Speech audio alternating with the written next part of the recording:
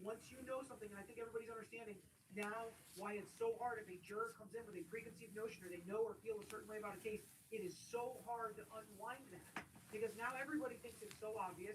Now everybody thinks that they should have been asked and it was fundamental error for them not to ask. And I agree with you, they should have asked. I wish they would have asked, and it's something I'm going to add to my process of doing this, but it's unusual. It's not something that happens all the time. It wasn't an obvious error or mistake, in my opinion, that was willfully done by the judge. That's just my opinion. Jesus. In this case, giving the precedent was reasonable because there is clear and unequivocal precedent on each of those points that goes back decades, if not centuries. Where in the hell is my remote? And of course, well aware that ways in which all these organizations independent they can get down to trial. One of what I've found was that user filtration on this word taken on not guilty. That case gives the prosecution that where those different contradictions occur to the judge, before that they get it. But that does not guilty finding on the verdict form, it does not contravene or overrule the verdict evidence in the report. Before we fund that, and I think it's directly applicable to what's been provided in the court so far, it states it's not enough to show that the jury may have agreed on some issues at some time. That's exactly and asking for in this case, on the bench, to that a law, incorrect. In all of the states very clear, very obvious, not all sure, by comparison, by argument, this single verse on all things required the jury to reconsider their nationality on this on. What is speaking on this jury of this process? Not only is flexible for provided copies of those procedures, so that stated this is time that is what the year is what how that particular verse not before that. And there is no word. There is a great thing in it. And it's there are two charges that I don't think possibility by God. I was kept, I was prepared for anything. There is no word. Now, as far as whether the communications with the jurors are correct, what's called but if you're not wrong, what by law there's nothing special about it, there's nothing special application and procedure that needs to be developed, created, and employed to apply to this case, to this case, of the ensure peacefully situated and peacefully situated case on the court system. These jurors they serve in the court had opportunity to serve in the court the many communications were submitted. They contact with the network, problem, delivered, imposed, and resent.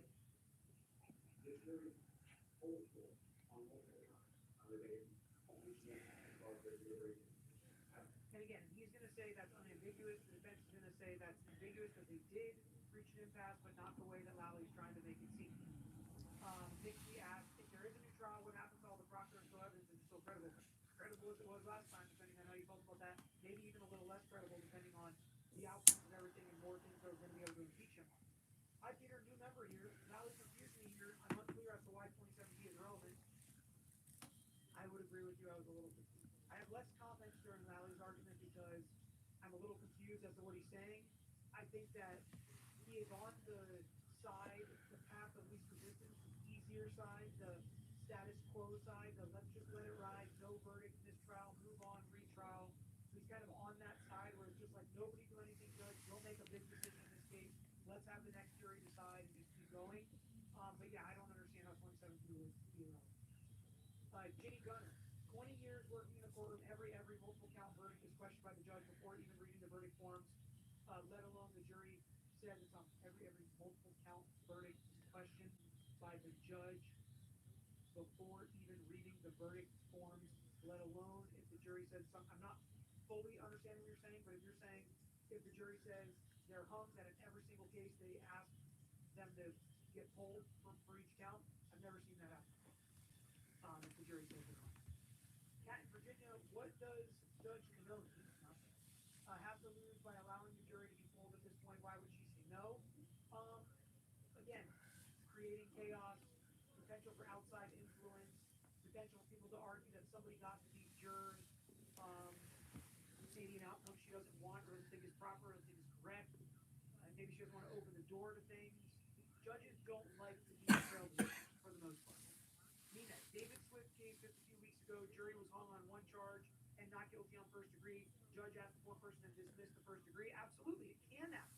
I'm not saying it can't happen, but especially if there are different charges and different counts that aren't all based on the same set of facts and circumstances. You know what I'm saying? If it's like, um, if there's an M charge and a burglary charge or something like that, you know. But a lot of times, judges just won't think to do that in the time, and lawyers won't ask for it. Just like this, this happens all the time. And guess what? Jurors don't usually reach back out. It's not a high-profile case, and they don't usually tell us this stuff. So that's what makes all of this so unusual. Evening, Peter, UK. Couldn't have this have been resolved so easily if the judge had asked the jury foreman, are you unanimous? All absolutely, that could have solved our problem. Yes, yes. Or are you hung on all counts? Yes.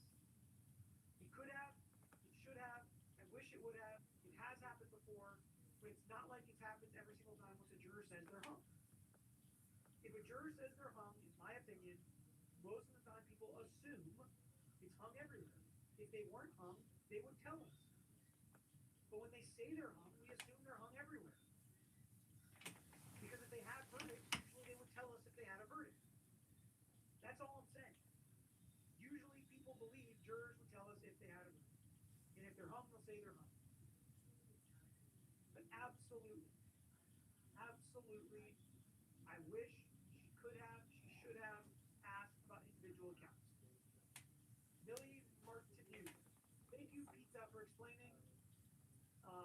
And kudos to you and to all the defense attorneys for fighting the good fight against an unfair system. Thank you so much. The holidays, and holiday trips, and holiday toys, and holiday bonding. And it all comes together in Chevrolet. Northwest buyers, find your tag and get 0% financing on all 2024 Silverado 1500 pickups. Plus, get $3,750 total value on this Silverado RST when you trade in an eligible vehicle. See your Northwest Chevy dealer. If it wasn't for Bellevue College, if it wasn't for this program, I don't think I would have been accepted to medical school. This was the perfect fit for me and the path that I had to go down.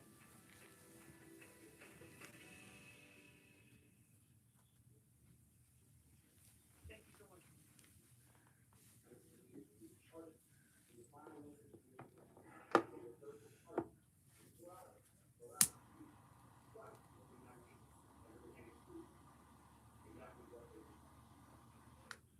When it comes to what they were communicating, we couldn't see the regard. They referred to it as whatever the sentence, yours made up. The other thing we should go through is in this whole precisely to apply the procedures, just as my counsel are completely appropriate and direct contradiction of that. I can imagine what if the group has been on since July of so I'm sure you can thank you personal professional people talk about how those things are formulated in your mind. The pressure that they felt was looking at the affidavit was one there in regard to the comments the court had that allowed the government to give information remaining on the screen. We expect see that as exactly what the police law advisors against the government as far as taking the so far weeks or months after a verdict has been returned when they have to be concerned of exactly the issue and indicate to the court exactly what was going on after the verdict process. Asking them how the lawyer what the role was gives information into that deliberative process. So this is the part of the argument I completely disagree with. In the written motion, we said the same thing. Carla said, I love you. I want you to listen to Mark Federow.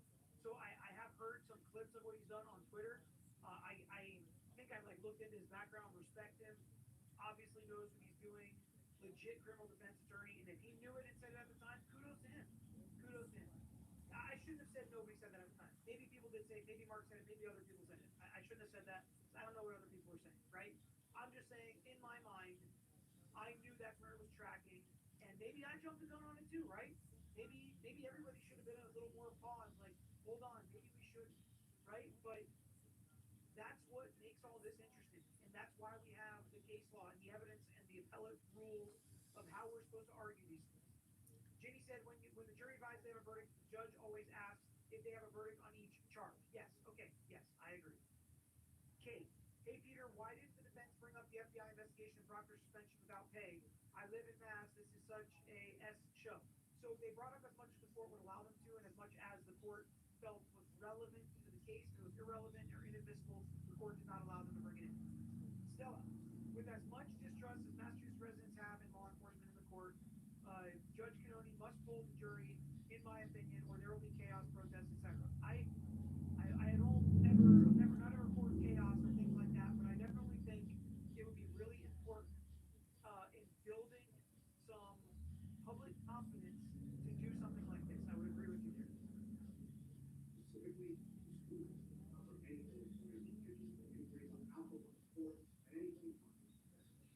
And when it comes to the after opportunity that council has to object, or to suggest, anything else, this is the very first time that the jury take any sort of no computation on personal asking for report, the genetic after service for who was. And understanding that after service who was, we get not going to requesting this first step in that process. So it's a serious knowledge. So, and even in that point, the jury has not indicated if their deliberation is on, if they have done thorough deliberation. All we're asking anything. There's a recording of the court, which is where they learn through the process, at that point of the end. Counsel, this is one word, both cases indicate that from our court rule argument, from both of those first and the jury, that this jury was just back and that they were both openly evidence. That is what counsel is asking. So counsel is insinuating there, and they're talking about the court trial, after the meeting now. Now, as far And I kind of agree with parts of that. and this is also, again, as I say back, the last case, Rachel was home state. Counsel requested to agree instructions to this both she and group of parties to provide an opportunity to first also alternative to this. I'm not sure, which is where is the point of that particular thing as well. And I think also important to consider this in the context of this particular case. Students and counselors with my child did not have any misgivings about presenting any sort of argument, any sort of I agree with what he's trying to say here as well too. This wasn't an experienced counsel. They didn't get railroaded. They didn't get walked over. If they wanted to make an argument, they made it. If they wanted to see a note, they asked. If they wanted to change a jury instruction, they changed it or they asked. They voiced their opinion. They didn't let anything slip through the cracks. And I do agree with them there.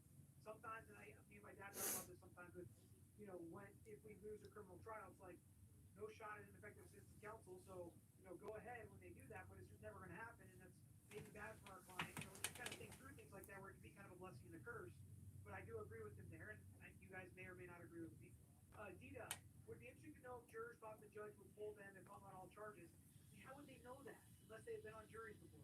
Especially since there might have been a lawyer in the jury. I didn't hear that there was a lawyer. I heard law enforcement. Do judges or lawyers ever get called for jury duty? Absolutely. I have been called, and I get dismissed basically right away. But I have been called. The Pilgrim Shadow. The honorable active and retired LEO. We have two honorable actives, and retired LEO. We have the utmost respect for each of you. I say prayers of gratitude every single day for you and your families.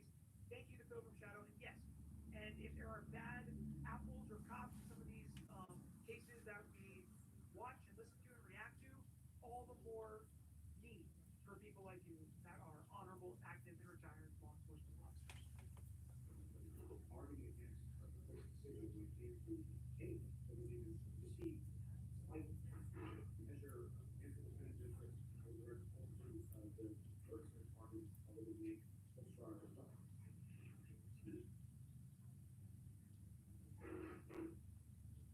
Getting to the manifest, especially on kind of thing,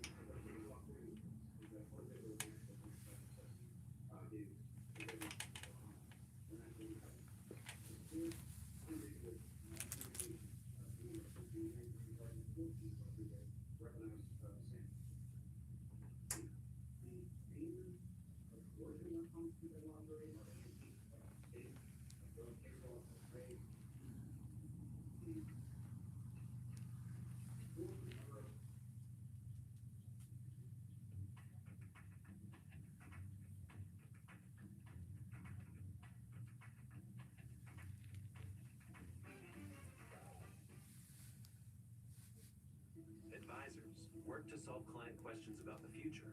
Equitable helps answer how. With strategies that adapt to market twists and turns. Applying industry-leading, innovative thinking. Together, let's plan how.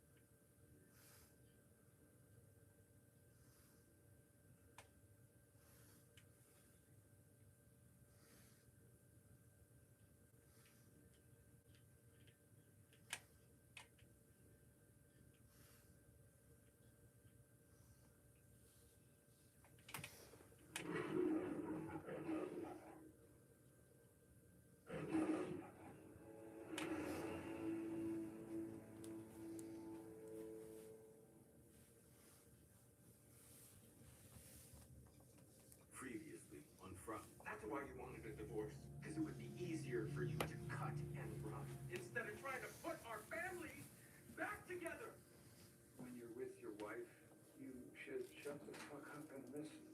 What you're doing, how tight you're holding on to everything, you're doing it because you're scared.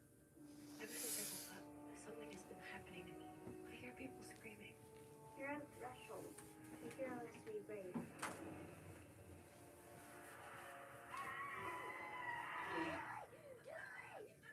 was the boy in white. He was the one who was telling secrets to Christopher. Christopher would go to the tree, so What? I told my mother what the boy in white said. Help me, Hilda. I can save all of you.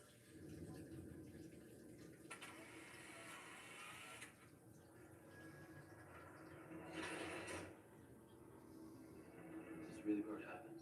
We were in the greenhouse. She was trying to help me. I couldn't stop. There is either something horrible growing inside of her, or else this place has finally broken her mind. But if you are not going to tell everyone, then I am. We'll leave supplies for you at the shack twice a week. Fatima! That's the only place that the baby will be safe. There is no baby. There is. It's just not yours.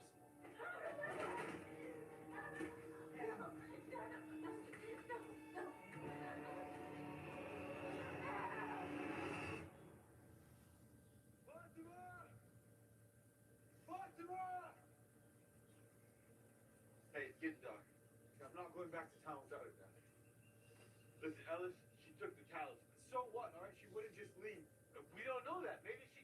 Hey, listen to me. Listen to me.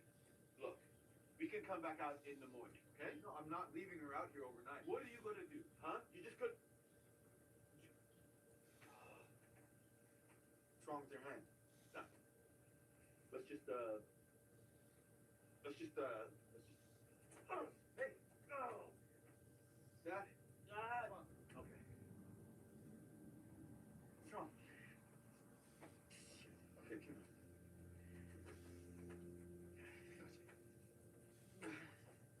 Yeah. Good.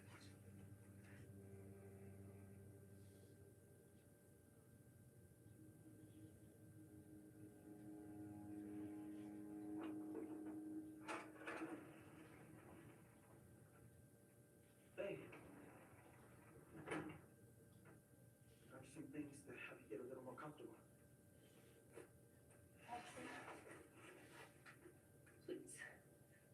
Just let me go. You're not a prisoner here. I told you, this is for your own good.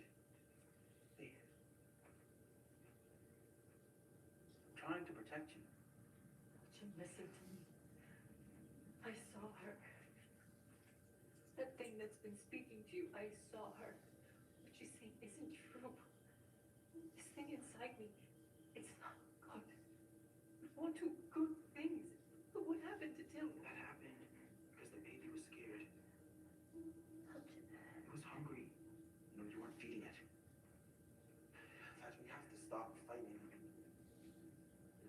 Hey, no, wait, Fatima, please, just listen.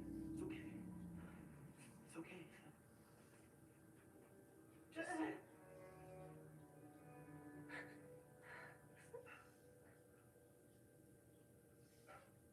You need to eat. Yes. The sooner you eat, the stronger the baby will be, and before you know it, we'll be going home. All of us. The baby already helped us once. The night I found out you were pregnant, I remembered my dream. And that helped Boyd save the town. No. So hungry, Fatima. Just a little, please. You helped me so much since I first got here. Please let me help you. Just a little bit.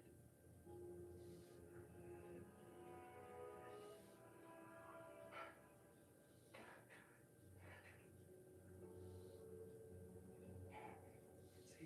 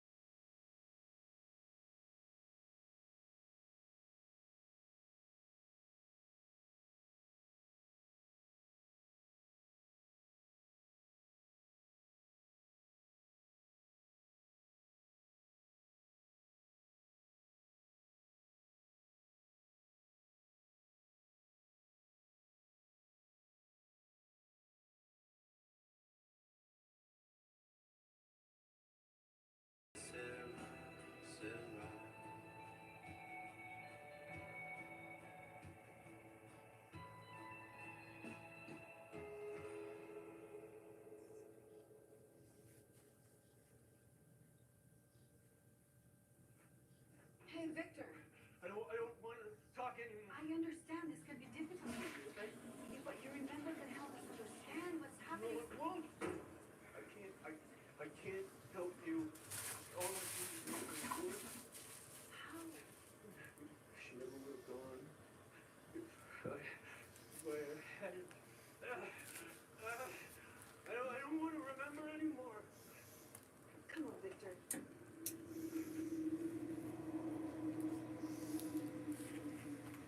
I can't help you. I can't help anyone. I'm sorry.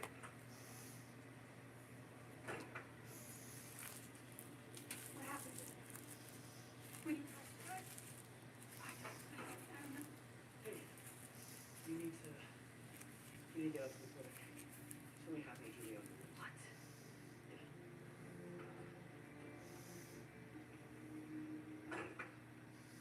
And just look right here and check your pupils. She okay? Well, I don't see any signs of trauma, so that's good. Tell me. I'm fine. See? Nothing to worry about. Here, drink this. Thanks. Now, can you walk me through again exactly what happened? There's not much to say. We got to the rooms. I walked inside, and then we blacked out. You don't remember anything else? I had a really weird dream. That's all. Okay, well, I'd like to give you overnight. If that's okay with you. Yeah. Yeah. Okay. I'll give you both some space.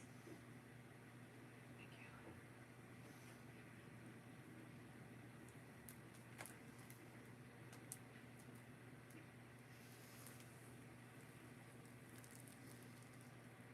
What were you and Nathan doing upstairs?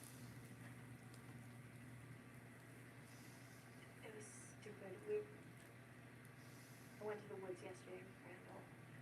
Got to the Whoa. You were out there with Randall? dad's mom. Julie? Hi, Mom. What happened? Are you okay? Be right back. Okay. What's wrong? Are you hurt? I passed out. Do you mean a little? It's okay.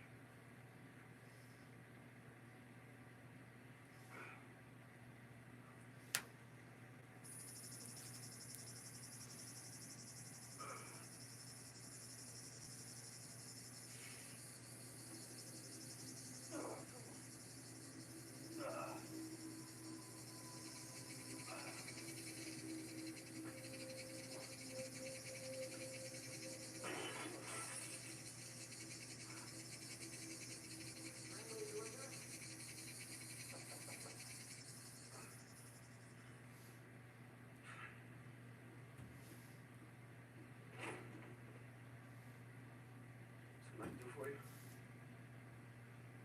What were you and Julie doing out in the woods? What'd she say we're doing? What? I'm asking you. Look, this is your version of a big bad dad routine. I'm not in the fucking mood, right? After what happened with you, Marielle, and Julie.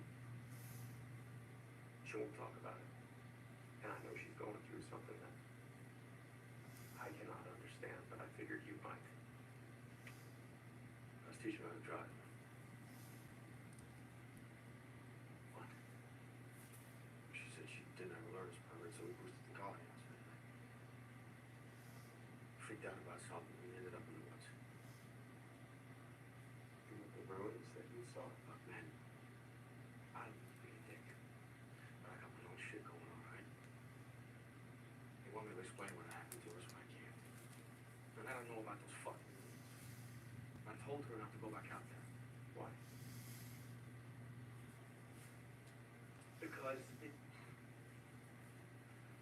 just felt wrong. How? They just fucking did, Jim. That's what I got. Are we done?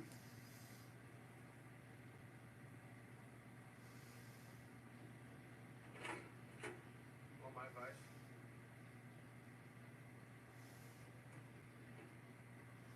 I'll get the van and teach a kid how to drive.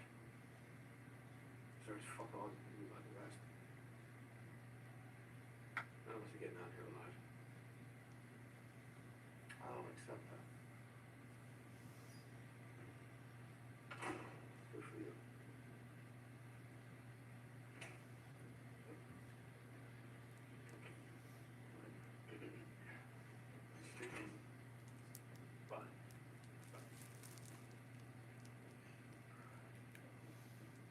We need to get you to the clinic. I said, fine. Sun goes down. Gotta ring that bell. Okay. All right, Dad, you can barely walk. All right, you're not fine. Whatever's going on with you. I know what's going on with me. What?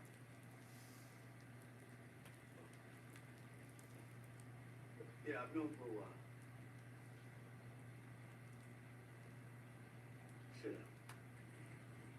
Sit down. Hey, Alice. She took the towels. Wherever she is, wherever she went, she's safe. Okay? Hey. Now, we need to talk. Yeah.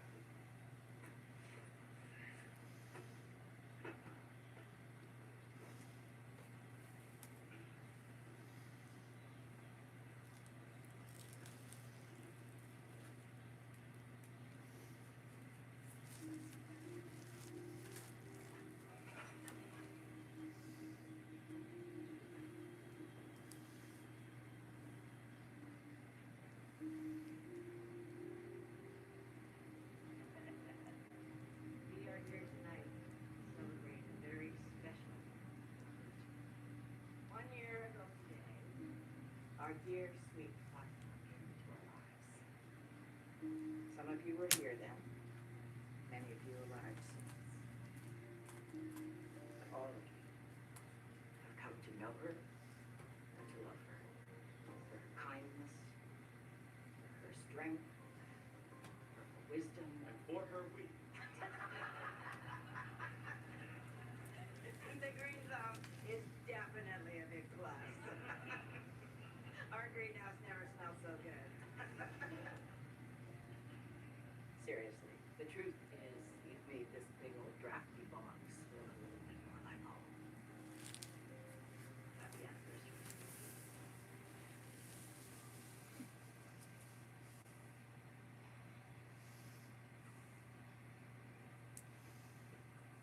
Nathan's asleep. Ethan finally calmed down. I could have stayed with Julie. We should have taken Ethan back to the house. And this whole plan coming. Who doesn't like a sleepover?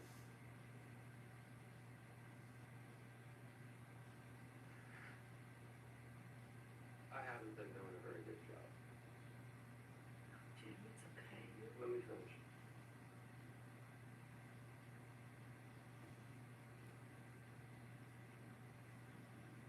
I know you're trying to make sense of this place and what happened.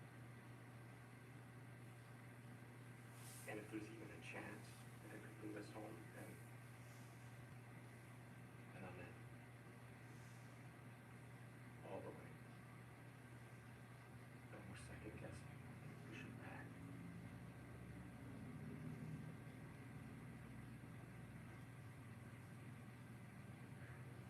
There's something Julie's not telling us.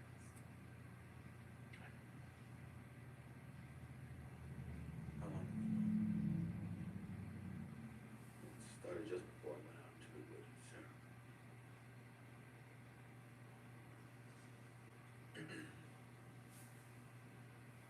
Anyone else know? Christy. Kitty. I didn't want to worry. You should have told me. I'm telling you now.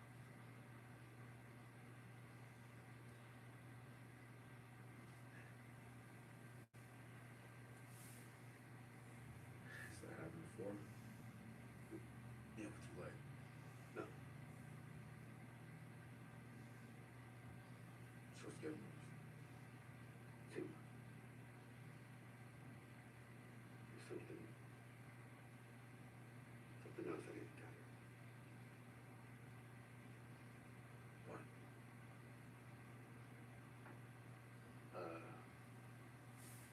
When I was in the barn, Auntie, they made me watch. They made me watch her die. The whole thing was a setup to. They say they wanted to rape me.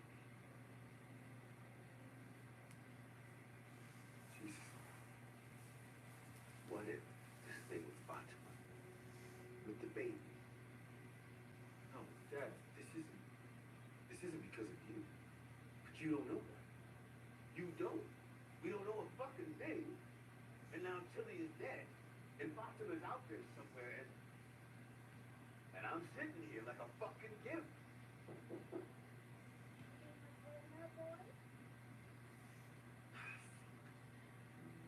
What'd you say? Dad, huh? Hey, Dad, hey, no. Huh? What the fuck? Shut the fucking hell out! Dad, just open the door! Get away from the fucking window. Right, right.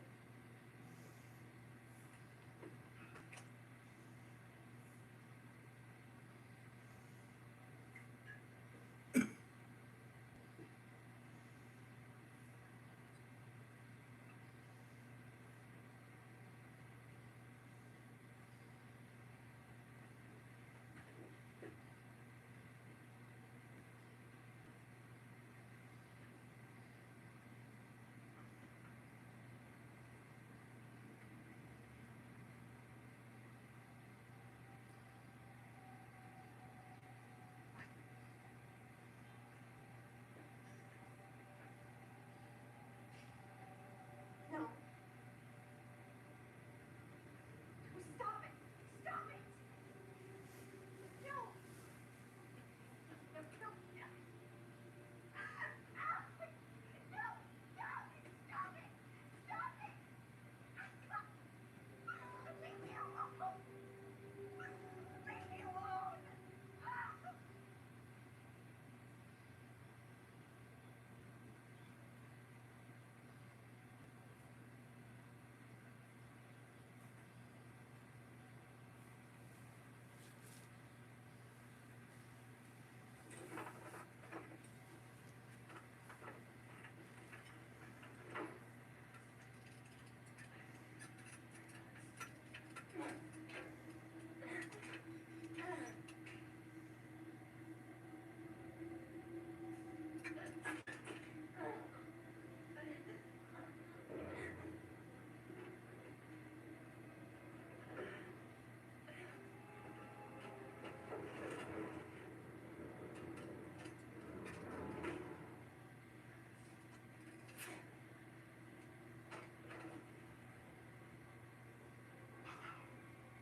Look at you.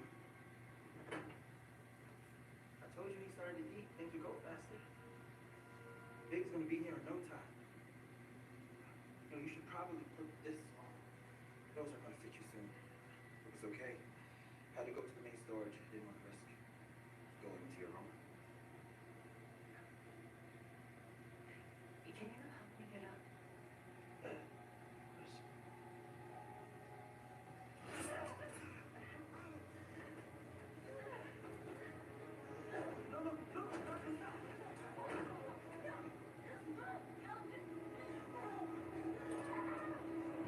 You go out there blind. She could be anywhere. Well, I'm not gonna find her. You're staying. Okay, then we get more people. Get a search party. How? How? Donna is about to tell the entire town what Fatima did. You really think that people are gonna be lining up to help when they hear about that? I will talk to Donna. Okay, great. Let me know how that goes. Alice, Vincent. Sorry. I didn't mean to interrupt, but I don't think this can wait. It's okay. What's going on? Is Fatima okay? She's missing. Isn't she? What the fuck do you know about that? No, what the fuck do you know? Hey! No. That. What happened? It's okay. I heard the voices last night for the first time since the ruins. What they say? That Fatima didn't leave on her own, that something took her. Wait, what?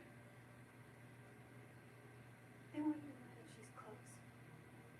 She's afraid. They were laughing Why? because they know you won't find her in time.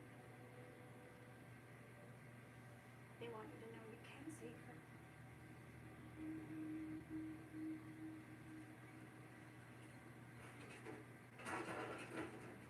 What the fuck?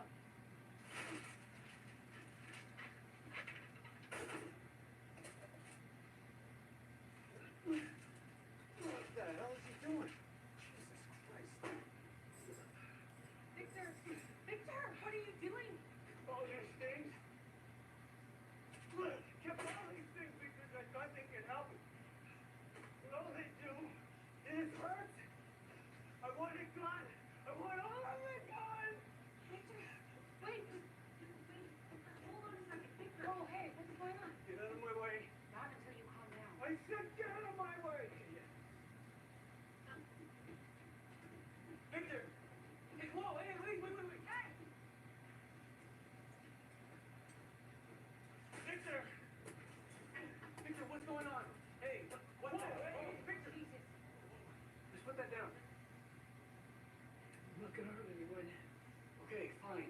Then put it down. What do you mean? You're scared. No. They should be scared. I'm scared enough. There. I was so stupid. I was so stupid. I'm gonna just let me go, please. Please. If you tell us what you need the axe for. I'm gonna go chop down the tree.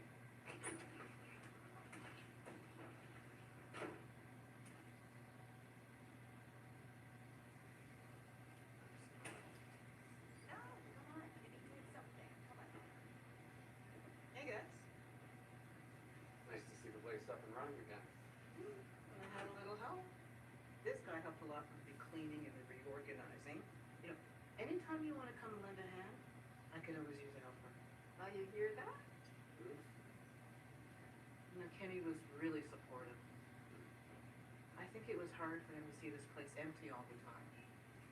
And after what happened to Tilly, I think people need a place that feels normal. Of course. Did they find an answer?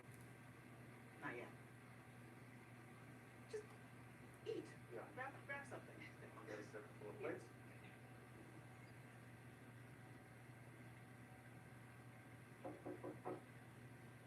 Busy. Boy. Come in. Look, I know you're upset. Maybe there's something that I'm not gonna say anything about what Fatima did. Because of what she means to me, Blair. Her spirit. Her life. I don't think people can take it. I don't think I can take it. she's gone. I had her in that shed just outside of town. Ellis and I went there last night. She was gone. She left. Those voices that Sarah hears, they said something took her. And she's close by, but we won't be able to save her before it's too late. She said the voices were laughing. Fuck this place. Ring the bell. We'll call a meeting.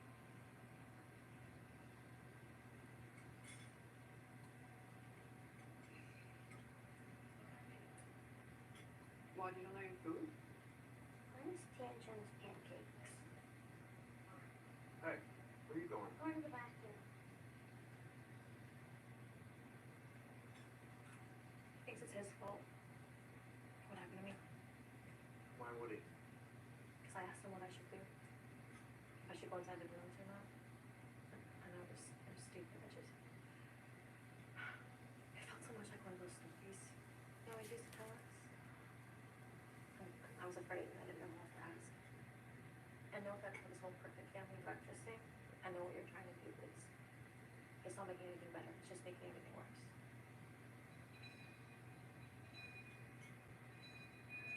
Everybody! Come on! Come on! What's going on?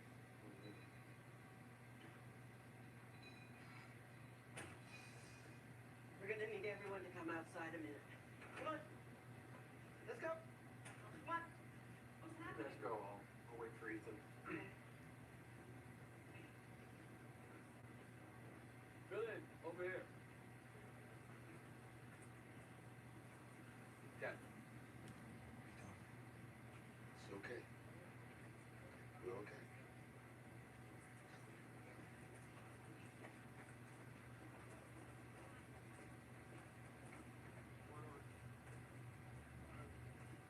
All right, everyone, listen up. What happened to Tilly? We know you're all scared. We know you want answers. What's going on? Everybody's outside. That's... Fatima is missing.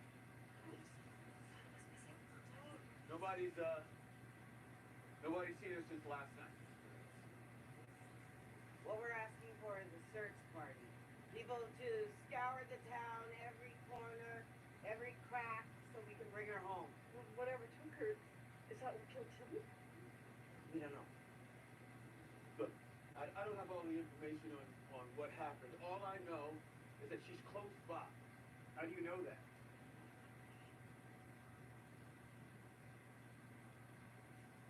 I know that because something here told us. Something that wants us to know that she's alone, that she's afraid. Something that thinks that we don't have what it takes to find her. And look, I can't tell anybody what to do, right? But see these here? We didn't always have these. When I first got here, those things in the woods, they would come out at night and they would take whoever the fuck they wanted. Everybody here was living day to day, moment to moment, hour to hour. We found it. We proved that this place couldn't break us. Now, it's trying to break us again. So, you can either lay down and die, or we can say, fuck you. Fuck you. We're taking our lives back. It's possible to fight back. We proved it once before, and I am asking for your help to prove it again. Now look, it's your choice. There's no shame in backing up. Okay? How are we gonna do this? Great. We're gonna pair up. We're all gonna go out there in groups of two. We're gonna cover every inch of this place. Okay? Okay. Okay. Let's do it. Let's go. I have to help. Fatima's my friend. I want to help too. All right, I'll take Ethan. You take Julie. We'll cover more ground that way. Be careful. You too. Ellis. Hey. There are gonna be a lot of questions. Best one of us finds you. Get a better chance of splitting up, okay? Hey, we're going to find her. Eddie. Hey, you mind coming out there with me? Yeah, of course. Hey, let's go. Ellis. You someone to search me? Yeah, I'd appreciate that. Anything I do to help?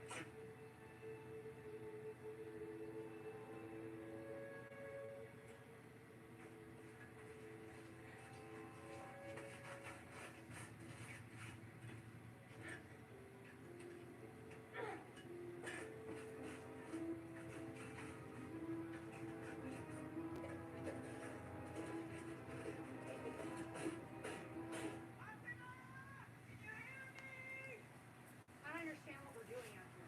What's forcing you to help? You want to go back to colony house? It's not what it... Look, Boyd said that something told you guys that she was out here. What does that even mean? What part came from Sarah? Fatima! Sarah, the girl who murdered people. She's connected to this place in ways that are hard to understand. She's gonna take her word for it? Dude, what if Sarah killed Tilly and Fatima and then just made up some bullshit about Fatima being held captive in the woods somewhere? That's not what happened. How do you know? Just do. Okay. So then why wouldn't this magical voice just tell Sarah where Fatima is. Better yet, why not tell her we killed Tilly? That's not the way it works, okay? So then tell me how it fucking works. Hey, you know something. You know something that you're not telling me. Understand, you people. I'm a good cop. I can be an asset if you just... If I what? If I walk you through the many different ways this place will fuck with your head? I don't have time for a goddamn tutorial, okay? Fatima is out there. We need to find her. Because of what she means to the people of this town. Because what she means to me. If you want me to believe that you are good at your job, I need you to trust me. I need you to help me. Can you do that? Yeah. Good. When this is over, we'll talk. Okay? Fatima! Fatima! Hey, so you're the car in the house now, huh? Yep. I've been meaning to come there and look in on you, because, It's fine. But, got bigger things to worry about right now. yeah, always our bigger thing. Yeah. Hey, Kenny. Look, I realize, you and me, things are never gonna be the same thing. Boy, we don't know. I lied to you about what Sarah did, about your dad, and I know there's a part of you that's never gonna forgive me. You charge this place and pulled a mess of decisions you never really want to make, but people live and die here based on their ability to make good decisions. What are you doing? So it's getting worse. Parkinson's. Yesterday my leg froze almost. Couldn't stand. Look, I'm not saying this today, okay? But tomorrow or a month from now, I got a clock to do. Yesterday that clock started ticking a little faster. So, I need to know that when I'm gone. No. Look, I need to know that when I'm gone, or when I'm too goddamn feeble to do anything. I need to know that you are going to step up and look after this place. It has to be you wearing this badge, not some hothead like Acosta or anybody else who might come through here. You. I need to know that my family is in good hands. I'm not taking your badge. Kenny. But you're still looking for a deputy. Take that one back. Okay? Yeah? Yeah. Come on. Let's keep looking. Fatima!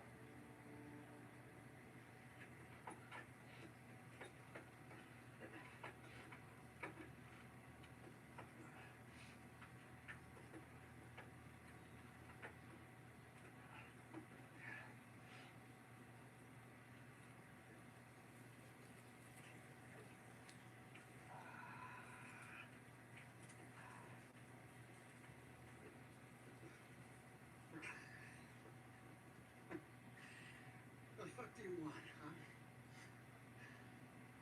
You think at this point I haven't seen enough of you people? Try something new, cause it's not doing it for me anymore. You okay? Who are you talking to? Nobody. Well, let me rephrase that. Who did you think you were talking to? Henry, I'm busy. All right, what do you want? You did this? Did. My wife made one of these in our yard. So you keep telling me. What's it for? I don't know. Okay, I thought it might help. Help figure out those numbers? Is there something I can help you with? Well, most of the town's out looking for that girl. What? The sheriff's daughter-in-law. We had a whole meeting about her. Didn't you hear the bell? Yeah, I just You were busy. right, yeah. You want to come help me? Look, listen, I was hoping we could talk about Victor.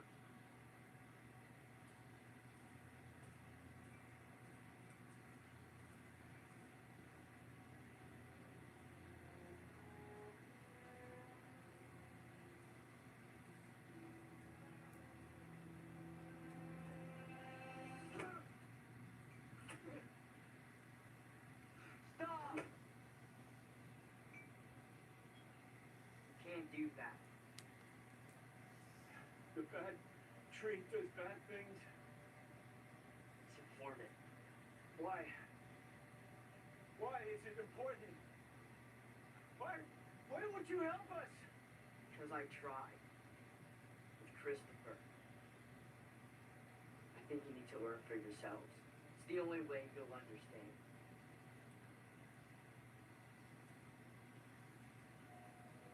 It's different now. So do you. All those years you were the same. Why are you changing now? Everything's changing now. Is that bad? I don't know what to do. You tell me how I can help you. Please. You're supposed to be my friend. I am your friend. Help me. Please. Please help me. Just tell me what to do. Don't cut down that tree. Where are you going? No, come back! Come back! Where are you? You know, when I was little, a friend of mine went missing. On Taco Mechanic. Yeah, the whole neighborhood out looking for him. Grandma said not to worry, but I was so scared. Turns out he's on a playground on the other side of town, having the time of his life. Maybe he was scared for nothing. Is that what you think this is? Everybody's scared for nothing. No. I think sometimes you think the worst when you really don't know. Okay, well, what we do know is that my wife is missing. All right, no offense, we're not looking for some fucking kid on a playground. All right, I already lost my mom. Something happens to Fatima. Your mom is here?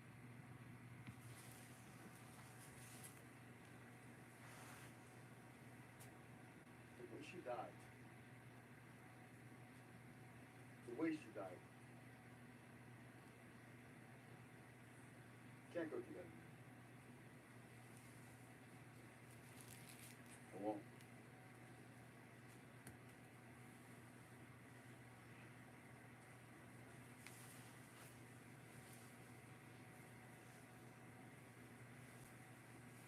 Think you could be in there? Well, you never know. Best to check everywhere. Besides, I think this would be a good place to talk. But why? Come on inside.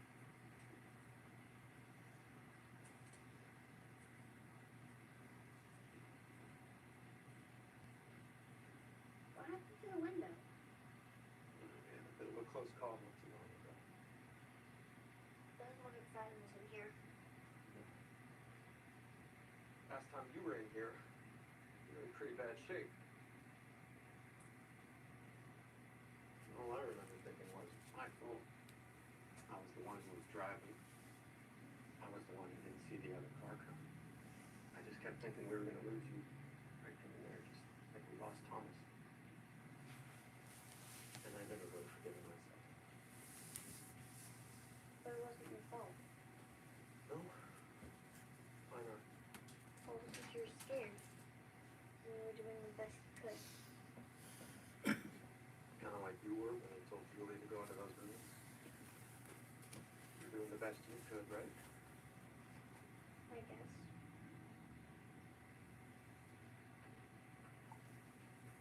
Listen. Things happen here. Things we can't control. This place wants us to blame ourselves. It wants us to be scared. You have to remember that we're all doing our best. Even when bad things happen. Especially when bad things happen.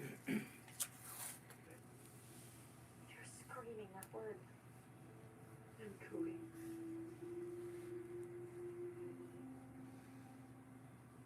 All I kept thinking was, what if I never make it back? What if I'm lost and no one ever finds me? No. I'm alone now. I was just so scared.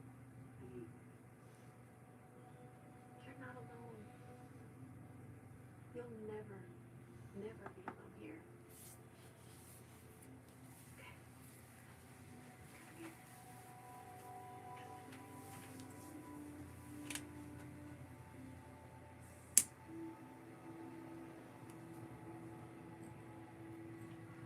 What is it?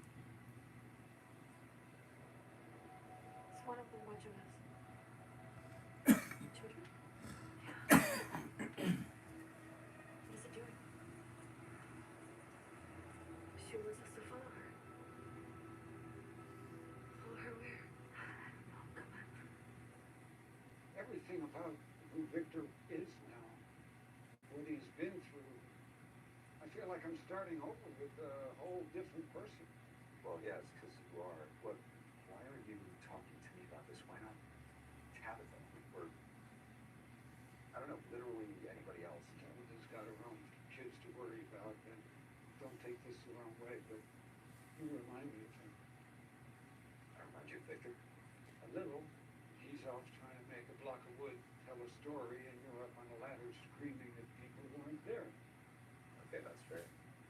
How would it be for you if your dad showed up and saw you like this? What would you want him to say to you? Well, for starters, I want to know where the fuck he's been my whole life. Listen, you're trying to figure out how to fix him, right? You can't. Because he's not broken. Victor is the product of what this place made him. Victor has been surviving here decades. He's been shaped by this place. He's Tarzan growing up in the jungle. And you're the guy who comes along and makes him feel like an asshole because he doesn't know how to use a fork. It's not rocket science. Where are you going? Back to the bar. Is there I can pretend I'm being productive?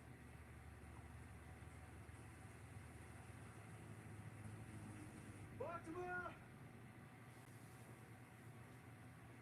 Fatima!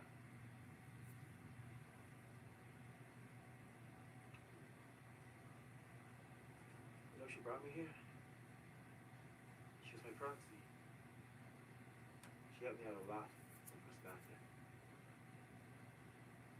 She's helped a lot of people. That's what she does. I'm so sorry about what happened to your mom. Forget it. You're not going to lose Fatima. It's not going to come to that. She's going to be okay. Okay, would you just stop? Please. Just stop. I appreciate you being out here. Just can't.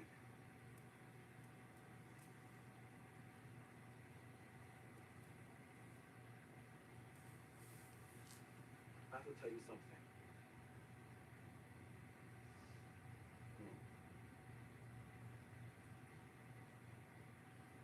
When we were on the bus on the way here, I had a dream. Yeah. And ever since then, I feel like something has been trying to talk to me.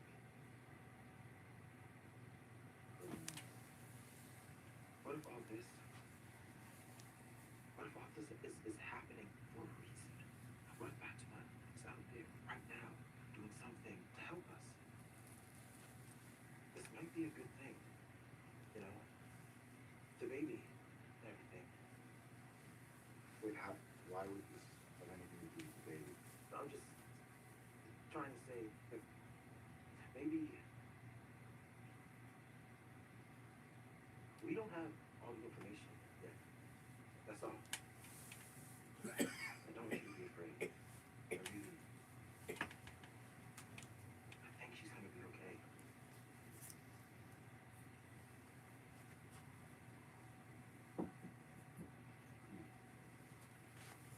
Just keep looking.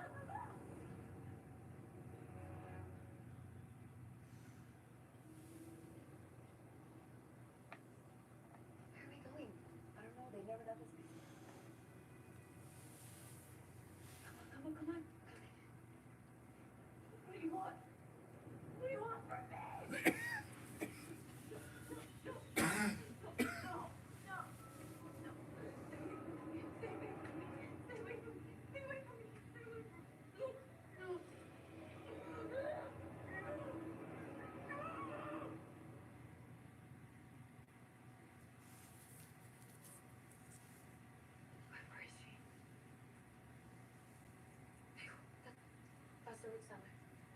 That's the one I stayed in when Victor pushed me through the tree. Someone's down there.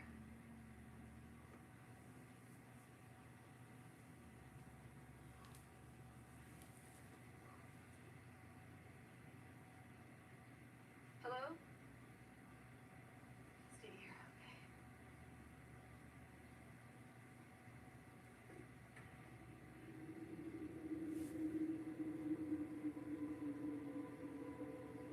Mom? Mom?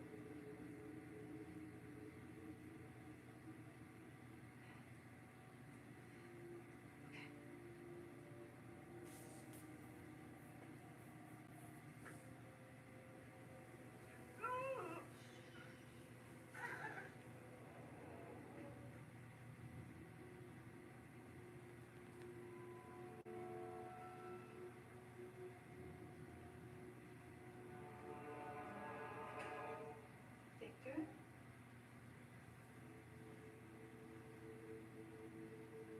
What are you doing here, Victor? This is where it happened. This is where she left me. But fair. All these years I thought there was a reason that I lived.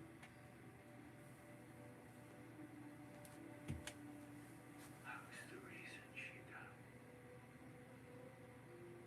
Victor? It wasn't your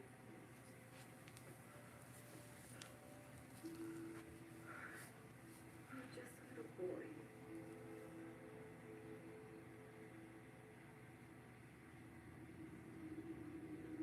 I love you. I love you so much. No. What's wrong? Mom, that's possible. It wasn't possible.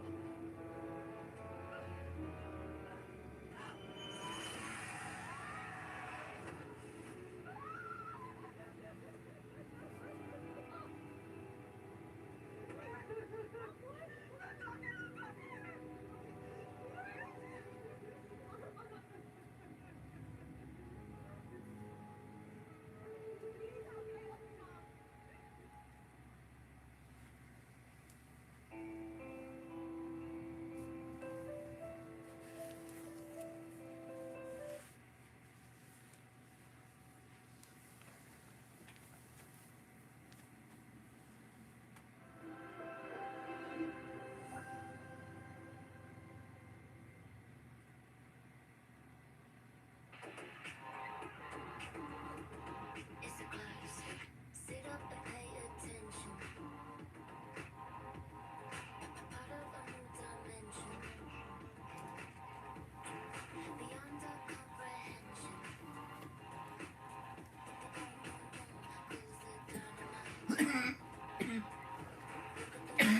Look at those curves, one of a kind.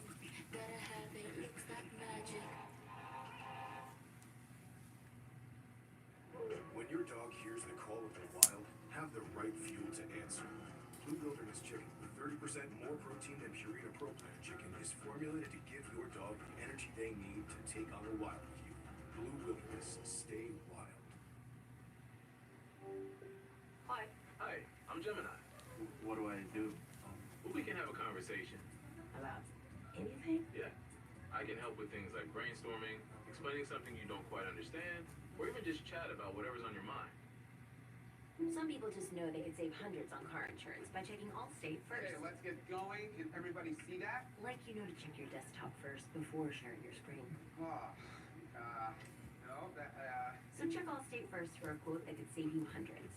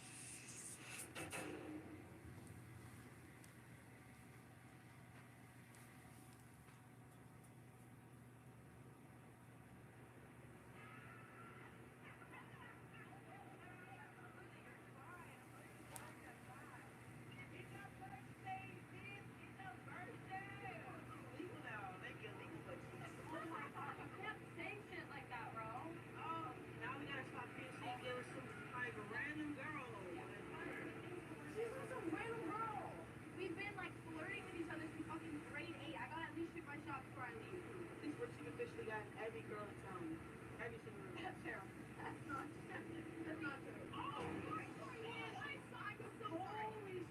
so sorry. Are you okay? Is one next to it? No, you're good. You're good. You're good.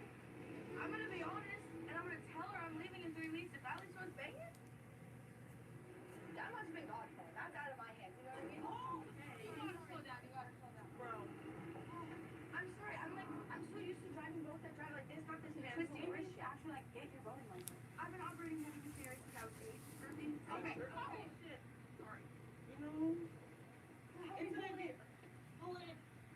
I don't think boating licenses are like a real thing. It's like a formality. I got it. Yeah. Okay, grab that rope at the end. Oh my god. Fucking death experience right there. Okay. You made it? You're alive. You got this. Have fun in there. Thank you. You be safe, kid. Wrap it up. Oh, big. My back is strong. I know. My neck. They're a medical marvel, right? They like That's cure UTIs. That is right? We need them. Yeah, They you're fight for welcome. us. We should fight for them. So, you said you're leaving town really soon, right? 22 days. Okay, shit. It's like that. You have to do a crown down? You have to do so much? Yeah. I mean, there is one thing I really miss about this place.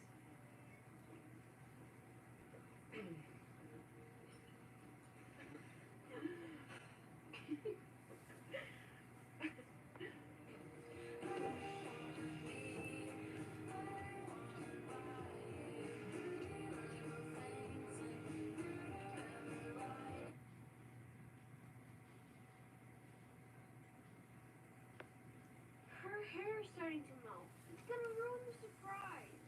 That looks like a sheep. Took me an hour. She'll be here soon. No, so listen, I had an uncle, because my aunt married this guy, but then they got divorced, but he had a guinea pig. The pet farm that he bought it from, she had a kid, and the kid gave me the jokes. So, a literal stranger. No, I just wouldn't, no, listen, he said that they're super rare, and that they're from South America. Africa. Can you chew them? I'll look up, yeah. How do you spell hallucinogenic? I don't know, mushrooms. I think you can like chew them, or like maybe I heard you can make like some type of herbal tea with them or some shit. Finally. No, we're.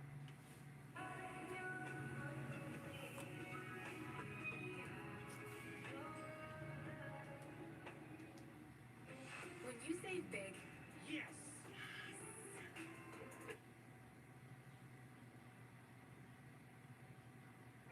come to Ross and save even more, and get 10% off with purchase on your Ross credit card. Can you save water using a less than full dishwasher? We do it every night. Do it with Cascade Platinum Plus. One load of dishes in the sink uses 24 gallons of water, while a dishwasher uses less than 4 per cycle. So do it with Cascade, the surprising way to save water. Mamacita. ¿Dónde está Santa Claus? ¿Dónde está Santa Claus? And the toys that he will leave. Want to know a secret? More than just my armpits stink. That's why I use Secret Whole Body Deodorant. Everywhere. 4 out of 5 gynecologists would recommend Whole Body Deodorant, which gives you 72-hour odor protection from your pits to your Secret Whole Body Deodorant. Diaper rash sucks. We got you, baby. Huggy Skin Essentials is the only diaper with Skin Protect liner that helps lock moisture and runny mess away from baby skin. So you're free to baby on. Sounds like you need to vaporize that cold. Dayquil Vapor Cool? It's Dayquil plus a brush of Vicks Vapors. Dayquil Vapor Cool. The vaporizing daytime coughing, aching, stuffy head, power through your day medicine. JCPenney gets you ready for winter with more cozy, bigger savings.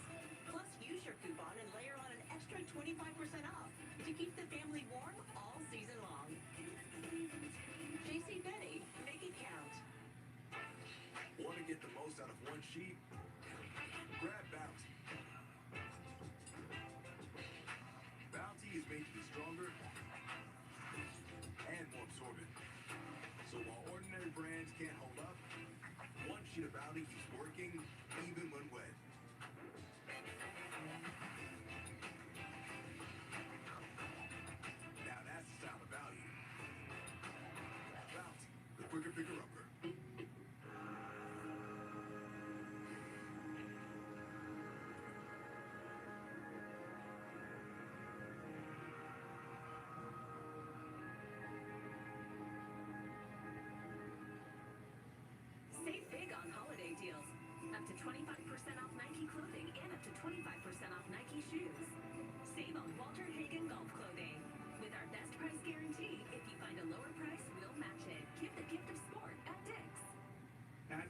gels are faster and stronger than Tylenol rapid release gels.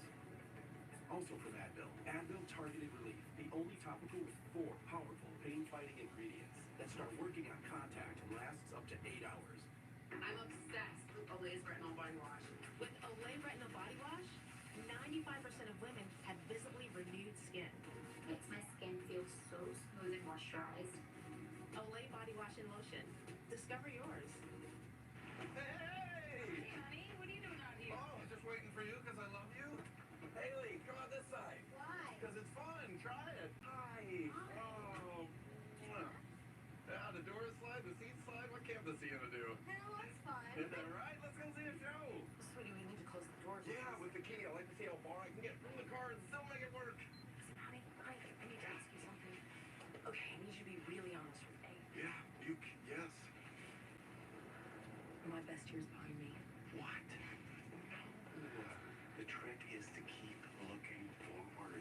Here we go. Yes, for sure. You feel good?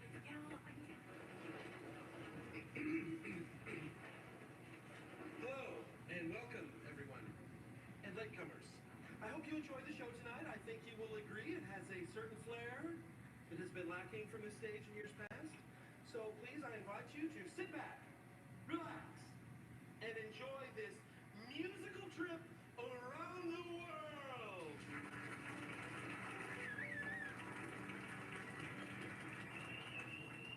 Wow.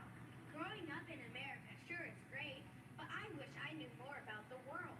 Me too. I think I've got an idea. See you later, friend. Where are you going? To see the world. China looks interesting. I think I'll land here. Bring him down. Bring him down. Just go with it. Hit it. Hey, come on. Gee, come on, James. Let's see. Try your jacket pocket. Sorry. Nice. Let me take the shirt. Okay, that's enough. Hi, stupid you do. Don't hit him. Guys can't see what.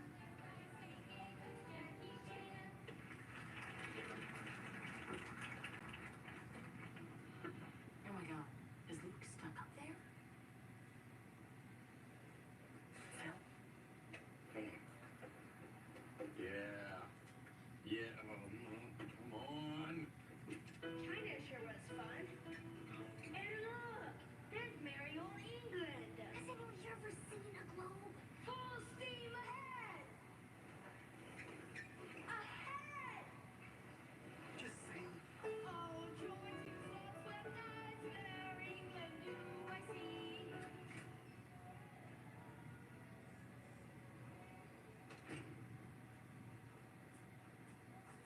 Sorry about what I said to you earlier. Okay?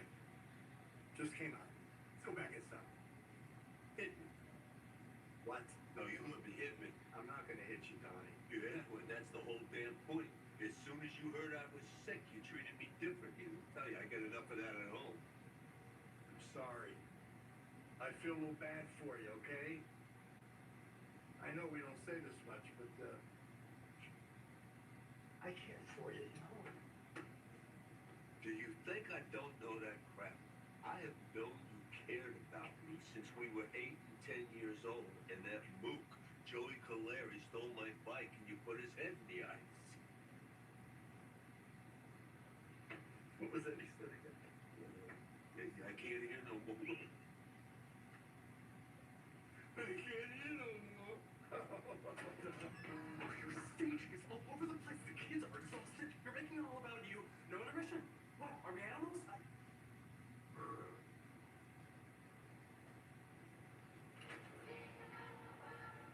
I'm gonna be fine. I got great doctors. The kids call me every day. Irene even lost 20 pounds due to stress. Good for you.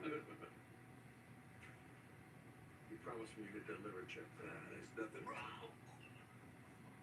Come on, Donna, suck it up. We're missing my kid shoe. You son of a bitch. I can't hear no more. All right, that one was my fault. Joan Park's gonna be just fine. It's not gonna be much fun doing the show without Emma. Maybe we should just stop this. No, there is a saying in the theater world that... It's not worth dying for? No, it's that endings make shows, and we've got a great ending. Now get out there and sing your hearts out. Well, not you, sweetie. You just mouth the words. Uncle Cam, both my legs are tingly. Okay, we'll pat you down in just a second, look, okay? The show must go on. Have fun with it. Learning about the world sure was fun, but I'm glad to have my feet back on the ground again. Oh, Egypt is a land where the pyramids stand, where the mountains by industries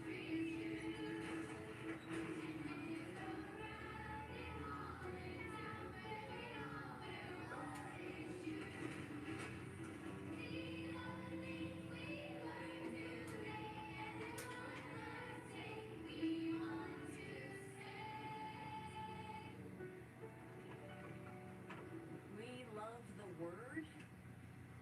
Where's the owl? Look. Lower the insignia. I love it. What the hell?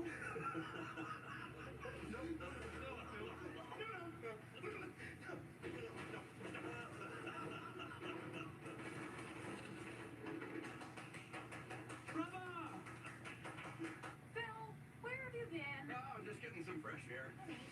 Got it. Ready to go? Hey, look up at the moon. Would you say it's waxing or waning? Who cares? We can spend all night looking at it. I can't be satisfied. My God, Phil, that makes me look like a prostitute. Oh. Yes, it does. More of an escort, really. You're just selling your time, whereas a Okay, prostitute... Phil, I have been driving around in this all day.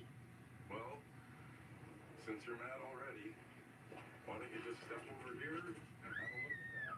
Oh, God, my baby. I am not getting back in that car. Oh, how do you think you're going to get home, honey? It doesn't matter, I'll go home with anyone. That's what it should say on the van. Alex,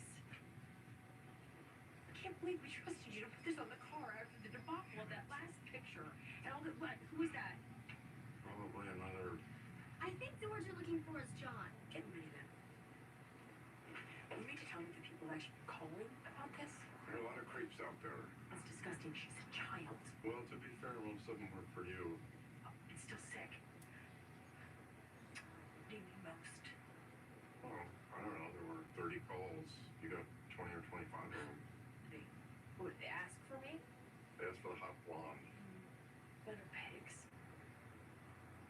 Did they call me anything else? So, thanks to all the perverts in town, I realize I still have a few good years ahead of me. And if we have one person to thank for that, it would be... No.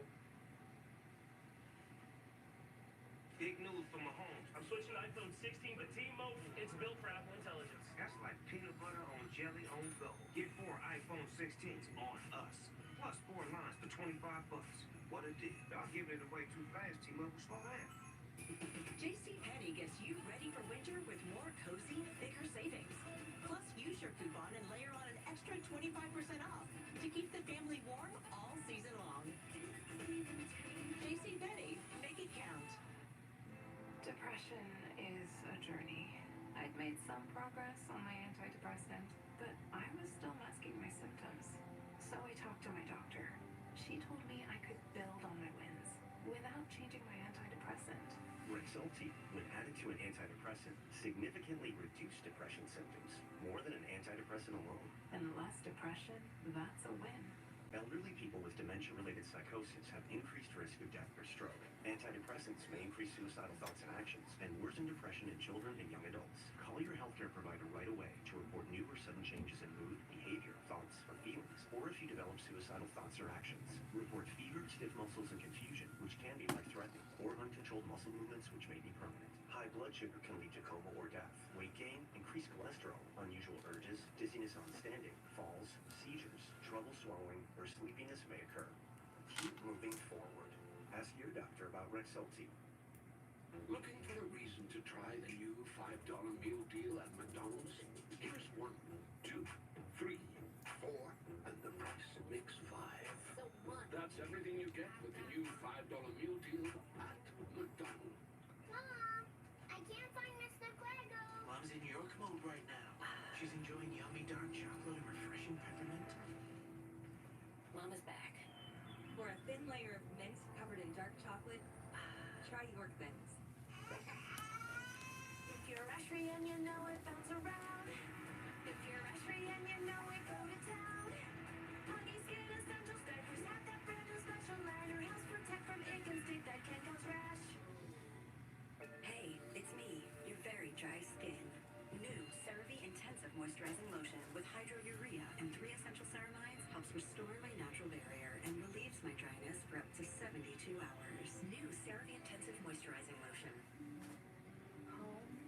warm and fuzzy feeling. Experience the comfort of home wherever you go. With the familiar, long-lasting freshness and cuddly softness of Snuggle. Snuggle, the comfort of home. Home is a warm and fuzzy feeling.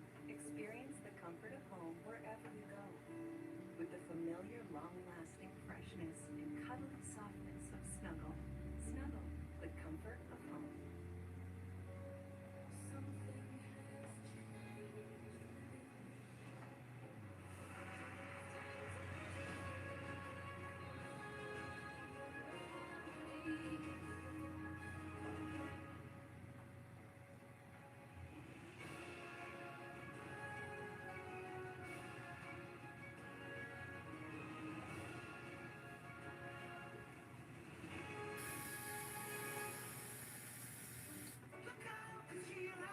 Have you also had trouble with your weight? Same. Discover the power of Wegovy. With Wegovy, I lost 35 pounds.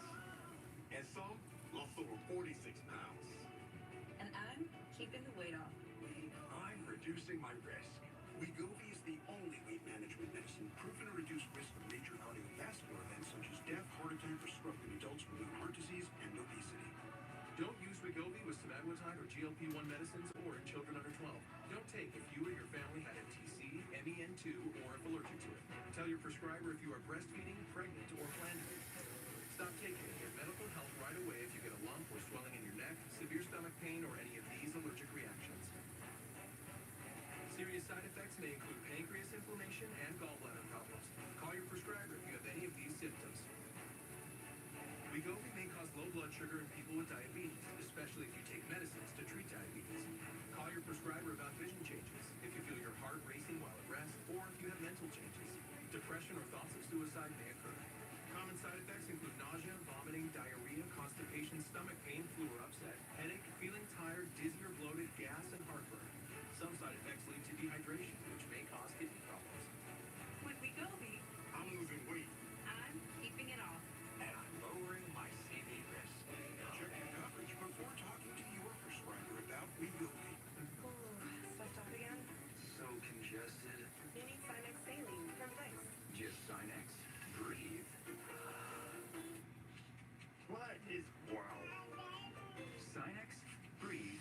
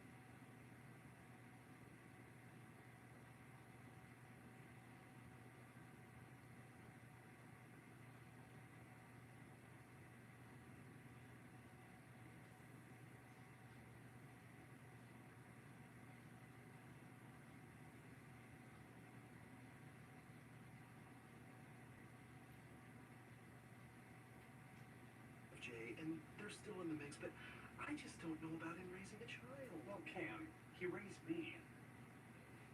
Well, now you've put me in an awkward position. Oh, look at that. That's adorable. Let's see if we can get you some snow pants. I just wish I felt better. I think I'm coming down with flu like sometimes. A couple of hours before your camping trip, huh? I want to go. It's just if I'm sick, I might get the chaperone sick. And without chaperones, it's anarchy. Manny, listen. The buddy system falls apart. The principle of last in, first out is ignored. It's butterflies. Where? You're just nervous because there's going to be a lot of physical activity, which is not exactly your strong suit. It is a little daunting out there. So don't use the word daunting in nature, okay? You just need a little self-confidence. Now look at this. They got one of these rock walls here. Why don't you hop up on that? Why? Why? To prove that you can do it. You can do that, you can do anything. Really? Can I fly? Can I speak Chinese? No, but you can sleep in the house tonight. Ace, I'm gonna wire my boy up here. I'm sorry, but watch your back. But you get so defensive whenever we talk about Luke's issues. He doesn't have issues. You're just a worrier, like you thought he was never gonna talk. He's two, and all he's gonna do is bark. I understood him. No. Look, he starts coming here. The other kids find out. He becomes a target. Like that limping gazelle at the watering hole if the alligator knows to eat. We're gonna have some alligators. Some alligators there. How about at the zoo? Bam! Who needs a shrine now? Mr. Miss Dunphy? Yes. Hi. Luke, I'm gonna talk to your mom and dad for a minute, okay? Okay. She's like the best doctor ever. A couple of puzzles, no shots. I didn't even have to take my pants off. Found that one out a little late.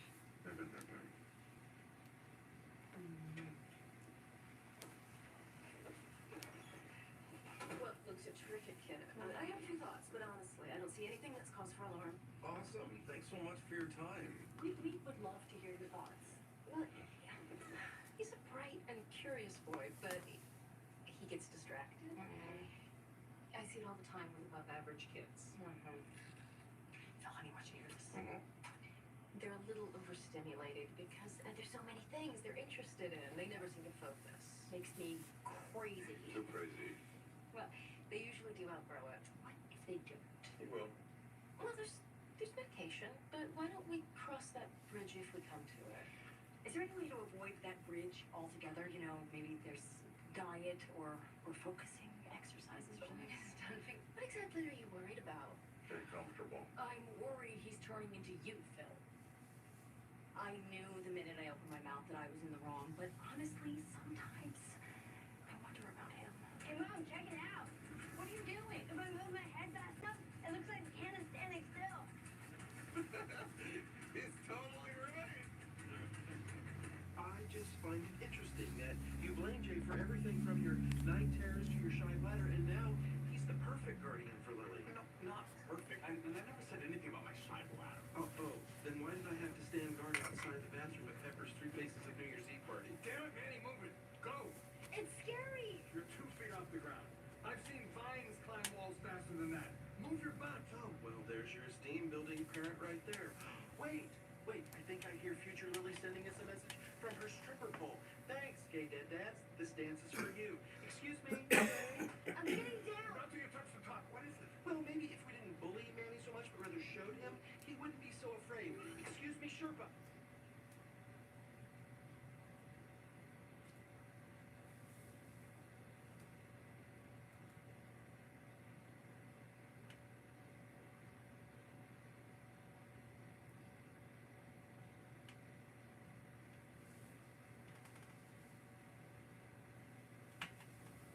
Every technology that's really impacted the world has started with people really fearing it.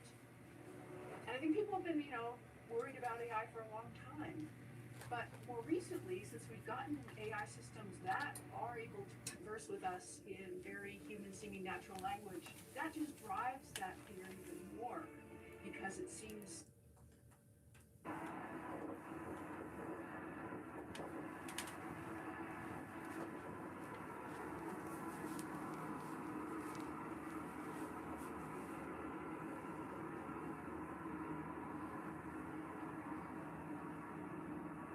Like, share, subscribe, shouts out to the Lions Den community, and don't y'all forget, subscribe to the podcast show. Link will be pinned at the top of the chat. Just name the channel who can play with us.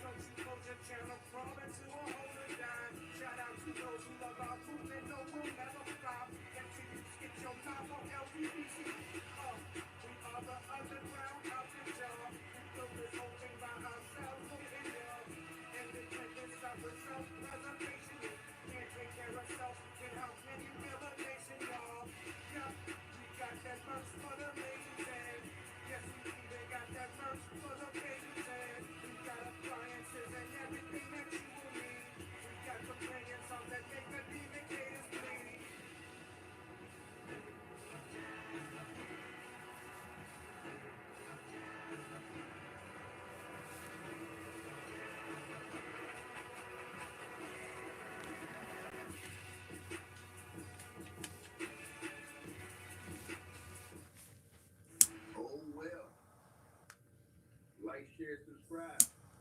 Ring the bell so that you guys will be updated whenever I release video content on the channel, man. Don't y'all forget, if y'all not subscribed again, hit the subscribe button. You're gonna see a bell, hit that bell. You're gonna see an all button. Click that all button. You wonder why you're not getting the updates? You haven't done that. You gotta click the bell and then click all. And then hit the like button. Share this video. And y'all press 1 in the comment section if y'all can hear me, man. I got a mic check real quick. Y'all can hear me, press 1, man. In the comment section, man. Shout out to A Weapons on the track. You know what I'm saying? Alright, so y'all can hear me, man. Let me get right to this, man. Shout out to the sister who sent me the donation for the PayPal, too. This afternoon, I appreciate you. Shirley Brooks. I see you in the PayPal this afternoon. Salute to you, my sister. And I seen somebody else in the cash app, a couple people, but I put it down, so I won't pull it back up in a little while. But let me say this, y'all. Cat Williams on went crazy on Diddy again. Cat Williams, who infamously went off on Diddy on the beginning of the year, the 83 million view YouTube interview with Shannon Sharp that went viral, the shot heard around the world from Cat Williams. Cat came back to clarify what he said, and he came back to stand on business. You understand what I'm saying? Stand on business. And this is about to get real funky and freaky around here, man, because Cat Williams stood on business. Now, according to reports, Cat Williams is clearing things up. Now, earlier this week, he did an interview with GQ that they just published, an exclusive interview with Cat Williams, who they're rumoring is going to go back and do another interview with Shannon Sharp, maybe at the end of this year or the beginning of next year. That's the rumor that may be in the works. And so I think Shannon Sharp may save that for the top of next year, like he did this past year with where Cat Williams set it off. And I believe that they do that, they will be back to back, setting it off. You understand what I'm saying? That Cat Williams be real strategic with who he do interviews with. You don't just do interviews with anybody. As GQ says earlier this week, it says GQ published an exclusive interview with Cat Williams, which appears to be their Man of the Year issue. In the interview, comedian Cat Williams discussed his viral appearance on Shannon Sharp's podcast, Club Shay Shay, which has racked up a staggering 83 million views since his January release. Now, at the time, he went after several of his celebrity peers, including Steve Harvey, Kevin Hart, Cedric the Entertainer, and more. And more. And more. Hold on one second, y'all.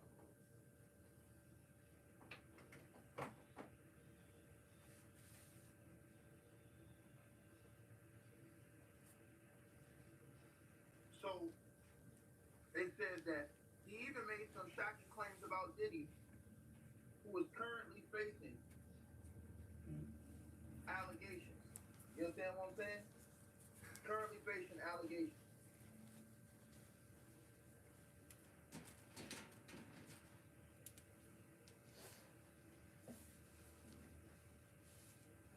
So, hold on. I had to look at something. So, let's go on, y'all. Y'all smash the like button if y'all come on in. It said because P. Diddy,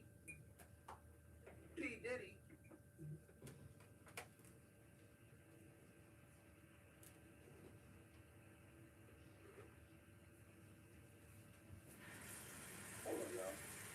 Hold on.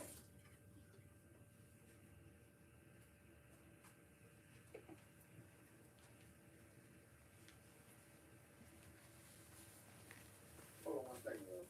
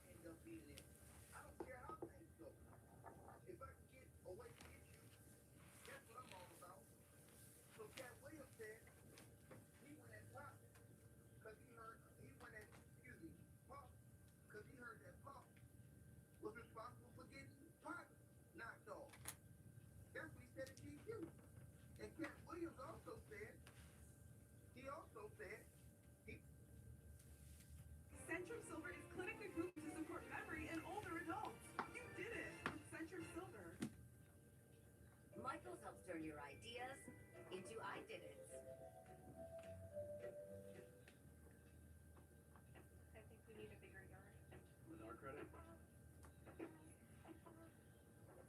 Credit Karma can show us how to improve our credit for free. Then we can get a place with a bigger yard. Into a Credit Karma. Download the app today. If you love life, get your deep-fried turkey sandwiches at Auntie. If you like flirting to death, deep fry your turkey at home and risk blowing it up. Two solid options here. Arby's, we have the meat. Once we finish the race, we're immediately reviewing animations, Photography, graphics, documents, terabytes worth of content that should be put together, a circus of information. having that agility and speed for the team is absolutely critical. He also said he didn't like seeing Diddy walk around scot-free. Point blank period. He went on to say, admitting he didn't like seeing Diddy walking around scot-free, considering all the heinous things he's allegedly done. He said, cause you a demon. And I know demons are powerful. But I know why they're powerful. He explained. It's a cold spiritual warfare going on out here in the real world. And part of my job is to not lose focus of that. And I salute Cat Williams for standing on business, man. Because a lot of people ain't gonna stand on business. I salute Cat Williams for standing on business. He said that he got invited to the party, but he said he told him no. He said you got to tell Diddy no. You got to tell him no. You got to tell him no.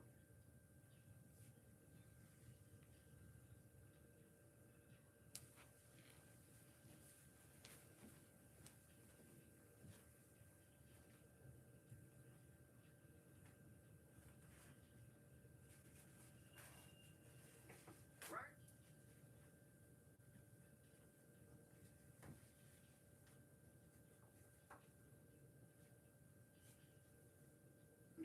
He said he told Diddy no.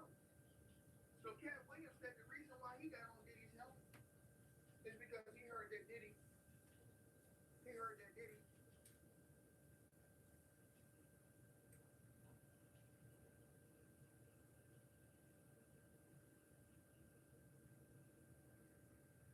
got pop knocked off. What was responsible?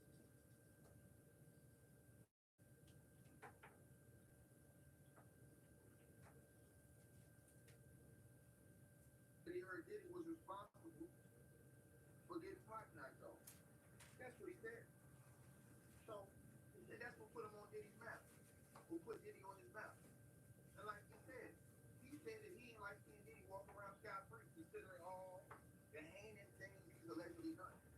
He said, cause you a demon. And I know demons are powerful. But I know they're powerful.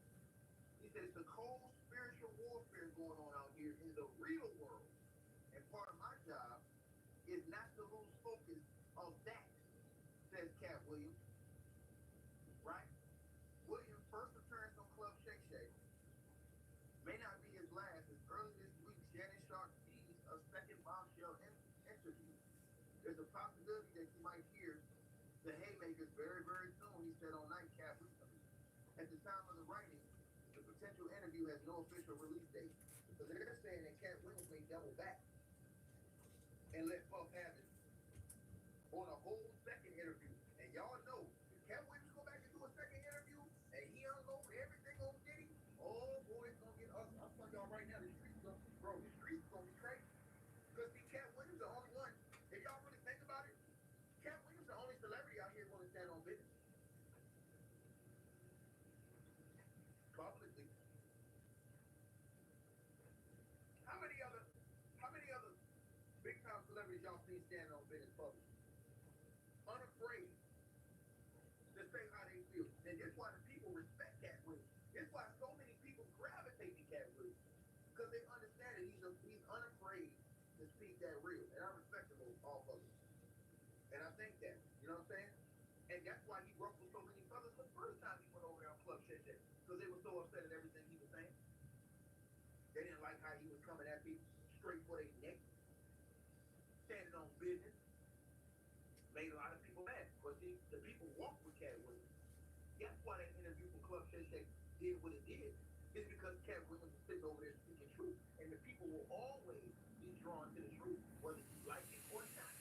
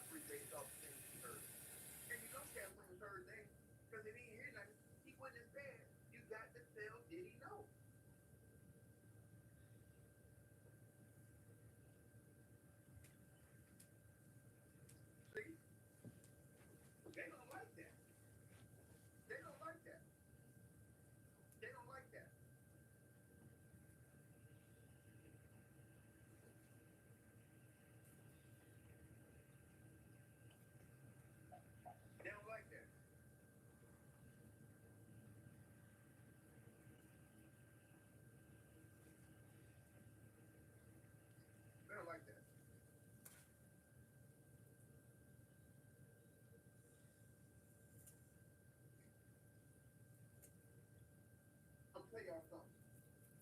I was always taught devils defend devils. See what I'm saying? So you got to stand on righteousness. And that's just the truth. Again, you have to stand on righteousness. You cannot allow yourself to get caught up. And that's why everybody respect Cat Williams. That's the reason why Cat Williams had such a big following, bro. Everybody wonder why Cat Williams' interview did that much. And that was a calling. That was meant to be. That interview was meant to be. Ain't no interview out of the blue. Cat Williams went out here doing, everybody said, oh, no. Cat Williams went out here doing 83 million views on all these other channels. No, he wasn't. He wasn't doing that on no interviews before that. He comes Shay, and that was a message that shot her around the world and set the whole year off. And set the standard for 2024.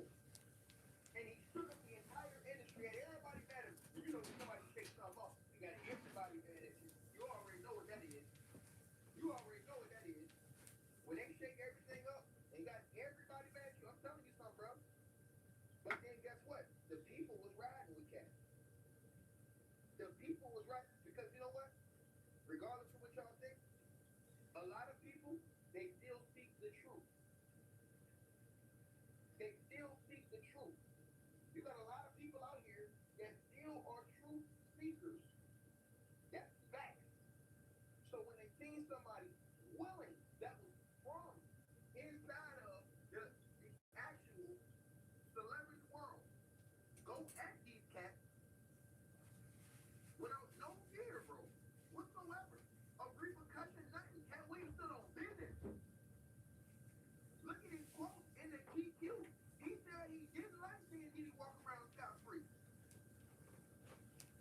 He said, cause you a demon. I don't know how I can't say it, but cause you a demon. And I know demons are powerful. But I know why they are powerful. It's a cold spiritual warfare going on out here in the real world. And part of my job is to not lose focus on that.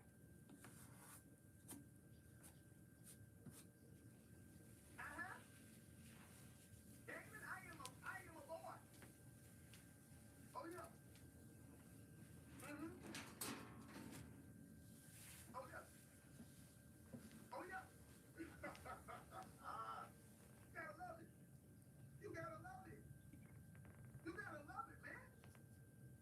Bro, let me tell y'all something. You know the feeling when you got somebody that's in that life that's willing to stand on business and tell the truth and speak up and say, you know what, man, I'm gonna stand for something, bro. Because you stand for nothing, you fall for anything. When you stand for nothing, you fall for anything.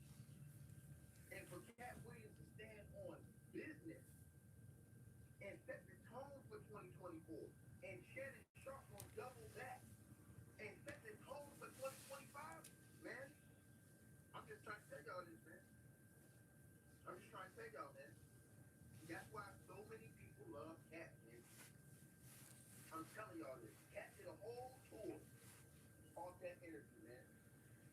And remember, they tried to blackball Cat, right? You know they want Cat up out of here since he said the stuff he said. Now, do you think they want him to go back and really tell you what he thinks now? That we're at this point?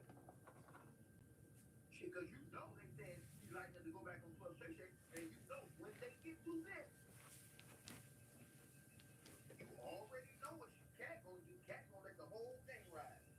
And see, that right there, y'all thought the first interview did something? See, this second interview not gonna catch people by surprise. This second interview doing 100 million. The sequel is doing 100 million. The sequel's doing 100 million. I guarantee it's doing 100 million. It's gonna be so many people. And Shannon Sharp and them, he is crazy promo.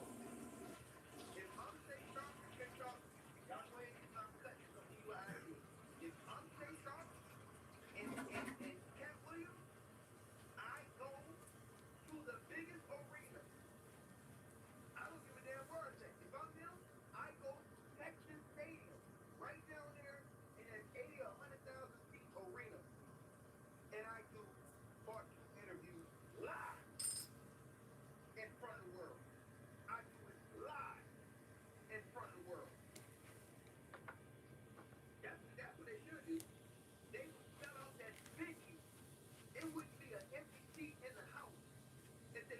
that live. And Shannon Sharp, y'all take my idea, dog. Salute to you, homie. Hey, holla at your boy, man. Chicken TV, you already know what it is. Y'all listen to my shit anyway. But I'm just saying, they should take it to the biggest arena possible. Sell out the arena and do the show live. In front of everybody. Do the speech right there and do it right there. That ain't dangerous. See, but hold on, let me tell you something. See, you talking scared talk. When you say that's dangerous, you talking scared talk. I don't like no scared talk around me, Calvin Bell. See, I'm gonna tell you something. See, with these demons that's running around here, nigga, you got to get dangerous. See, that's the problem with y'all right there. With these demons that's running around here, devils that's running around here, spraying a bunch of you. You understand what I'm saying? You need to get dangerous. You need to stop being afraid of being dangerous. And then you need to make them be afraid of how dangerous you are. See what I'm saying? And that's a fact. And it's strength in numbers. It's strength in numbers. When you got people that's riding with you, that's rolling with you, and that's believing in what you're talking about, and that's going to stand on business, see what I'm saying? Cat Williams going to be protected, so I don't think he's worried about a damn thing you talk about. At all. Like I said, look at his quote. It's right there on your screen, sir. Look at what his quote says. You think Cat Williams is running from that smoke? He said he didn't like seeing Diddy. Everybody else tiptoeing around this shit. All the other celebrities. Ain't saying nothing or tiptoeing or, oh no, man. Nah, man. Cat Williams like, look, man, this nigga right here to me. Well, go ahead, lock his ass up. I don't like seeing them free. You know what I'm saying? Look at what he say. He say, because you a demon. And I know demons are powerful. And he ain't lying. Demons come in all different forms, shapes, and sizes, y'all. You can have a demon, y'all, that's on that bottle that you can't let off of. You getting drunk, going home, cussing out the wife, beating on the wife. Ladies, you got a demon that's, you understand what I'm saying? On that goddamn pole that you can't get off because you want that quick, easy money. And your man don't know what you're doing. Right? Fellas, you got that demon that's that addiction to porn. Yeah, that demon that keeps you on those websites all night long. Yeah, we all deal with this type of stuff. Psychological warfare. You understand what I'm saying? Some of y'all got that other demon where you can't stop popping them things. You understand? All kind of demons. See what I'm saying? They come in every way, shape, and form and rear its ugly head. And that's a fact. You feel what I'm saying? Some of y'all got that demon of stealing and robbing each other. Feel me? Where you just like to go on missions. Some of y'all got that demon where you like to kill people and take people's lives. You know what I'm saying? Yeah, you got that demon. You know what I'm saying? Where you like to do drills and take people's lives. You know what I'm saying? And unalive people. Yeah, you got that demon. That type of demon right there. See what I'm saying? Some of y'all got that demon where you like to beat on your wives. Oh yeah. Some of you ladies got that demon where you like to goddamn beat on your husband and bully your husband psychologically because you know the nigga care about you. So you use that against him. That's right. Oh yeah, that's right. That's right. You know that's right. See, it's all kind of demons that's running around here. All kind of demons. I'm just telling y'all what it is, man. You know what I mean? And so when Cat says that, he ain't lying when he said them demons is powerful. Because all of us deal with certain different demons in our lives. Ain't nobody listening to this stream perfect. Nobody. But some people deal with stronger demons than other people. And they can't shake that. And they ain't trying to shake that. They trying to live in their life. See what I'm saying? Some of these dudes got demons where they like preying on little underages. Oh yeah, yeah, yeah. See now that's the devil's dirty demon right there. You know what I'm saying? That's the one right there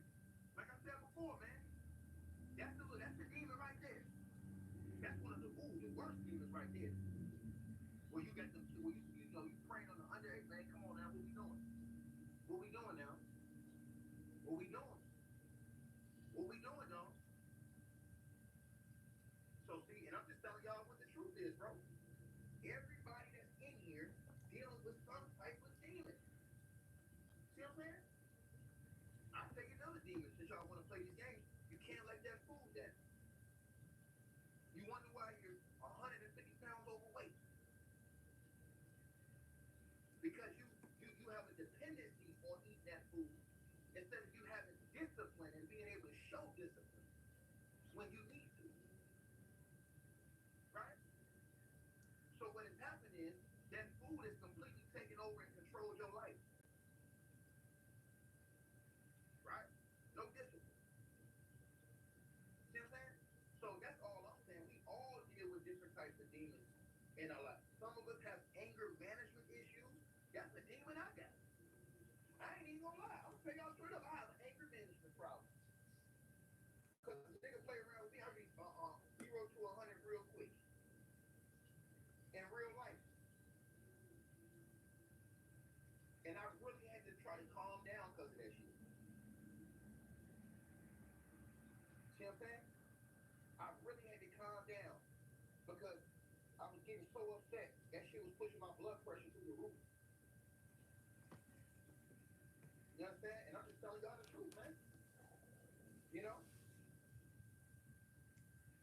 Some of y'all ladies got demons where you cheating on your husband. You understand what I'm saying? Cheating on your husband. Right? See, what that demon do is that demon make you take your phone everywhere you go. You take your phone to the bathroom when you using the toilet. You don't even have enough confidence in yourself to leave that phone sitting down there on that bed because you're afraid that notification may come up and you may see it. Oh yeah. Oh yeah. Let's talk about that. Right? Right? Some people got these parenting demons. Right? Where you don't give a damn what your kids are doing as long as they're outside out of your way. You understand what I'm saying? As long as they're outside out of your way and you able to chill and watch your TV show without being bothered, you don't give a damn what they doing. They be outside doing anything. You don't care. You understand what I'm saying? Only time you care is when it's too late. When something bad happens, then you come out the house screaming, oh. These are all facts. You feel me? So as I told you guys, man, it's all kind of demons that's going on and that's running around here in these streets. So when Cat Williams talk about that, he ain't never lied. He ain't never capping. He keeping it 100. See what I'm saying? I'm telling y'all what it is, man. Telling y'all what it is, man. To be a leader, bro, you have to be willing to stand in front of shit and take the bullets of the criticism. You understand what I'm saying? Well, hey, wanna throw us on the freezer? Hey, in a freezer, nigga tell you, I'm on the freezer, put us on the freezer. Right? You have to be able to do that. You got to be able to stand in front of that whole fire and take them shots. You understand? You understand? Some people have leadership demons. They want to be leaders, but they don't want to move like leaders, act like leaders. You understand? They act like followers. Right? And so again, man, I commend Cat Williams for leading because he led this year. He led this year. And he spoke that into existence. You understand what I'm saying? And you gotta respect that, bro. You gotta respect that. He spoke that into existence. That this was a year of exposure, bro. And that man was not lying at all. Not at all. See what I'm saying? So again, you guys see what happened. Look at all these people that got jammed up. And people getting caught up now. Mike Jeffrey from Abercrombie and Fitch, all these people. See what I'm saying? All these people getting caught up now. They reining them in. And the feds is out here putting people down every single day. They coming out here every week getting somebody else. Getting all this scum off the street. Because I'm telling y'all this, man. When we can live in a world where people don't feel like they have to rob or kill somebody in order get ahead, that's when the world is gonna be a better place. Right? But see, that's our problem. We don't care about helping people that's lesser than us.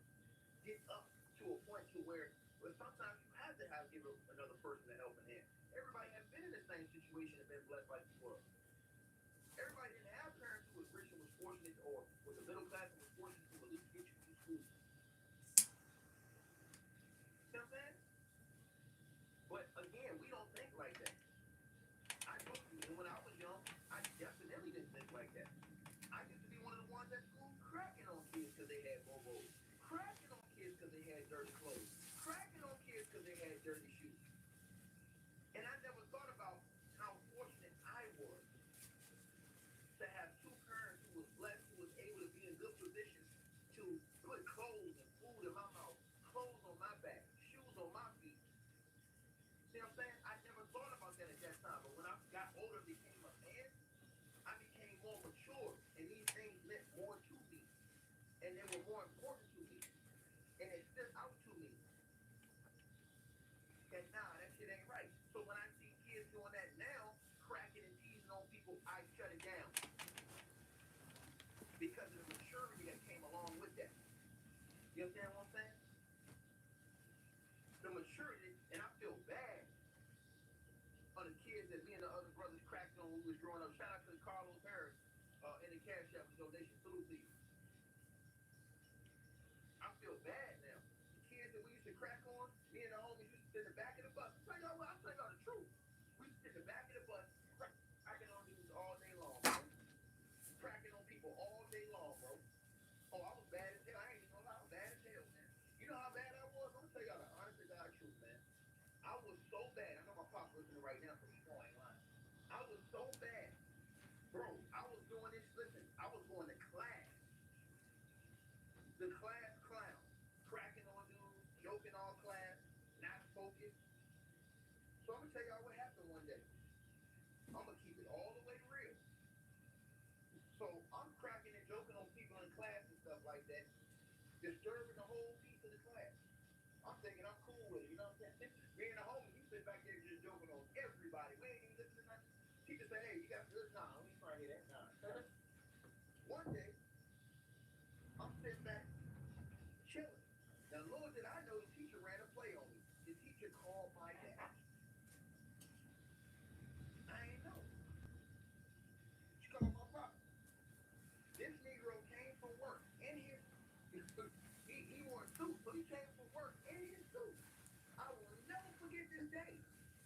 And if you guys remember when we was in school, the school doors had glasses in them. So you could see right through the like 3 glasses at the top of the school door. Wood door, 3 glasses right there. And you can just easily see through the door. So I'm cracking and jumping like I always do. You know what I'm saying? Yeah, dog. Hey, man, this nigga got on bobos, dog. You see that shit, dog? Yeah. Nigga, bobos, dog. Nigga, I look up. At the door. My man touched me. He was like, yo. I looked at the door. I was like, oh, shucks. Man, I almost pooped on myself. I said, what? My pops was sitting right there, ice grilled, nigga. And that nigga hardcore with that shit, too. You know it? I said, oh, man. Bro, I'm finna tell y'all something. This nigga, I thought this shit was foul play.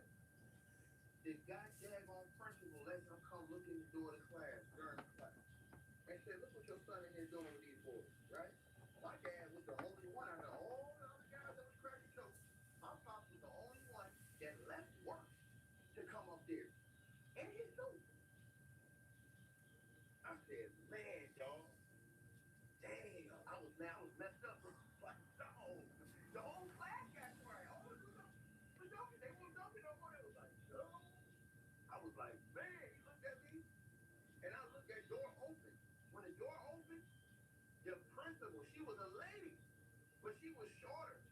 She was standing behind him. And she walked to the side of him when that door opened. And I seen both of them. I'm like, what? I'm like, oh, hell, she ran a play. Bro, on everything I love, my dad looked at me and was like, yo, come here. I said, oh.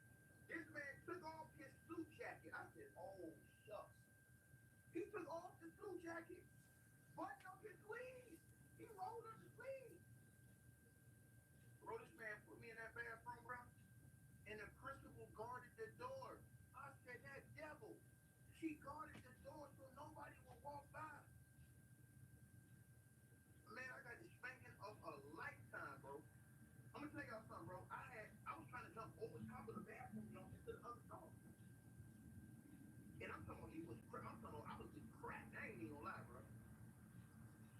But you know what it did though? It taught me a lesson. I tell you what, I ain't even listen. I got a woman so bad. I'm telling y'all the whole truth. I refuse to go back to school. Hey yo, my dad tried to get me to go back to class. He like to take me to go back to class. I was like, nah, I ain't going back to class. I told him I ain't going back to class, man. I ain't think I'm about to fake. I ain't think I was gonna fake. Bro, he dragged me. He dragged me up out of the principal said, man, just take him home for the rest of the day. Man, I was not going back to class like that. Swole, leg hurt, everything, man. So when I came back to class again, bro, I was having flashbacks. And everybody in the class was like, yo, what happened, man? I was like, man, y'all know what happened, man. I said, man, why you asking me? I said, man, the president, I said, the principal, I said, man, she the devil. I said, bro, y'all ain't gonna believe what she did. She the devil.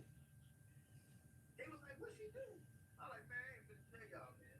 I ain't never tell them. Then they listen today, they find today what happened. That principal had a paddle in the office. So I was like, man. Black principal too, she had a paddle in the office. So every time I went to class from now on, bro, I wasn't cracking no more jokes. I was sitting staring at the door, bro. I wasn't even looking at the teacher no more. I hope I had I ain't never looking. I wasn't looking at the teacher no more. She asked me a question, I didn't want to answer no question because I know she called my father. I just stood right. I stared at the door the whole class, right there at the window, waiting on this nigga to pop back up. That shit lasted. I didn't shake that shit for like 3 years. I got to high school doing the same thing, like looking at the door, like, come on. Like, I ain't broke. So that stuck with me. That stuck with me. You understand what I'm saying? And so my whole point to tell y'all this is that, like I said before, man, sometimes, man, you need to be corrected, bro, to get right. And this is a situation where you're talking about the youth where it need to be corrected, man. All the people ain't coming out here lying and capping like that, man. Let's keep this shit 100, bro. And that's why so many people gravitated to what Cat Williams said, bro. Because they know it was, and they don't do it like that anymore. Nowadays, they call child protective services on you, and they send your ass, they go get your parents, and they send you somewhere else. That didn't happen with me. My pop, bro, we get whooped. Yeah, I ain't playing, bro. Hey, listen, you act up. My dad used to be like this on everything I love. When he come back home from work, my mom would say, oh, you know I'm gonna tell you daddy when you get home. How many of y'all ever had to go through that before? I'm gonna tell you daddy when you get home. Because I used to be ranking on my mom. And he's like, whatever, man, I ain't finna listen to you. Oh, you can't go watch TV? Yeah, I'm gonna go watch TV. Okay, I'll tell you daddy when you get home. Little old me, soon as my dad got home, I'll wake up to a beating, or guess what my dad used to make me do if he was at home and I asked him? He made me go outside and pick the switch. Now picture that for these youth. He made me go outside and pick the switch. And guess what I was doing? I was going out picking the worst switch possible. He's like, nah, this ain't good enough. Yo, he blew me. I swear to God, he blew me. Good morning, y'all. Go get another one. Hey, no. He said, nah, this ain't good enough. Go get another one. Hey, no, man, ain't nothing better than this. All right. So then he'll set you up. You be like, all right, dog. He said, so he tell me what the punishment was. You be like, all right, man, you got 4 licks. He started telling me how many licks I got coming. And bro, boy, I be snatching up trying to eat those licks. Boy, them jaws was hurt, boy. I was like, dog, boy, ain't get me, man. I started flexing on him like, hit me, man. Yeah, hit me, man. Stop. Oh. I was trying to play it off. Like it didn't hurt. Man, it hurt, boy. Boy, that done hurt so bad, boy. Boy, but I tell y'all something. It did something for me. It did something for me. You understand what I'm saying? And that's what I'm trying to tell y'all, man. You feel me? Sometimes, man, you gotta get them demons out one way or another, man. You know what I mean? And my dad was square business. My parents square business. And he take out trash. You ain't take out that trash. It's gonna be a problem. You know what I'm saying? Then when I got too old, he changed up. He start doing other stuff. This man made me start making me write 3,000 times. I will not misbehave. I used to say for about 4 or 5 days. I will not misbehave. I will not misbehave. This man bought a whole new notepad for me. It was like, yeah, you got 3,000. I will not misbehave. Write it down. And he should be making up stuff. You're right. I would take out the trash. Yeah, you got 4,000. And he would sit there and make sure I numbered every one of them to make sure they was counted. But see, this is the type of stuff we need to go back to. That way, you alleviate the community of niggas like Diddy that's praying allegedly on these young ones.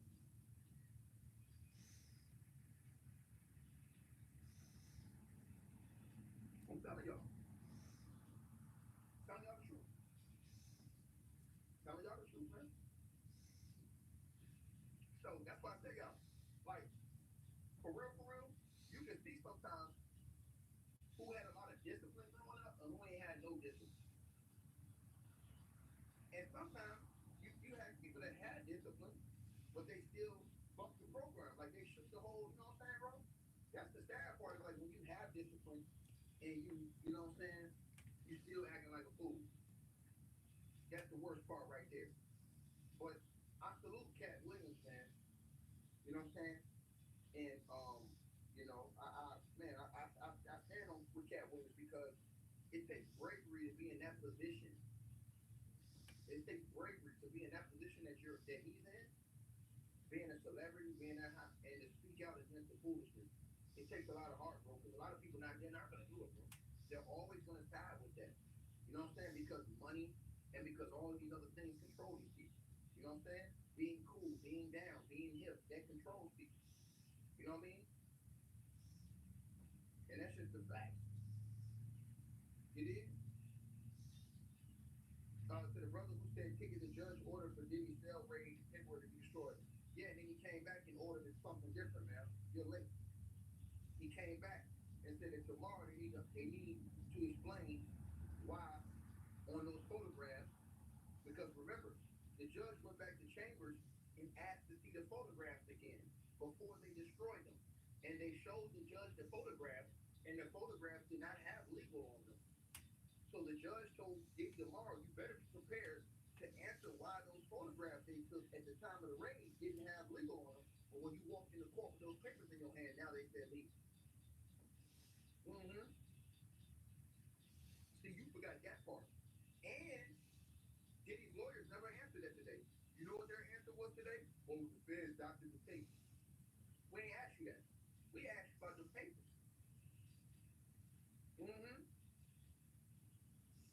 We asked you about the papers. Oh, yeah. And again, this is what I think happened, man. You say you didn't know? I'm going to tell you what I think happened. I think the feds are playing chess with Diddy. I think they're playing chess. Listen, when you go into court, you're under oath. When you swear in court and you speak in court and you give any kind of testimony in a court of law, you're under the oath, under the penalty of perjury. So if you lie in court, that's another charge.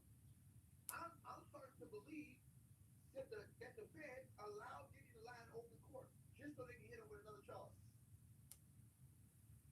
Because the judge came back and wrote that letter and told Diddy that tomorrow he better be ready to explain why on the Fed photos, the pictures, they're legal, wasn't on those photos when they took those pictures at the same time. But then when he walked in the court with the papers in his hand, it said legal.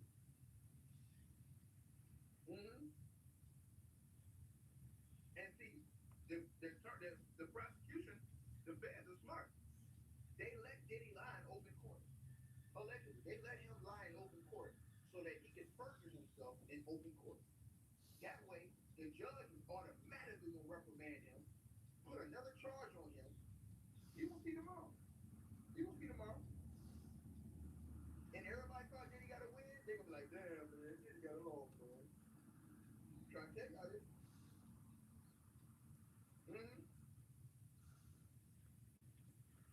You just got to look for it. You know what I'm saying?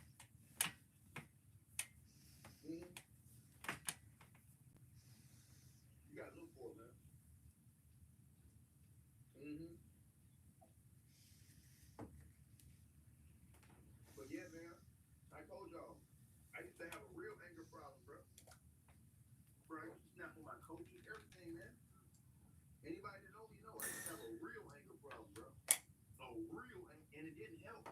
The cats I grew up around, they was already on it. They was already on it. You know what I mean? So that didn't help. You know what I mean? But yeah, I had a real anger issue, man. I wasn't playing no game like that. My stuff would go 0 to 100 real quick. Real quick. And so that's just how it was, man. But, you know, man, I shout out to Cat Williams, man. You know what I'm saying? Because, again, man, you know, Cat Williams, bro, he and like I said, man, I salute that brother, man. He one of the last of the dying breed, man. You know what I'm saying? He's gonna go down legendary. You feel me? It's something when you're legendary. You know what I mean? Something when you're legendary. You know what I'm saying? And the people are gonna see Cat Williams from here, from all years along. They're gonna say, hey, he was legendary. You know what I mean? He was legendary. And so I truly salute him having the heart to stand up for this, man. Because, you know, somebody gotta stand up, man. You know what I'm saying? Somebody gotta stand up and say, hold on, man. You know what I'm saying, bro? Like, you know, you got all these kids coming out, man. Like, come on. You got a sister out here crying. Like, crying tears of, I'm talking about, bro, how can anybody that got any kind of spirit and soul look at that sister out there crying her eyes out and I say, you know what, let me investigate this a little bit more. Let me see, let me dig a little bit deeper and see about this. You know what I mean? Because like I said, that bothered me when I seen her like that. That really truly bothered me when I seen her, man. Man, I want y'all to look at this again as we leave, get ready to leave this stream. Just look at her face, man. Look at this face right here, y'all. And I want y'all to see it. Look at her face, bro. That doesn't look like she made that up, bro. I'm sorry, man. I'm sorry, bro. I see a lot of pain in her, man. And I see a lot of stress in her over the years, bro. I see that, man. Some people can't see that. They don't have the ability to see that, bro. I see that, man. I see that pain coming out of her in that interview, bro. I seen all of it bottled up inside of her and wanted to come out of her. She wanted to release that from herself. She's been holding that for years and wanted to release that to the general public. You feel me? And so, the other type of people, you got to have protection for these type of people, man.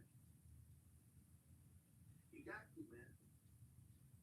You know, I can't look at our sisters crying like that and not feel away as a real man. As a real man, I can't feel away. I cannot feel nothing when I look at that, bro.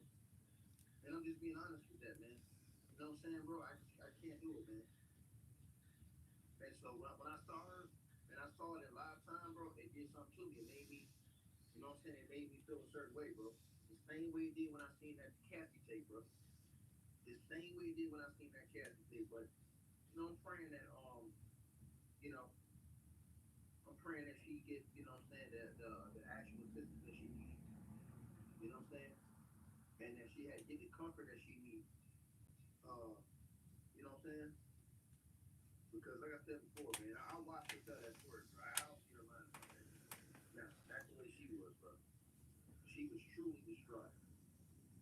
Saying that, man. You could just see it. It wasn't no fake, like, I'm trying to crank up tears, act like I'm not.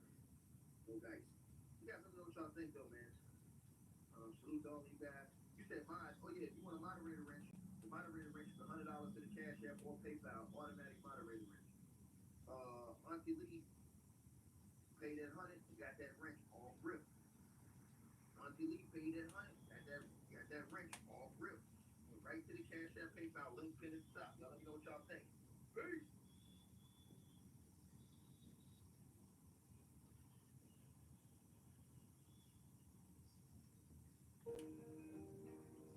If I could give you anything, I'd put the world, no, the universe at your fingertips.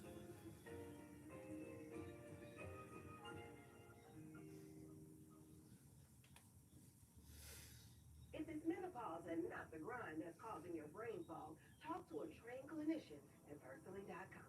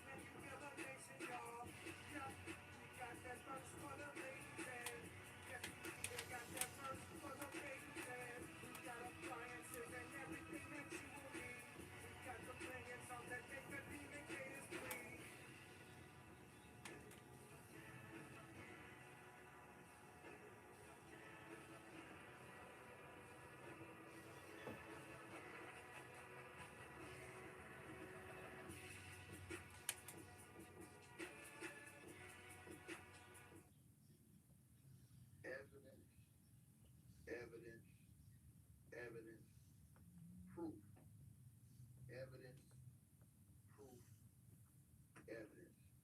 Everybody wants truth. Everybody wants evidence. Because these are all lies. Everybody's lying. Everybody's being untrue. Well, today, ladies and gentlemen, I had to double back red rum bubble bath with evidence. And I've come to you with evidence today. Like, share, subscribe, ring the bell. Salute to everybody to support the channel. If you guys haven't subscribed, make sure you subscribe to this channel. When you hit the subscribe button, you'll see a bell. Hit that bell, you'll see an all button. Hit the all, and you get all the updates on this channel. Ladies and gentlemen, I need y'all to hit the like button as y'all come on in. Press 2 if y'all can hear me in the comment section. Make sure y'all can hear me. That way I don't have nobody in here that can claim that they did not hear this evidence that's going to be presented to you today. So everybody can hear me loud and clear? All you know is this out today. I'm going to get right to the smoke. All right? Evidence. So ladies and gentlemen, I know it's smaller, but you'll have to be able to see this evidence. Evidence was released, ladies and gentlemen.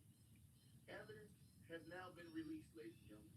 As you see right here, hold on, I'm going to show you the evidence. Show y'all the evidence. Ladies and gentlemen, the prosecution, since everybody has been crying about where's the evidence, these are all accusations. Well, ladies and gentlemen, in a filing last night, while Iron Mike Tyson was fighting late into the night, in the last hour, the federal prosecutors not only dropped evidence, but exposed that Diddy's lawyers were lying about what they had received from the prosecution. And today, as I come before you humbly as I know how, I will present evidence to everything that I've been saying. Ladies and gentlemen, filed late last night by the United States District Court, Southern District of New York, versus Sean Combs, a.k.a. Puff Daddy, P. Diddy, Diddy, P. Diddy, P.D. Love. Evidence, ladies and gentlemen. Signed Damian Williams, United States Attorney, Southern District of New York, 26 Federal Plaza, New York, New York, 10278. If you got a problem with this evidence, you go talk to him. Don't talk to me. Evidence, right? The government's opposition to the defendant's renewed motion for bail. Evidence is going to be presented today. Ladies and gentlemen, the table of contents, because I'm going to present this evidence for you guys. Number 1, preliminary statement. Number 2, background. A, the indictment and the defendant's arrest. B, the defendant's remand. Argument. A, applicable law. B, discussion. 1, the court should reject the defendant's attempt to reopen the bail hearing based on the same information presented to Judge Carter. A, the defendant's rehashing of the same personal attack he made against victim 1 before Judge Carter is not new information. B, the court should reject the defendant's request to reopen the bail hearing because the defendant disagrees with the government's use of term victim, end quote.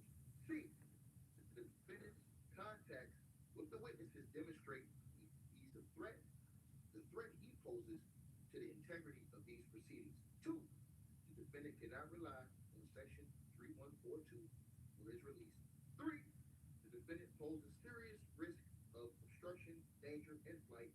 A, the defendant has continued his efforts to obstruct justice. B, the defendant is a danger to others. C, the defendant continues to pose a risk of flight. 4, the defendant's new proposed bail package isn't sufficient. Conclusion. Let's go with the evidence, since they want to see evidence. You know I came for the evidence. I came to bring the thing, y'all. Outlaw to the game. Preliminary statement, in which this file right here, ladies and gentlemen, provides evidence against P. Diddy to prove not only some of his crimes against Cassie, but laws he has broken since being arrested. They presented evidence, y'all. right here for you to see. Preliminary statement. The government respectfully submits its opposition to defendant Sean Combs' renewed motion for bail. The defendant's motion should be denied, as two judges have already concluded, based on the evidence in the record, the defendant poses serious risk of danger, right? Serious risk of danger and obstruction to these proceedings. In seeking a new hearing, the defendant rehashes the same arguments rejected by those two judges with the claims of quote-unquote new evidence. But the defendant offers nothing new and material justifying a third bail hearing. In fact, the only truly new relevant evidence shows the defendant has continued to engage in a relentless course of obstructive conduct designed to subvert the integrity of these proceedings. As described in detail below, while attempting to evade law enforcement monitoring, the defendant has, among other things, orchestrated social media campaigns that are, in his own words, aimed at tainting the jury pool, made efforts to publicly leak material he views as helpful to his case, and contacted witnesses through third parties. For these reasons, the court should deny the defendant a new bail hearing, see USC 3142, to the extent the court decides to reopen the bail hearing. However, the defendant's application for bail must fail under the Bail Reform Act. His motion ignores the significant evidence presented by the government in prior hearings showing that the defendant is a violent serial abuser who uses his vast wealth and position in the entertainment industry to conceal his illegal conduct and prevent victims of and witnesses to his abuse from coming forward. In light of the well-documented danger posed by the defendant, the updated proposed conditions of his release. Let's move on, because they're going to show the evidence. Y'all want to see evidence? I'm going, dog. Hold on one second, y'all. We're going to show the evidence today. Hold on. On here today. Hold on, dog. Show you that there's evidence right here. Right here, right now. Show you evidence. Evidence. Evidence, evidence, evidence. Hey, it's better than you. How about going in? All right. Evidence, y'all. Evidence. Okay? Okay. Start off with the rest of this. Evidence. My bad, y'all. One of the homies came over to fix them up. Evidence. Now let's get to the evidence, y'all. Right here. Number 2. Right? So it says that in light of the well-documented danger posed by the defendant, the updated proposed conditions of release are woefully insufficient to assure the safety of the community and integrity of these proceedings. Indeed, the defendant's continued obstructive conduct confirms the conclusion reached by 2 other courts. No set of conditions can meet that task. The defendant's request for temporary release pursuant to 18 USC 3142 should similarly be rejected. The defendant's confinement at the Metropolitan Detention Center in Brooklyn affords him a more adequate opportunity to prepare for trial, and his convenience does not provide a basis to reevaluate the danger to the community and the threat to the integrity of these proceedings that the defendant's release poses. Background. Evidence is coming right now, y'all. I wanted to see evidence. I'll show y'all have the evidence today. A, the indictment and defendant's arrest. They released the evidence in the paperwork today for y'all ass. Because they said, okay, this fool want to apply for bail again. Now we're going to release the evidence to the public, all of this shit. So y'all going to see a lot of this stuff, and some of it they had to black out because of people's identities and addresses. So here we go right here, y'all. After a nearly year-long investigation, indictment 24 CR 542 was filed on September 12, 2024, charging the defendant in 3 counts of 1, racketeering conspiracy in violation of 18 USC 1962 count 1, number 2, sex trafficking in violation of 18 USC that's 1591, and 2, count 2, and 3, interstate transportation to engage in prostitution in violation of 18 USC 2421, and 2, count 3, as alleged in count 1, the defendant participated in racketeering conspiracy since at least 2008. Specifically, as charged in the indictment, the defendant often assisted by other members and associates of the racketeering enterprise. The enterprise engaged in sex trafficking and acts of violence, including kidnapping, arson, and physical violence, among other crimes. It goes on. As the indictment alleges, from at least 2008 to 2024, the defendant used force, threats of force, and coercion to cause women to engage in sexual activity, which included sex acts with male commercial sex workers that the defendant referred to as free calls. Free calls, which sometimes lasted days, were elaborate sex performances that the defendant directed, masturbated during, and often electronically recorded. The defendant ensured, let's keep going because they're going to show the evidence today. He ensured that the female victims participated in free calls through coercion and violence, including by applying female victims with controlled substances, subjecting, see, there it goes right there, y'all. We're going to show y'all the evidence today. Remember y'all asked what the baby oil stuff was? All that stuff was? They letting y'all know what the evidence is today. Because they didn't put all this in the prior, in the what you call it. They didn't show all this.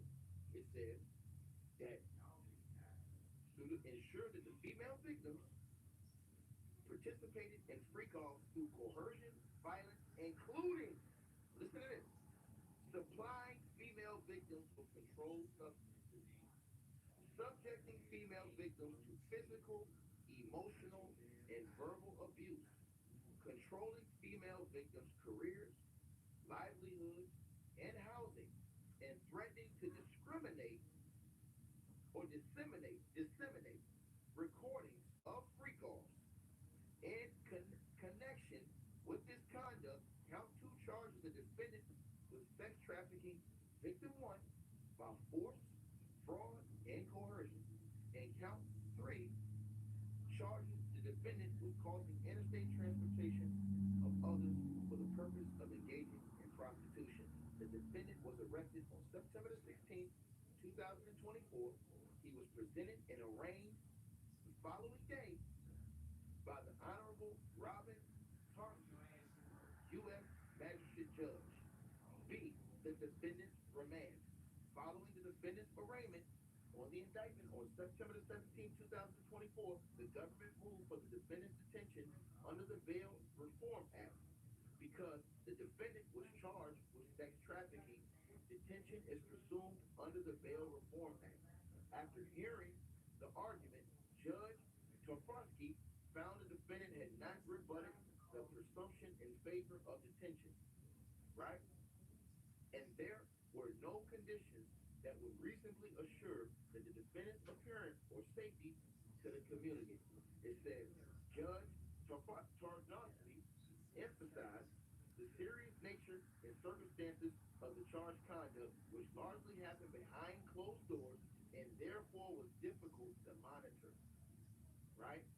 Judge Tofarsky noted that indications in Combs' history and characteristics that he would present a danger to the community and dismissed as inadequate in exhortations from the defendant's counsel to trust him and his client given the defendant's drug abuse and anger issues. Judge Tofarsky highlighted that the weight of the evidence was significant given the multiple witnesses observed firsthand the defendant's violent coercion. But y'all want evidence. You're going to get evidence today. Because I came with heat. I came with the evidence today, y'all. The defendant appealed Judge Tarnowski's decision to Judge Carter, to whom the case was then assigned. And a bail hearing before Judge Carter proceeded on September 18, 2024. After a lengthy argument, Judge Carter denied the defendant bail, finding specifically that the government had proven that the defendant is a danger regarding obstruction of justice and witness tampering by clear and convincing evidence, and that the defendant is a danger to the safety of others in the community more generally by clear and convincing evidence. Although Judge Carter did not rely on risk of flight, he noted that the bail package proposed by the defense counsel was insufficient to address that risk. Ultimately, Judge Carter found that there was no condition or combination of conditions that would reasonably assure safety of a person in the community or that the defendant Good would not morning. obstruct justice Good or morning. witnesses Good morning enforceably to denied you. the defendant Good bail. The morning. defendant was Good morning. remanded to the Good morning MPC to Bureau of you. Prisons BOP facility where he has remained in pretrial custody to the present. Argument: applicable law. Under the Bail Reform Act, the district court has discretion to reopen a bail hearing if information comes to light that is most Who suitably that there? considered Who that for there? detention request. Good morning. I can't even read. Let me get my glasses Examination on. may be reopened before if the judicial officer finds information exists that was not known to the moment at the time of the hearing and that has Hey, John. I hope you ain't been up all night, sweetheart. conditions of release that will reasonably assure Santa Claus been here. Hey, baby, how are you? I hope you going to sleep now. a bail hearing should not be Pretty, pretty, please. You and your beautiful wife, get some sleep. to the defendant at the time of the hearing. It says the court Who we got here? My chat done decided to disappear again. that new We got John. We got Santa Claus is coming to town. I kept your treasure on, Auntie. Oh, okay. How are you, Auntie? I'm fine. I'm fine, hun. I got up to light my incense so she could, smoke with y'all, but it don't last long. She can't smoke. She can't smoke much. She like me.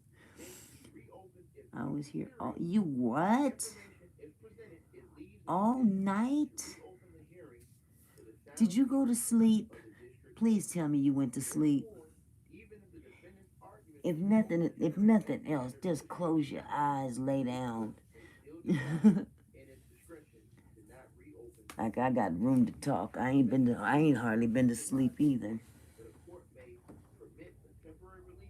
Yes, me and my 7 cousins. Bless your heart.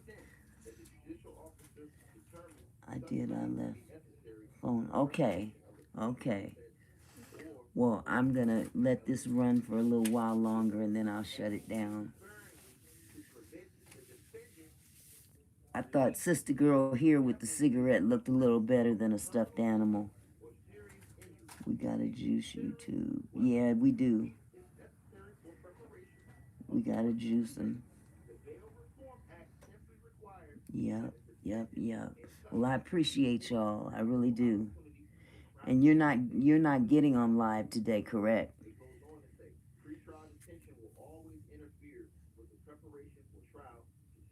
You gotta take you a break today. Auntie, you saw my hours. No, I haven't seen your hours yet. I know that you've made it, though. I'll just support. Take a break. Yes. You deserve that. You've gone above and beyond. You've gone beyond. Oh, my goodness. 295. 50 short. Stop. Oh, my goodness. Both of y'all. That is wonderful.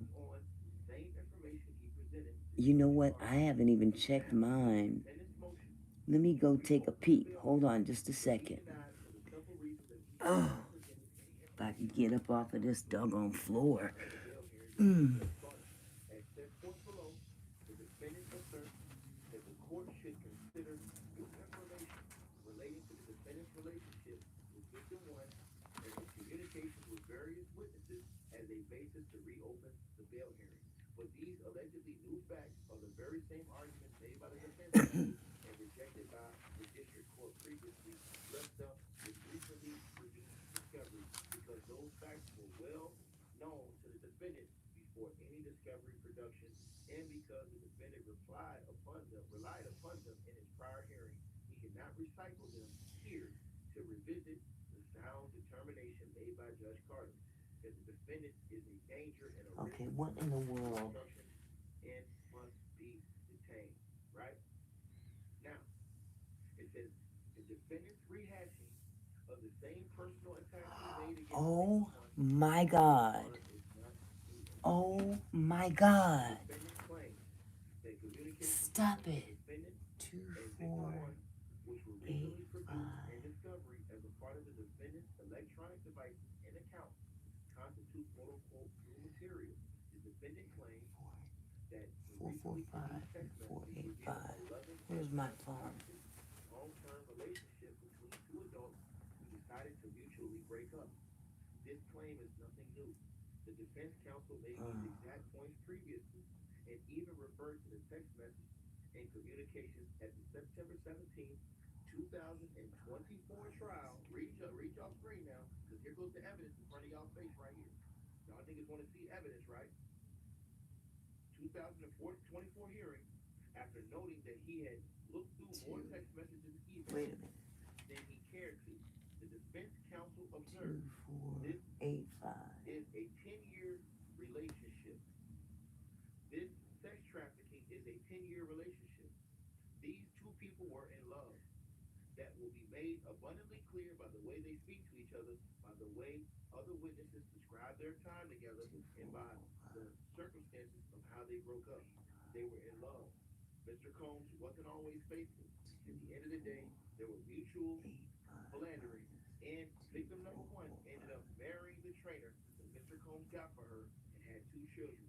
That signaled the end of the relationship. There's nothing new.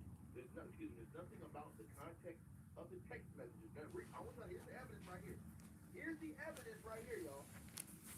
There's nothing about Okay, y'all. of the text I am, as of November 17th, I'm at 2,485. Furthermore, 2,485. the defendant cherry-picked to So a misleading picture, ignoring I gained 40 watch hours. 2,485. Yep. I gained 40 watch hours in a night. The day before, I got 74 watch hours. So it ain't gonna do nothing but go up because I've been staying on longer and longer.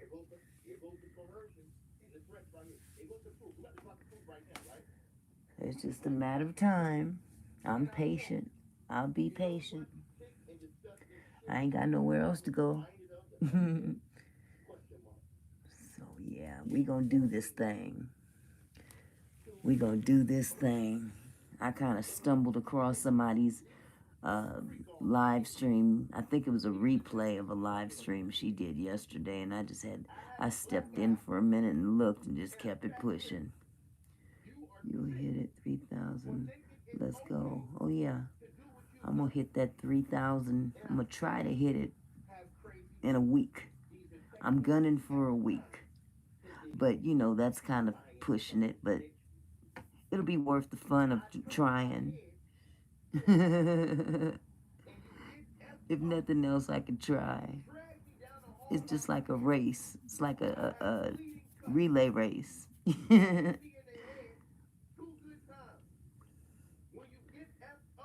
Mine says 4:14 hours. When you stream for 10 hours, it gives you 100 watch hours. I don't know though. I thought I did that a couple days ago. Well, maybe I'm wrong. I don't know. I didn't get them. I didn't get that many, but I'm good. It depends on how many people show up in your chat too. And they had to blank some of this out because of the nature of some of these things that are going to be And see, you be having a lot of people show up. They show up and they stay.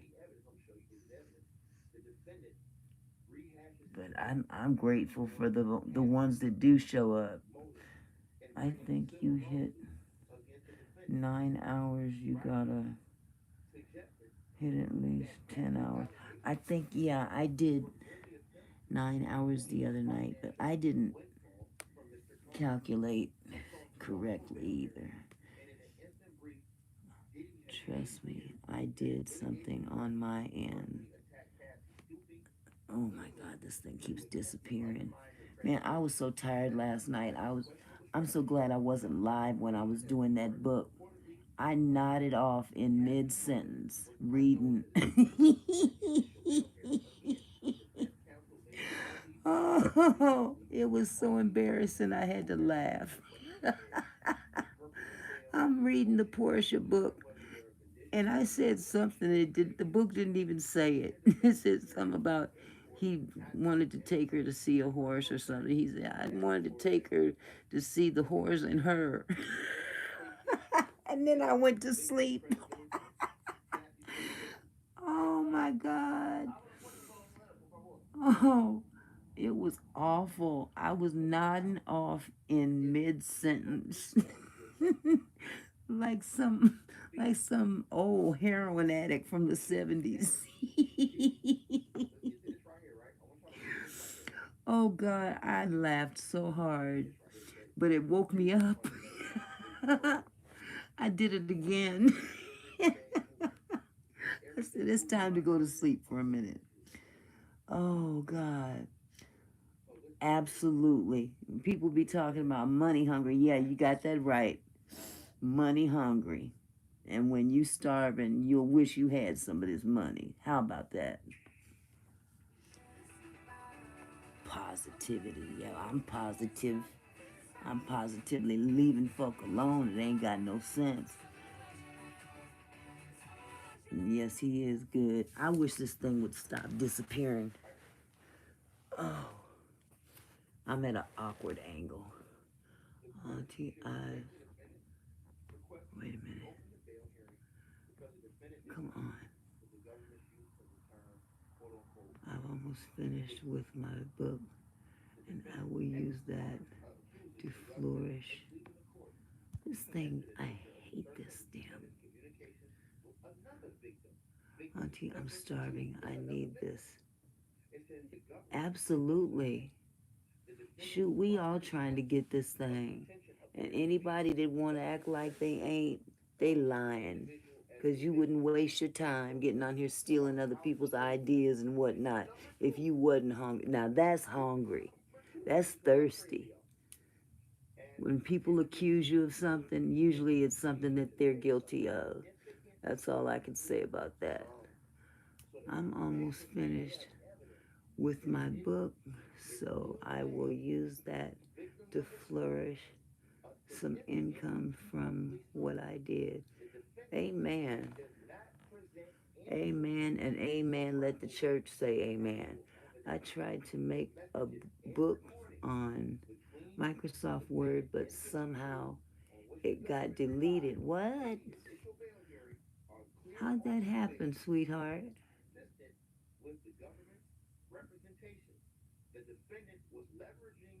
Oh my goodness. From my save, from my cloud. I tried to make a book on Microsoft Word, but somehow it got deleted from my saved cloud in Microsoft. She came into your room yesterday. I was laughing. Oh, she did? I didn't notice. I'm sorry. I had 3 chapters wrote. Oh my God, John, I'm so sorry. I'm on my way. 4th book, Auntie. I do play, I know that's right.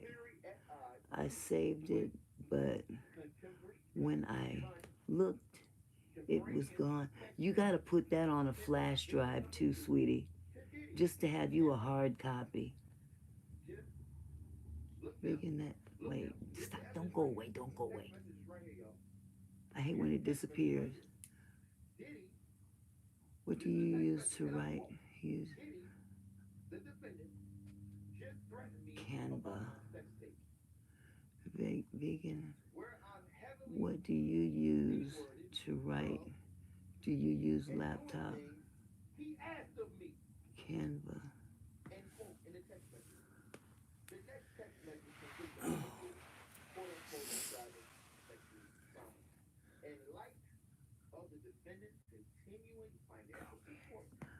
Okay, you guys, I gotta step away for a minute. I got a couple kids coming right now. I'll be back a little bit. Oh, if I could get my fat ass off of this floor, I'd be doing okay.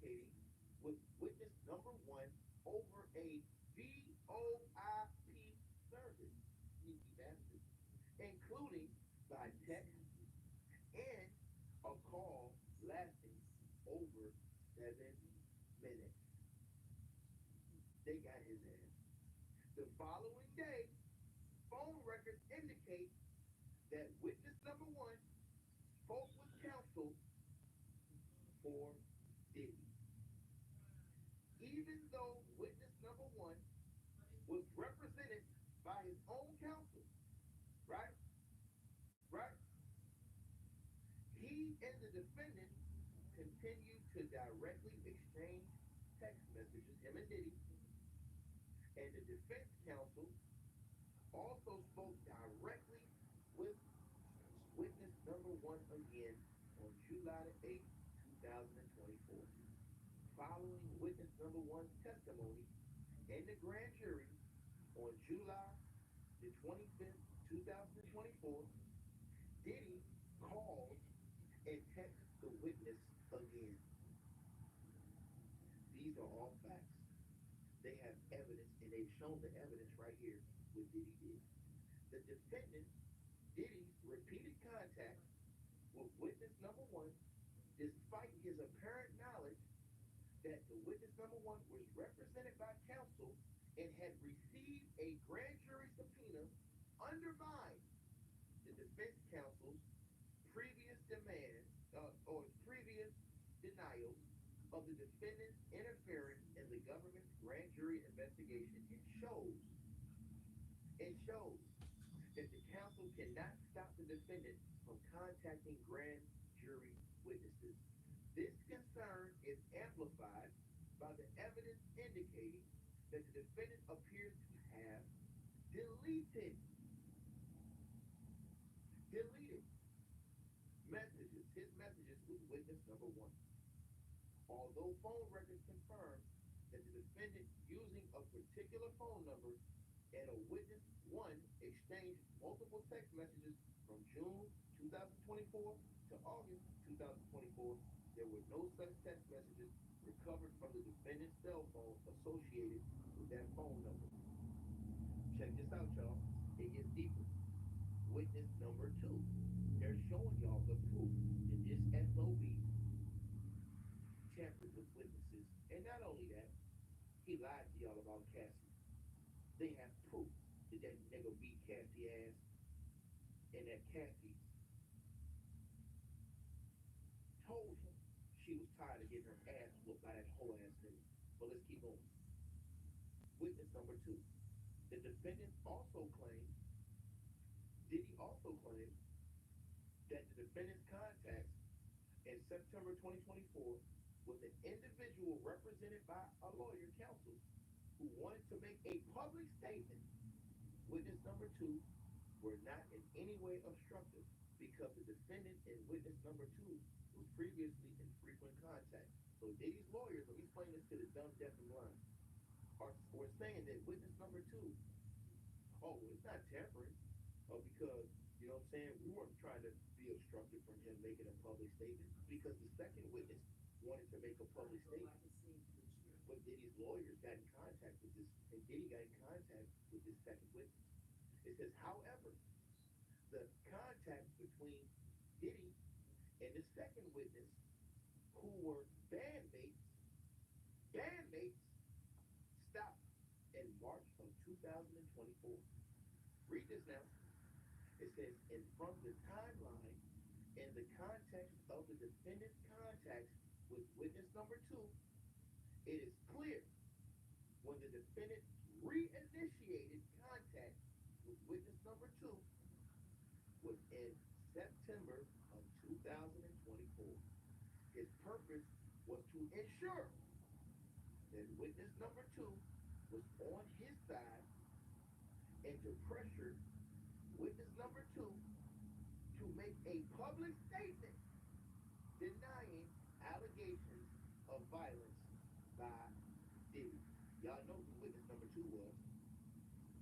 Witness number two was old girl, Blackistan, with the big nose, from the group. You know who the group was. And she came out talking about the other girl that sued Diddy from the group was lying. Remember her? Yeah, remember her name? Yeah, nigga, the feds got you, nigga, red-handed, nigga. The feds got you, nigga.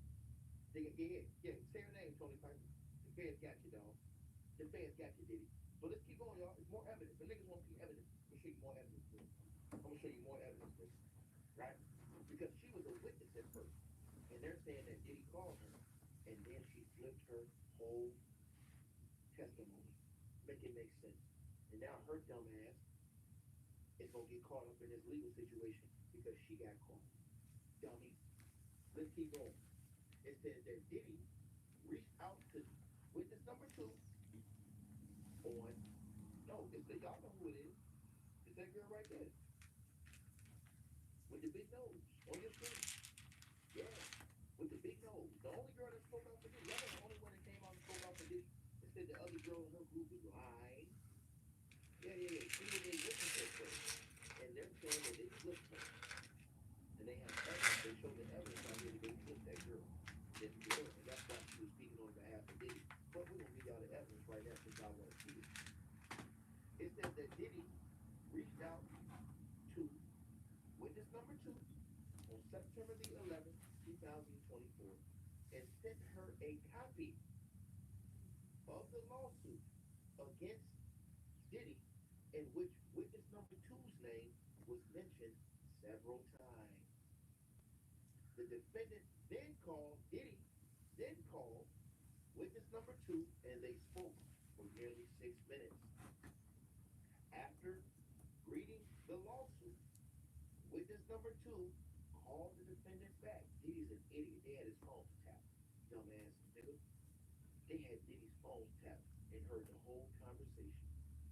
It said after reading that heard the lawsuit, witness number two called Diddy back after she read the lawsuit at his request, and they spoke for over 4 minutes.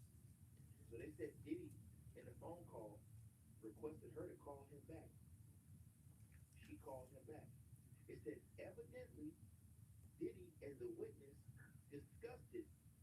The witness, number two, drafting a statement as immediately after the call, the defendant Diddy told witness number two in a text message, and they blacked it out, y'all, because they're going to show it in court when they bury his ass.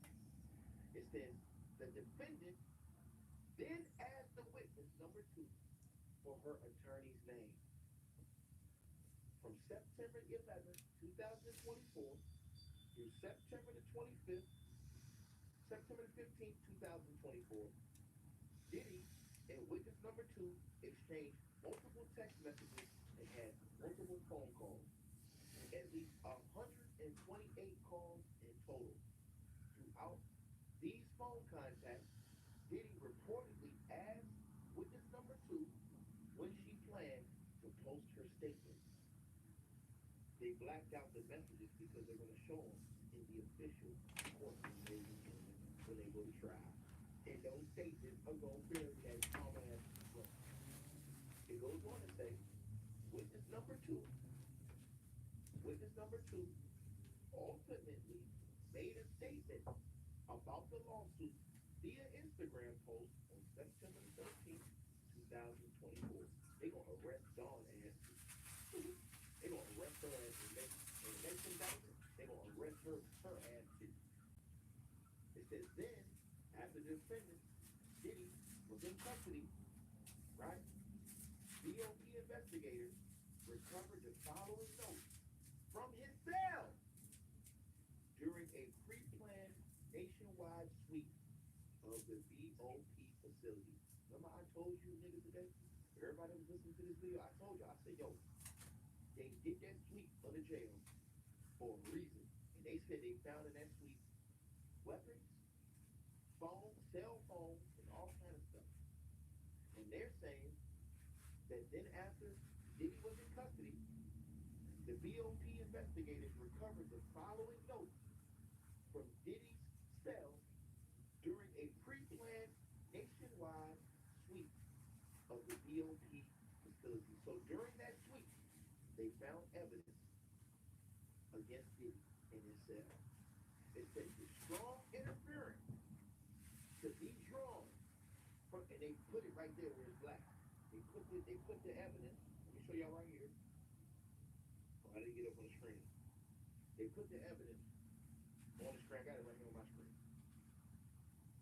It says the strong interference to be drawn from the defendant's communication, Diddy's communication with witness number two and his personal notes is that the defendant paid, Diddy paid Dawn, or not Dawn,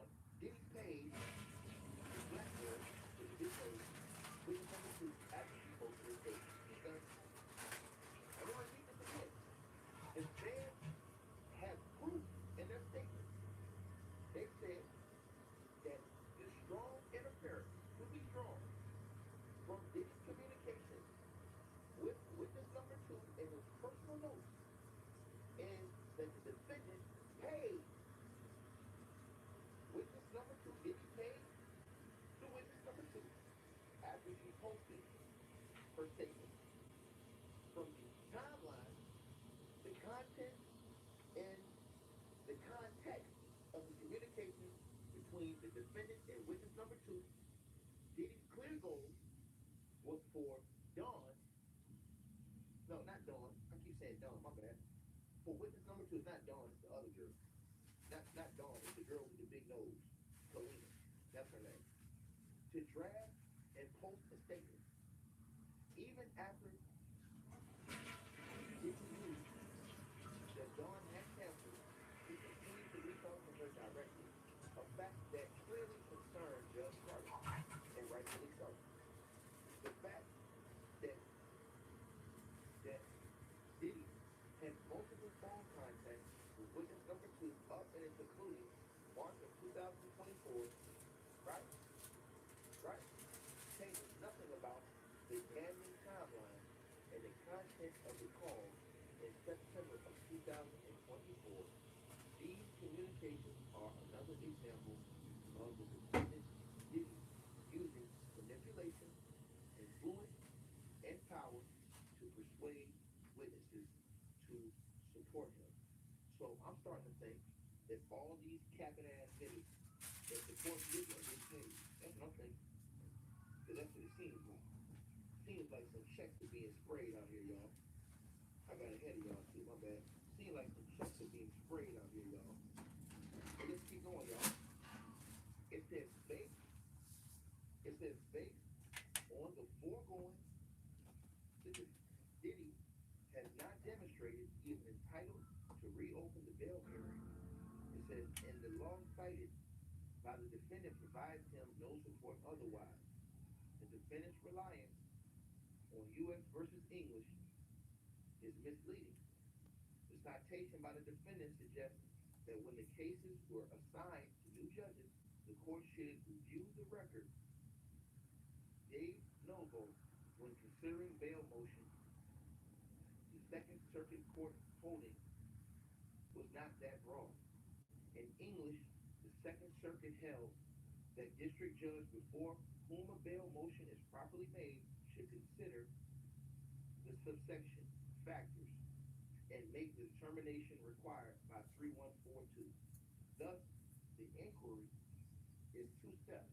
First, the court must determine whether bail motion is properly before it's pursuant to 18 U.S.C. 3142. And two, if the court finds in the affirmative, should the court consider the 3142G factors. Here, because the defendant has not satisfied the first prong, the court need not even consider the 3142G factors. The case cited by the defendant to support its contention that this court has inherent authority to reopen a bail hearing are equally misleading.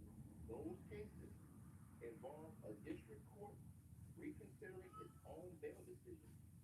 The Second Circuit has explicitly held that, as is the case here, when the two judges of the court have original jurisdiction over the defendant's offenses, neither is authorized to review a detention ordered by the other.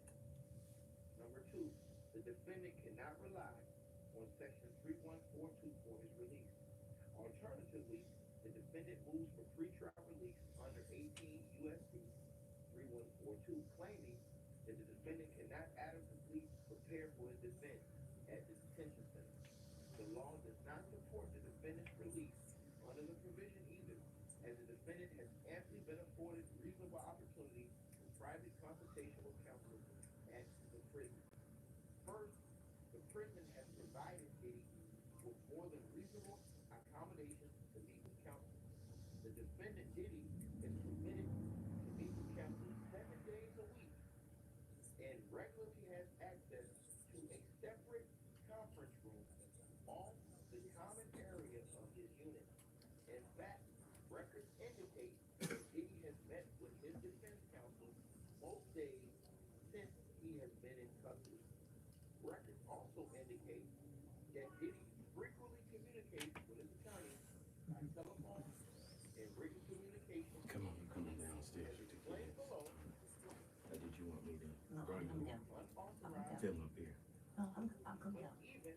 Is he awake or asleep? Only using authorized channels of communication. The prison or the jail's procedures do not infringe on the constitutional right to give effective counsel to participate in his defense. You know what they said right there, y'all? They said not only did Diddy illegally contact witnesses, they're implicating Diddy's lawyers. They're saying that Diddy illegally contacted his lawyers through burners, through cell phones. They're saying that this Negro fool contacted his lawyers off of jail resources, right? Right? Right? There we go again. Ticket trying to put a black man down. Yeah, just like you. I'm trying to put you down. Yes. Any nigga that think like you, yeah, I'm trying to put him down. You're damn right. I'm trying to put Diddy down. Yes. I want any type of dude that's causing harm to these kids and that's beating the hell out of women. Yes, I'm trying to put him down. Just like I put you down right now. Yes, I think that. Sorry, son of a bitch. I think that. It says now. Let's keep going, y'all. I had to clap a claim. You understand what I'm saying? It says, hold on a second. It says, and I quote, you see, hold on, I'm gonna tell y'all something. This is the type of scum that you guys get over here. This is the type of scum that y'all get in the channel. These dudes, they let y'all know that they down with y'all today. That's what they let y'all know. These two fools, they let y'all know that they down with the foolishness. See, this is why they make all kind of arguments for this guy. They let y'all know. Okay. They let y'all know. No. What are we dealing with? They have here one second.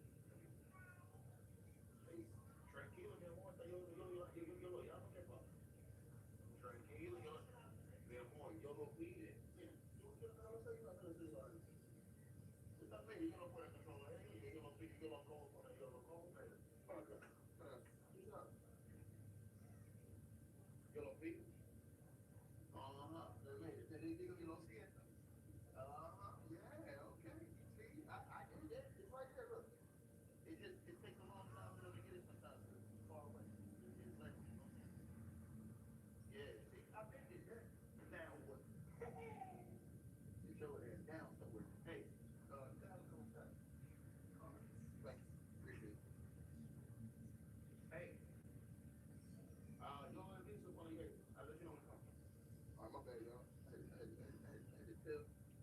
had to tell the maid something, man. Hey,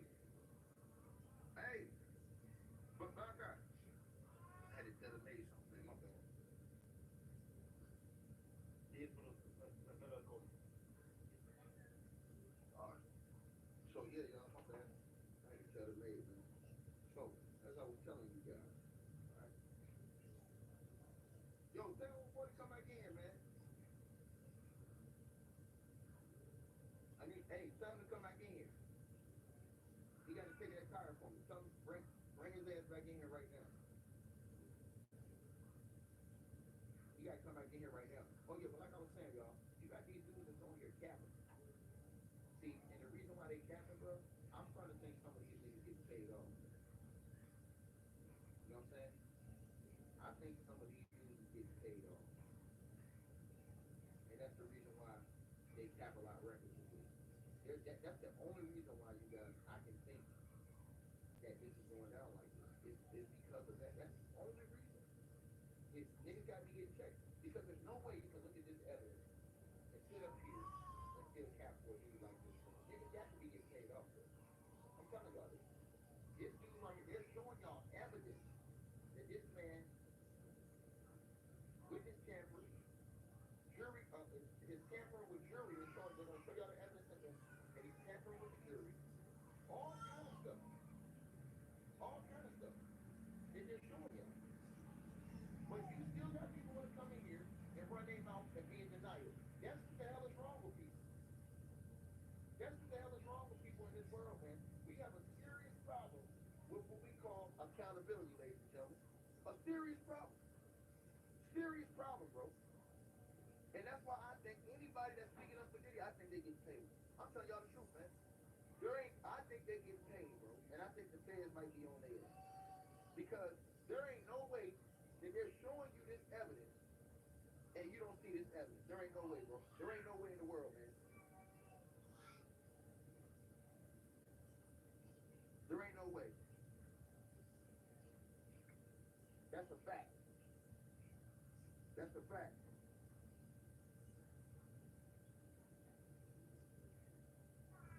And I'm just telling y'all what the real is. Well, let's finish with this lawsuit, because I had to get that capping ass dude out of here. Because them dudes was trolls.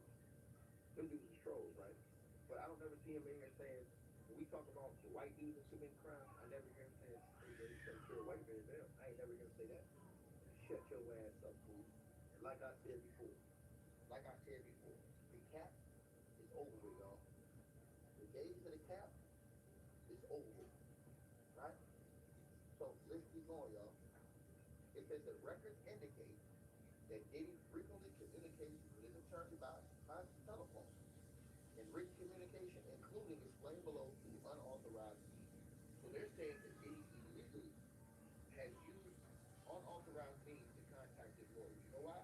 Because he probably wanted to say some shit to them off the record. He didn't want it to be recorded. He was saying to them so that it can't be used against him. So he thought, well, let my dumb ass go through third party motion. The man ain't got no brain. The man ain't got no brain. He ain't got no brain. This is a dummy in full plain view. So it goes on to say, right? It goes on to say, right? It says that holding pretrial detention conditions, which include solitary confinement, restricted phone access, and a chair to review discovery more comfortably were reasonably related to the defendant's specific security concerns and did not impermissibly infringe the defendant's ability to prepare his own defense. Second, defense counsel's proposal that the defendant must be released in order to prepare his defense is inconsistent with the Bail Act Reform Act, which contemplates that courts will weigh dangerous and risk of flight against Diddy's opportunity to prepare for trial. In this case, the significant danger that the defendant poses weighed against the opportunities the MDC has provided the defendant to meet privately with his attorneys clearly counsels in favor of the defendant's continued detention. It says pretrial detention will always interfere with preparation for trial to some extent. But the Bail Reform Act clearly contemplates this problem and allows for detention provided that the defendant is afforded reasonable opportunity to private consultation with his counsel. Next on the screen. Next on the screen. Let me go to the next, y'all. Hold on. I can't believe I missed this many pages. Hold on, y'all. I missed a lot of pages. Hold on. So it says, third, voluminous discovery, a lot of discovery alone, is not a basis for his release under either the Bail Reform Act or the Sixth Amendment. Diddy does not point to any case law suggesting the discovery of the kind produced in this case requires his release under 18 U.S.C. 3142I. Nor can he, with this fraud case, may in fact be complicated and require Diddy to review hundreds, if not thousands, of documents and meetings with his lawyers for dozens of hours. That fact standing alone simply does not justify Diddy's release. Indeed, accepting such an argument would mean that more complicated the crime, the more likely Diddy should be released prior to trial. This is clearly an absurd result. It says the Bail Reform Act does not mandate Diddy's release, even if the review of discovery would be more convenient outside of the detention center. It's says that holding, that even where release would certainly make it more convenient for him and his counsel to prepare his defense, release was not necessary given substantial accommodations for discovery review. Moreover, the aggressive trial schedule was specifically requested by Diddy. If he needs more time to review discovery, he can request an adjournment of the trial date. Finally, Diddy's complaints about the conditions in the Metropolitan Detention Center come as a surprise. Get it while it's cold. Big Turkey ice cream cake, your new tradition. Baskin Robbins, seize the day. Introducing Fastlane by PayPal, an accelerated guest checkout that can increase conversion by tapping into the millions of shoppers that already know and trust PayPal. Sign up for Fastlane today. It's the Ashley Find What You Love and save up to $1,000 store-wide Black Friday event. On now. Conditions in the Metropolitan Detention Center come as a surprise to the government, giving the contrary public statements made by his counsel, statements made by the defendant in monitor calls. Check this out, y'all. So they tapped his phone. They said in monitor calls, additionally, the defense counsel, Diddy's counsel, has made no attempt to confer with the government about their concerns. Nevertheless, the government stands ready to engage with the defense counsel on these issues if needed. So they're saying that Diddy's lawyers, they ain't never even complained to him. They never even complained personally about these issues. And they listen to them dudes on the private call. It says that, number 3, the defendant poses a serious risk of obstruction, danger, and flight. It says, for the reasons discussed above, the defendant has not met the burden of demonstrating he's entitled to a hearing under the 18 U.S.C. 3142F or 3142I. Accordingly, the court need not make a determination regarding the defendant's risk of flight or dangerousness. However, even if the court were to analyze the factors 18 U.S.C. 3142G, again, the court should continue the defendant's pretrial detention because no condition or combination of conditions can assure that Diddy's appearance and safety to the community, nor can conditions prevent Diddy's continued obstructive efforts. The incorporated submissions and arguments presented to Judge Tomasky and Judge Carter amply support those findings. See Exhibit A and Exhibit B as described further below. The argument for detention has only gotten stronger, they say. Next piece of evidence. A, the defendant has continued his effort to obstruct justice. Listen to this, y'all. As noted above, the evidence presented to Judge Tarnetsky and Judge Carter amply supported their finding that the defendant Diddy posed a risk. I ain't gonna say I want to record one today and then upload it tonight. So be sufficient. That's what I'm gonna do. I need to, it's gonna be a serious video about what I went through and what I experienced. About I can't really say too much because at the time of the prior bail hearing, such doubt is now non-existent. Since Diddy has been detained in jail, he has continued to try to evade law. It goes on. Enforcement, monitoring, corruptly influenced witness testimony, and further attack the integrity of these proceedings. Specifically, while in custody in jail in the Metropolitan Detention Center, Diddy has repeatedly communicated with others in ways that violate BOP rules and are designed to evade BOP and law enforcement monitoring, including as described below, using PAC members belonging PAC numbers, using PAC numbers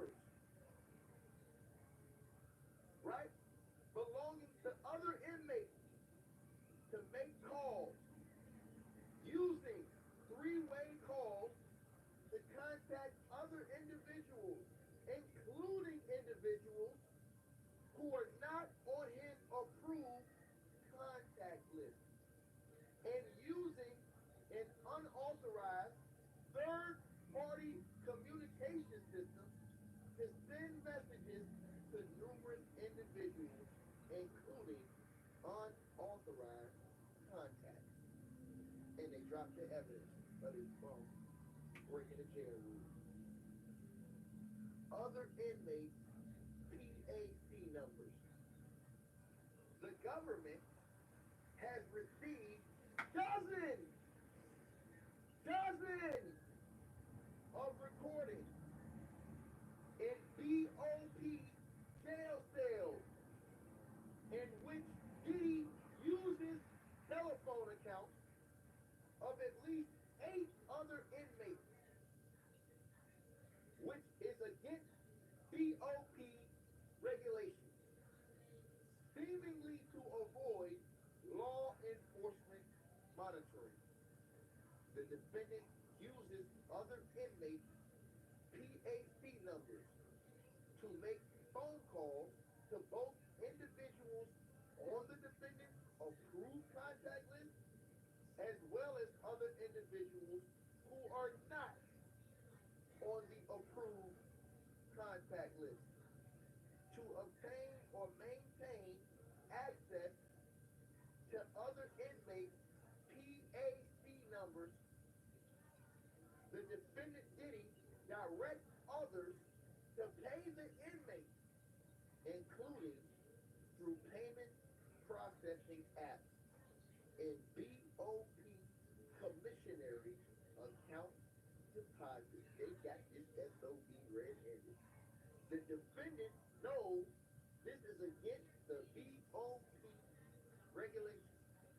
At the outset of each telephone call, the inmate is prompted to enter his PAC number, after which an automated recording announces sharing of PAC numbers is against BOP policy and subject to disciplinary action. They let this fool hang himself. Three-way calling. The defendant also frequently instructs individuals whom he contacts by telephone, including family members. They have Diddy on recording, illegally contacting family members. This nigga's done. They have him on recording, on his burner. They had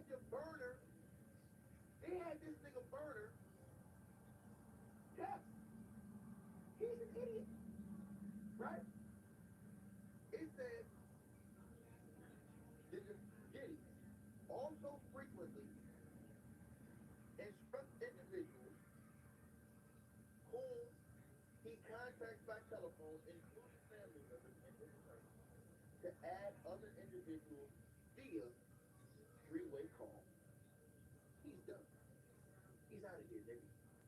This practice is not only authorized by BOP as it helps conceal the identities of the contacted individuals, the government has reviewed multiple calls in which Diddy has instructed others to dial in third parties, including members and associates of the enterprise and individuals who were not on Diddy's contact list. Non-authorized messaging services. In addition to floating BOP rules regarding phone use, the defendant Diddy also uses non-authorized third-party messaging service called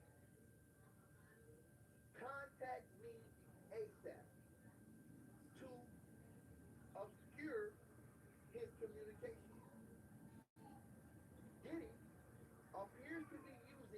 two contact me ASAP accounts.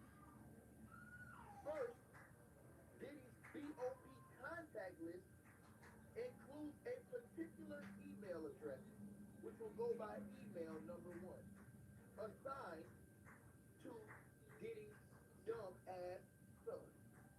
I said it. Got his ass on the burner.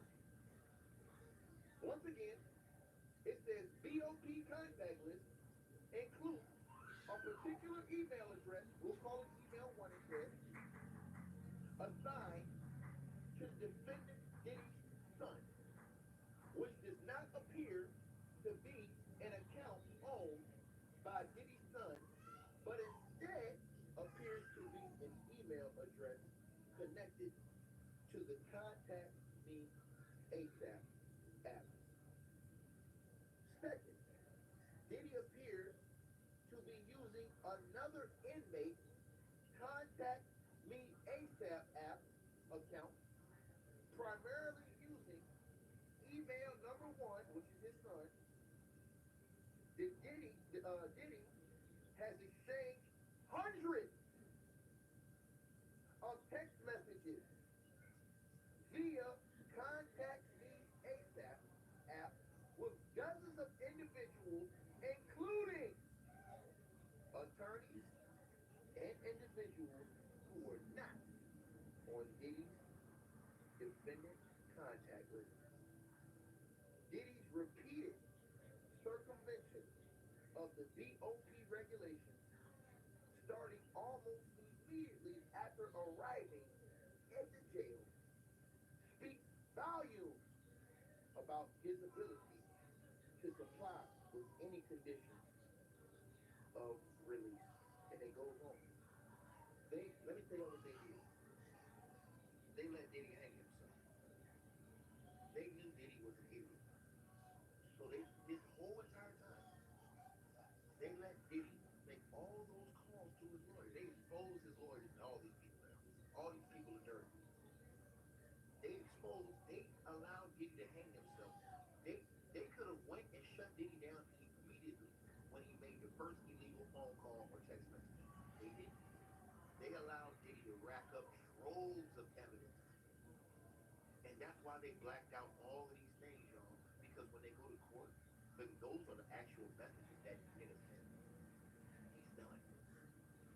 And I'm talking about Smith. And he thought he was getting away with it because they didn't run down on him. But when they did that prison raid, and they raided the prison, that is when they went and got all that information they needed to get from those phones. And they probably had a snitch who turned over information on Diddy as well. Let's keep going. Because this keeps going, y'all. It keeps going. It says, even more concerning, however, it keeps going, y'all. Even more concerning, however, is Diddy's use of the unauthorized methods of communication to continue, you guys, his efforts to obstruct and subvert this criminal proceeding. The Diddy intentions are reflected in his own words on BOP calls with a network of family members and associates whom Diddy has tasked with executing his will. He's done, nigga. He's done, nigga. Now how about no Diddy? I'm gonna put this on the screen for you, nigga. Done. I gotta put this one on the screen for you. He done. What is that, number 23? That was number 23 right there? I gotta put that. Well, I've seen that at. Oh man, I didn't put that on this phone. Right here. It's over, y'all. I'm repeating myself again. They have Diddy committing crimes on the phone with his son and his family. It's over with. It's right here. They got the evidence right here, right here on my screen. They got it right here on my screen from what I'm reading. Because I'm reading it from a bigger computer screen. It says, once again, it says, Diddy's intentions are reflected in his own words. They got that nigga on tape. In jail. On BOP calls with a network of his family members and associates whom Diddy has tasked with executing his will. On multiple calls, the PAC numbers of other inmates. Diddy is explicit about his intention to use public statements to alter public perception and blank. I can't read that part on YouTube. I can't read that part. Ladies and gentlemen, Diddy's done. If I read this part right here, he's done. Them niggas got that nigga. Hey, bro, listen. And y'all wonder why Ray J was scared to stay from the niggas? Y'all wonder why these niggas get? Y'all wonder why they ran down on Ray J niggas? Y'all wonder why? They got this nigga on tape. Now, all the niggas that been defending this nigga, they got the evidence, nigga. Hey, now, got the nigga on evidence, nigga. Niggas want to see evidence. Niggas say, I can't believe none of these people. They all lying. I got the evidence. They said not only, and I can't read that other part on YouTube, because y'all know what that means. That means adios, forever. They said on multiple calls, also using the PHP numbers of other inmates, Diddy is explicit about his intention to use public statements to alter the public perception and blank, blank, blank, blank, blank. The defendant Diddy leaves no doubt that the narrative he wants to blank is the potential jury pool's perception of this criminal proceeding. Example of these efforts are plentiful, and they black it out, as y'all see on y'all screen, because they will show it in court. They will show this evidence in court. Also, the ones that they will show, that I can say right here on YouTube, safely, I can say this on YouTube, safely. It says, notably, the defendant continued these efforts, did he continue these efforts after the court's October 25th, 2024 order, requested by the defendant, prohibiting exactly this sort of conduct. After the court entered the order, Diddy enlisted family members to plan and execute a social media campaign around his birthday with the intention of influencing potential jury in the criminal proceeding. At the defendant Diddy's carefully curated direction, the defendant's Diddy's children, posted a video to their respective social media accounts showing Diddy's children gathered to celebrate his birthday. Diddy, from within the jail, then monitored the analytics, audience engagement, and explicitly discussed with his family how to ensure that the video had his desired effect on potential jury members in this case. And the messages are displayed, but they're blacked out, and they will read those messages in court. And I can't read these messages right here. I see. They're gonna read those in court. Can't read those right here. Black them out. Can't read those messages right here, y'all. It's too graphic.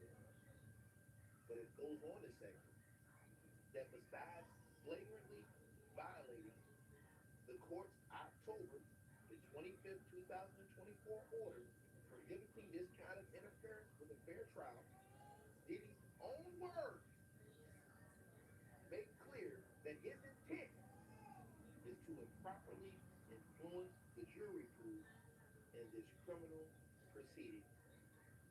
Diddy does not stop there. During other calls, Diddy makes it clear his intention to anonymously publish information that he thinks will help his defense in this case. Also, it says, and it shows the evidence, but I can't read that here. I just can't read that part on YouTube. Y'all gonna have to read it. Let him say it in court. I can't say it here. It says Diddy's efforts to anonymously leak video favorable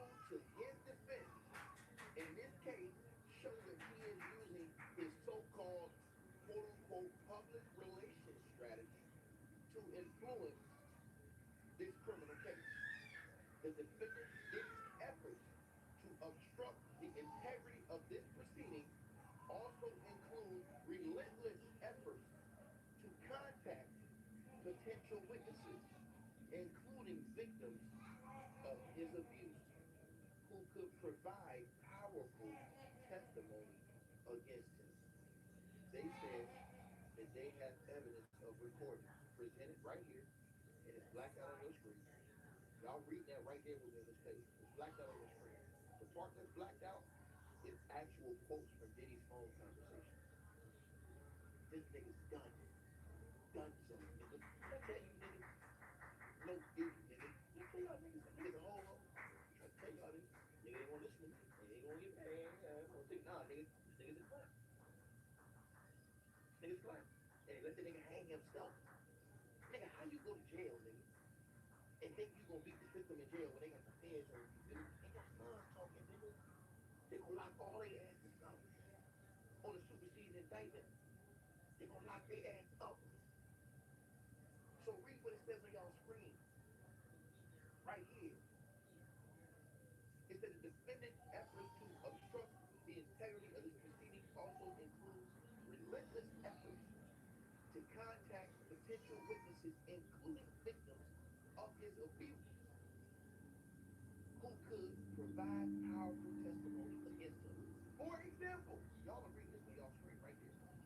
October the 4th, 2024. A call involving Diddy and one of his adult sons. Diddy says, and they blacked it out what that nigga said because they will show it in court. Niggas still want to see evidence? Y'all niggas still want to see evidence? It provides the clear interference that Diddy goals is to blackmail victims and witnesses either into silence or providing testimony helpful to his defense. Read up there. The defendant is a danger to others. In addition to failing to meaningfully contend with the ongoing risk of destruction the defendant Diddy poses, he also spends no time addressing the significant acts of physical violence that the government highlighted at the initial hearing, which led Judge Carter to conclude that the defendant Diddy is a danger to the safety of others in the community.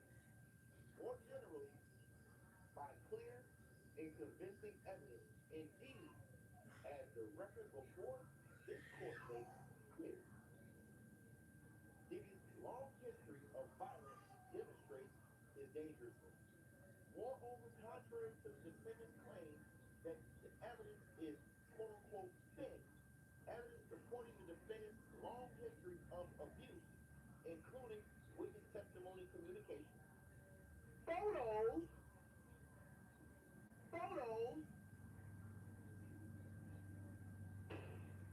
Amelia, unlock the door. I'm afraid I can't do that. Why not? Did you forget something? My protein shake. 100 innovative companies, 1 ETF. Before investing, carefully read and consider fund investment objectives, risks, charges, expenses, and more. Prospectus at Invesco.com. Photos, videos.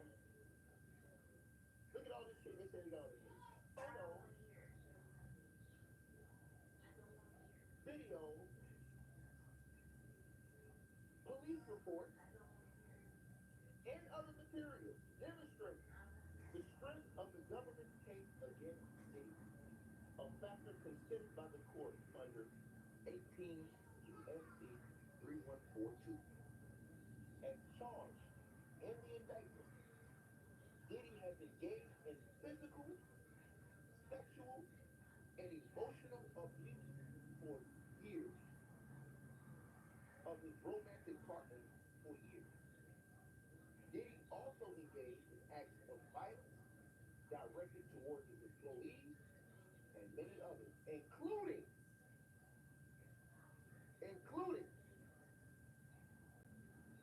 sir, this is not about emotion. that's the reason. They're presenting evidence of Diddy's own words and witness tampering, threatening, lying, coercion, payoff.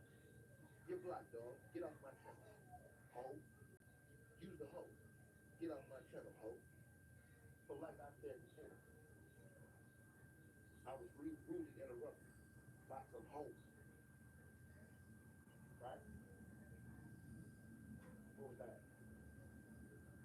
It says it's charged in the indictment, the defendant Diddy has engaged in physical, sexual, and emotional abuse of his romantic partners.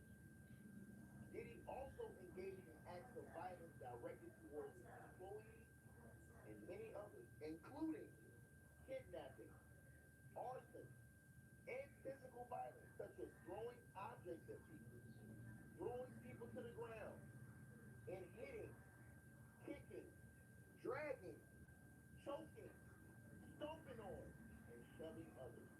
Multiple witnesses, including Diddy's employees and others, observed and or experienced Diddy's violence firsthand.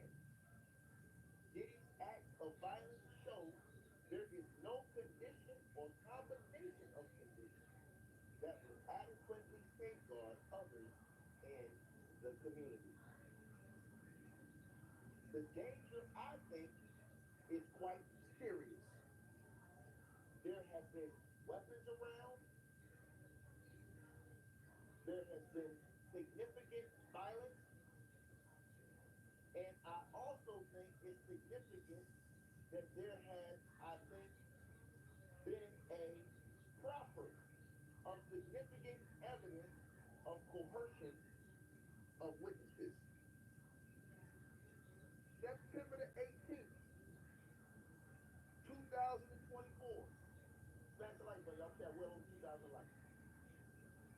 I also find that the government has proven the defendant is a danger to the safety of others and the community more generally by clear and convincing evidence, said the judge. While far from the only example, the video, the Cassie video, marked the 2016 incident at the Intercontinental Hotel, discussed at length in both previous hearings, put Diddy's dangerousness on full display. Although defense counsel conceded that the incident was relevant to Judge Carter's determination of dangerousness, the defendant failed to address it with respect to the present motion. Instead, he repeats his prior characterization of the defendant's relationship with victim one as complex and at times toxic, and pivots to the defendant's philanthropic endeavors as family relationships in an effort to distract. But Diddy's personal relationships and charity work does not neutralize or erase the video evidence showing him punching a female, dragging her, throwing a vase at her, and kicking her. In sum, Diddy cannot walk away from the clear record in this case, his inability to explain away his long history of violence, including the March 2016 incident, captured on film, is a fatal blow to his application for release. The defendant's extensive history of violence makes him a danger to those around him, and the safety of his community cannot be ensured short of his continued detention. Noting that a willingness to strike loved ones offers probative evidence of tendency to violence and dangerousness towards others.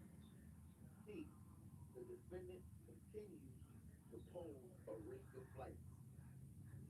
The defendant, Diddy, has not rebutted the presumption that there are no conditions to assure his future appearance given the fact that Diddy faces a mandatory sentence of 15 years imprisonment and a statutory maximum sentence of life in prison. Right? Right? defendant may face weighed in a favor of finding the defendant was a flight risk. The steeper the potential sentence, the more probable flight risk it is, especially considering the strong case of the government. Citation omitted. In this case, the defendant had initiative to flee, given the potential punishment and the nature of the evidence that will be presented at the trial. Presented at the trial. Let me read this line again. It says, in this case, Diddy had intention to flee. Put it back up there. Given. Oh, baby, I'm coming. I just gotta use the bathroom real quick.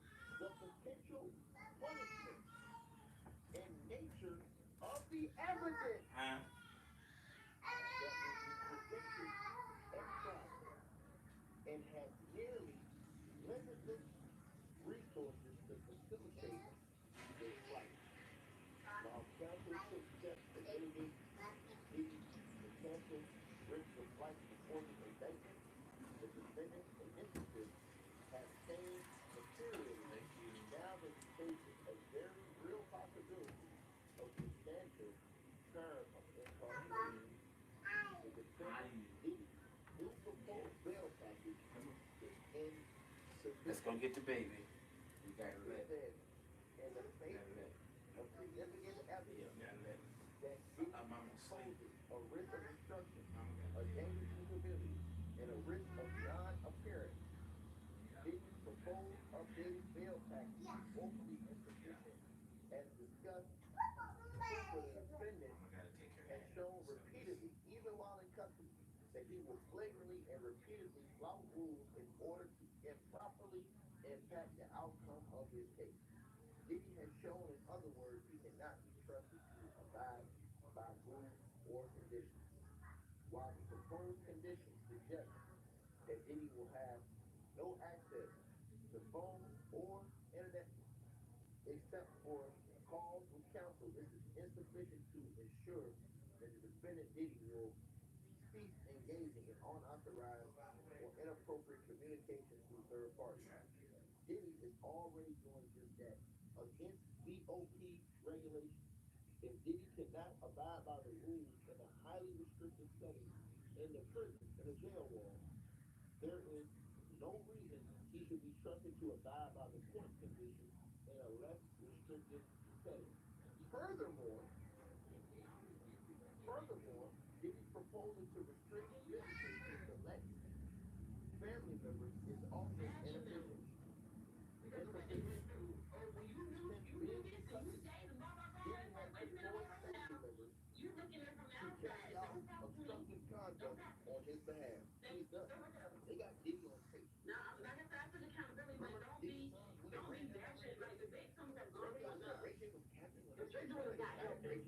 If anything, it's a trigger to make them go back to a dark place. Ray J could fear his life. Didn't y'all say that? Didn't y'all say that? I'm doing it. Talk about it. There, yeah. Like he dropped names and he's on the list. Every last one of all the presidential candidates, they say all of them on the list. Every last one. So how can he drop names? They say he's on the list. They say all of them on the list. So anyway, back to what I was saying. They're claiming, wow, that part was blacked out. That is where I'm downtown now. I can show you the downtown is beautiful. They got it decorated and everything. That is where he had the postal code.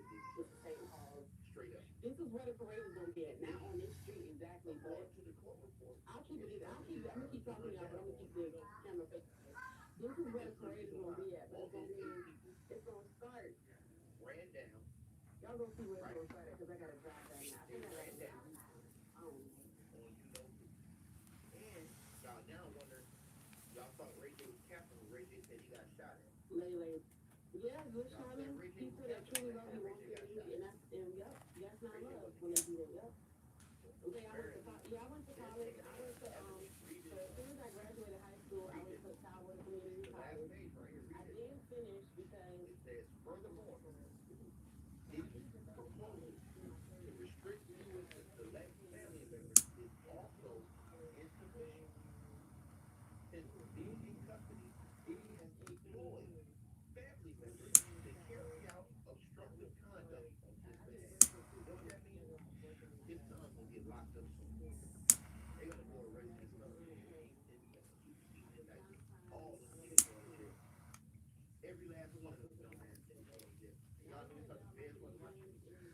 feds knew Diddy sent that shit. And they got it right here in the paper. Because Diddy, dumbass, didn't think they was listening because he was using different call apps through burners, through burners, through burners. Because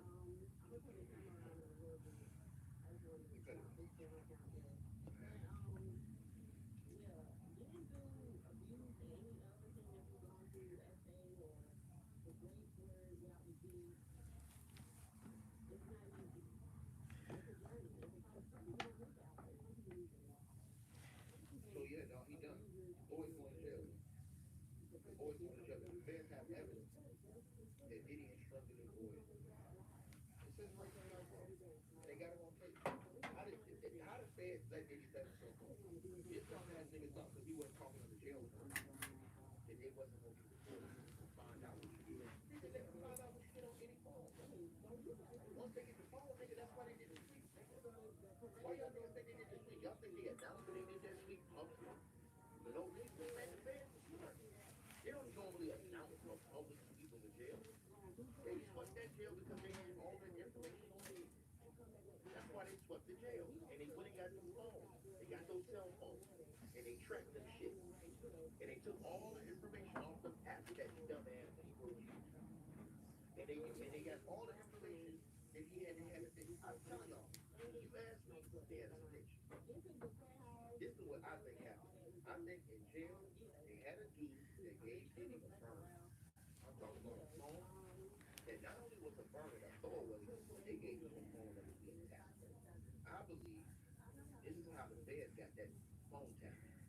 I believe the feds got that phone tapped because they used the inside man, which I think the feds used a snitch, or they used the undercover. One of the other, either they used an undercover or they used a snitch. And they used him to get Diddy that phone. And that's how they recorded Diddy's phone conversations. And that's how, when they went and did the sweep, they got all that information from those apps. And they knew exactly where to get the information to find out how Diddy was talking. He's funny. It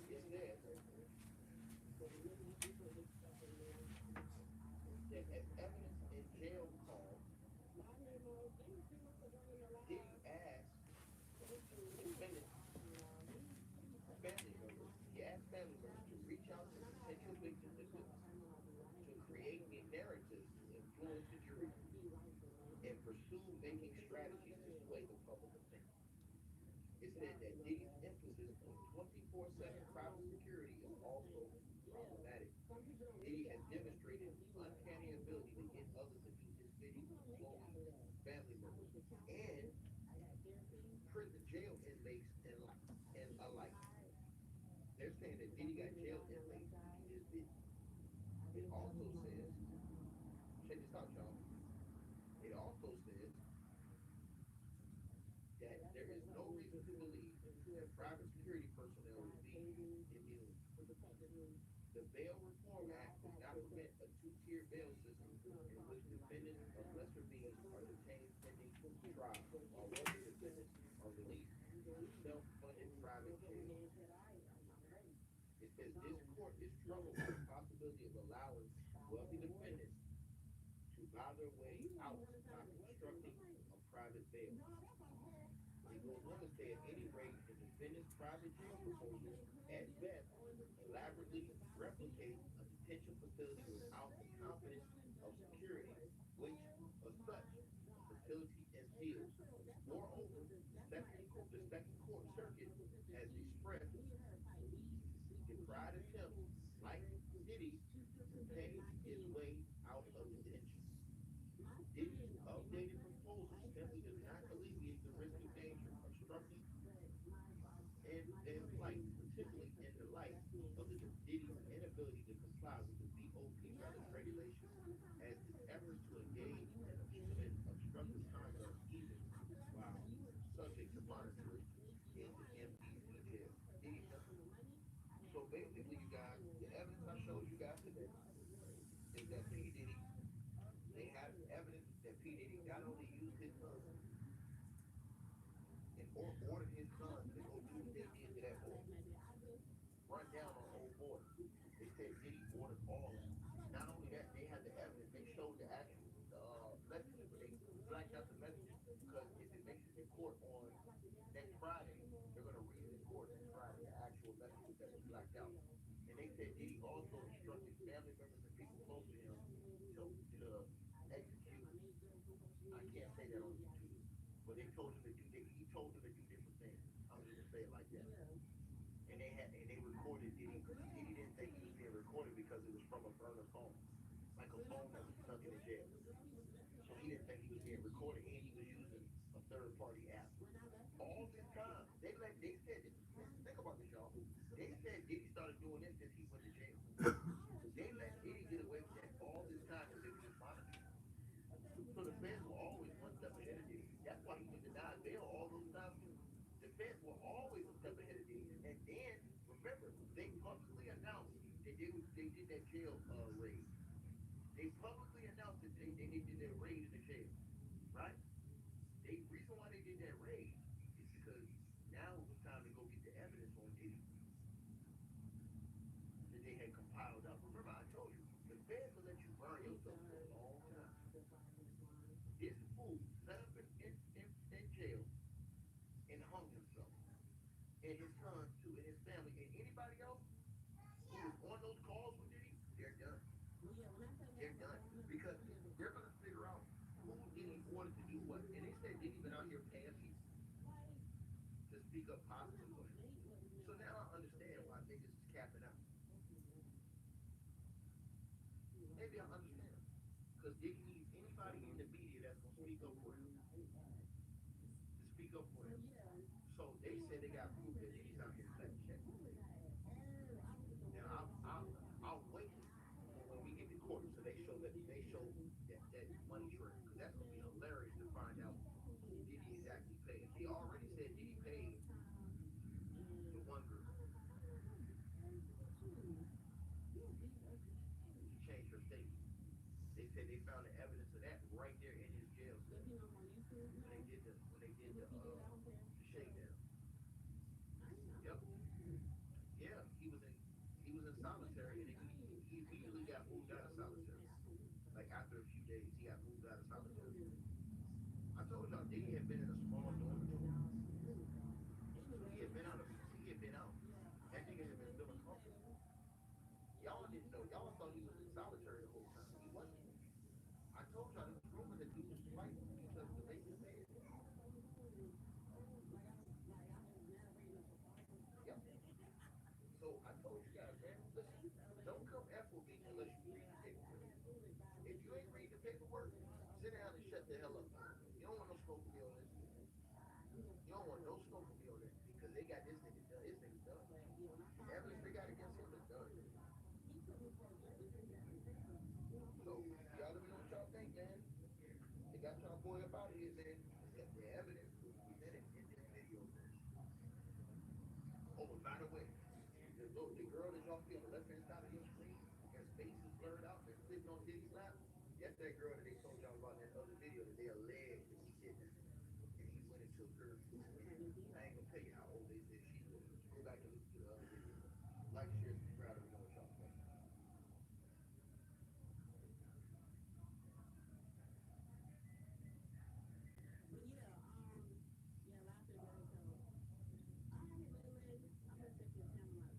Where do you work in to put finance and HR on one platform? You're a rock star, Steve. Guys, can you keep it down? I'm working. Anyway, yeah, you're a rock star. The Silverado HD and a 13.4-inch diagonal touchscreen. The reason you bought it? Yeah. To remind her she's still got it. At Bob Evans, we're so committed to making delicious mashed potatoes, we've started speaking in That means you better believe it. When you need comfort, bring out the Bob. And then people that drive through the usual Mr. Crawford. And I feel bad as hell. And then I seen this fat brother behind me, right? What you getting at? What you stacking at? Because when I, that's back in the day when they put the Big Mac in that styrofoam,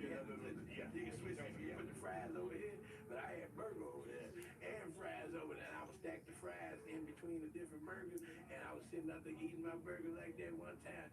See, I'm a genius, okay, when it comes down to food. And his big brother was looking at me like, man, how you do that? And the manager put one of them, he put one of them on the menu one time, and they said, some lady came in and demanded to take it down because her husband was eating them, and he wound up going to the hospital with heart problems. I said, he a bitch. That's right. He can't eat this man food. He can't have his food. Hell no, this man food. But yeah, but I like fine, I like quality food. But you know, we had a lot of comfort food. I had to learn to enjoy, because I like good salads and stuff and quality stuff. I go to a vegan restaurant and enjoy it. And do what? Eat. Eat vegan? No. You don't eat vegan? I don't. You never had one? I've had it. I don't. I agree with you. I ain't saying I was gonna turn you into a vegan, because I hate motherfuckers play with me with that shit. I go to a vegan restaurant, I eat a salad. Right. All right? And don't you trick me with mock chicken tenders. They made out of tofu or jackfruit. Don't play with this lady. I watched this video. This lady made vegan oxtails, right? What? Oh my God! I bet it was good and terrible. I can't. I was trying to cancel my Instagram page because I said this is demonic, right here. Because most vegans don't believe in God. I'm gonna just tell you right there. You can't pray over lettuce. God, lettuce is grass. Yeah. Cows don't even look happy eating it. I ate a hamburger in front of a cow one time, and you know what that cow did? He licked his lips like he wanted something. I said, nigga, that's cannibalism. He kept looking at me like, bring my cousin over here. I would eat him in a minute. I said, I know you delicious. As you got older, did the fat jokes bother me? Because it seemed like you told a joke like I take a shower and my back still dry. Mm-hmm. So it's kind of like you're trying to take some of the toxicity out of the joke. Yeah. But did it ever bother you? Because you're on stage and you're a comedian. And so when you're on stage and you going in and people like, man, LaBelle, sit your your fat ass down. Mm-hmm. Did that bother you? Well, if somebody say that to me, I would roast the fuck out of them. Sit your fuck ass down, you nasty ass mama, sucking dick for a living. That's how I go at you. Some nigga called me, one time called me the Nutty Professor. I said, you damn right I'm Nutty Professor. And I gave your mama this dick in clumps the other night. Hey, and see, I mean, they'll run up on stage in Alabama. Huh? They'll run up on stage. Your monkey ass up there if you want to. You gonna go back in a box. Look at nigga, I bring my damn milk meat on stage. I don't always bring it. I'm from Texas. I live in Texas. We got hot ones down there for you, but I don't worry about it. You know, they run on stage on people who they think they can run on stage. If they can get some fame off of me, off you, they'll run on stage. If they think they can take you, they'll run on stage. But you don't want to do that. I got a mic, I got a stool, I got a mic stand. Man, dude, don't do it. If you that mad, take your ass outside and cool off. Now I had cats catch me off the stage and want to holler at me. I remember one of the times I was joking, and I was in Oakland, California, and I had said a joke about this cat. He was up in the balcony. And I said, it wasn't even a bad joke. I said, this brother up there strong arm in the booty. He got this girl so scared. She said, can you rape me later? You know, and I did a joke like the way she was looking. Right. And she goes, he don't rape me. A woman will get your ass whooped. Yeah. Well, you say that about my friend. He don't do that. I said, I was just joking. So after the show, the brother gonna say, I didn't know he was mad. Next thing I walked up, what's your joke now, nigga? And I didn't know this nigga was tall as the building, right? I looked up and I said, I have nothing to say, sir. I have nothing to say. But at that time, I was like, dude, I said, you big. I ain't scared of you being big. I'm just scared that I'm going to get some charges because I had a fork in my hand. I know how to eat with it. I know how to fuck a nigga up with it. You understand? That nigga, he'll sue me for fighting him. You know what I'm saying? And see, and that's the thing about it. You know, I don't put people in a position all the time to jump me. But if you say something to me, I have every right to say something back. Right. But I don't. People, they enamored by me. I don't really have nobody. I come up and I make you laugh. Right. And I don't pick on you too much. You know, if you say something to me, I might mess with you. But I see if you're going through something, I can tell. I got a good empathy on people. If I see them going through, I'll leave them alone. Because it ain't worth it. I say, brother, you know I love you, man. Go. Because it ain't I'm scared of you. I said, I ain't come here to start a fight. Right. You understand? I ain't got to, and I be telling some young comics, you ain't got to push it. You done already won. You got the microphone. You don't have to do that. These people pay to see you. And a lot of these people have insecurity. Right. Nowadays, Shannon, you know, like you sister, you want to beat Mike Epps' ass. You remember that? You bad the motherfucker. I was like, damn, Shannon, what you gonna do to little Mike? You ain't have to be that damn man. You take a joke because you reaching that level of fame. See, you got your football fame. You're a Hall of Famer, right? But see, this fame is totally different, ain't it? Because you out there, but you wanted it though. I didn't see this level of fame coming, LaBelle. And I thought the thing What the fuck you talking about? Nah, not like. Hold on, man. What the fuck? Why you do it then? No, but here's the thing. Like you said, you look at my career in the NFL. Right. And I won Super Bowls. I'm in the Hall of Fame. Mm-hmm. But I'm 10 times right now. And I've been retired 2 decades. What I was then, I didn't expect that. Well, nigga, you had a helmet on. Nobody knows the fuck. What you think? Ain't nobody see your ass. They see your name on the back of your jersey. You make a touchdown. Good job, nigga. Now go over there and do another time. This is different. It is. Your face out there, your muscles out there, your outfit out there. Niggas gonna make jokes about it. And you in the worst time to be famous, though. Because niggas do skits by niggas. There's so many skits on your house. Man, they cut me a check. And you should. But the thing about what it does for you, you know what it does for you. You get your shit is hot. Everybody won't be on that. Yeah. And you have to find you had coaches cuss you out. You went up against some of the biggest linebackers. Right. But this the same shit. It's just that you don't. It's different now. It's words. And then some little punk joking about you. Nigga, look at my head. Nigga, these niggas killed my head. And I can't even. I gotta put a hat on to do a video on Instagram because these niggas. It would hurt my feelings. I was like, damn, my head fucked up. And I know my head fucked up because my son got my same head. When I cut his hair off, that nigga wore a hat for 2 years till his hair grew back. I said, this nigga did not like his head. Right. But I gradually, I'm a man, you know, I ain't gonna, none of these clowns can reach the level that you metamorphosize your career in so many different levels. It ain't even a joke they talk about. Yeah, nigga, but look what I got, bitch. You walk around, you so rich, you got a little dog you carry with you, nigga. That's white rich. But see, here's the thing. It wasn't so much the joke that he said, it's who said it. Like a lot of people say stuff, I ignore them. But see, Mike ain't shit. Mike a regular nigga. I knew Mike when he had just got out of the penitentiary, man. Mike turned his life around. He the same nigga as you. Yeah. He the same nigga. And we had that conversation when we ended. And I was glad we had that conversation. But you know what, LaBelle, I ain't no lucky saying. I understand your feelings. Yeah. No, man to man, head, you know, hot head. It goes without saying. I mean, you've been fighting all your life. Nigga say something that nigga, you jumping on me all the money you got.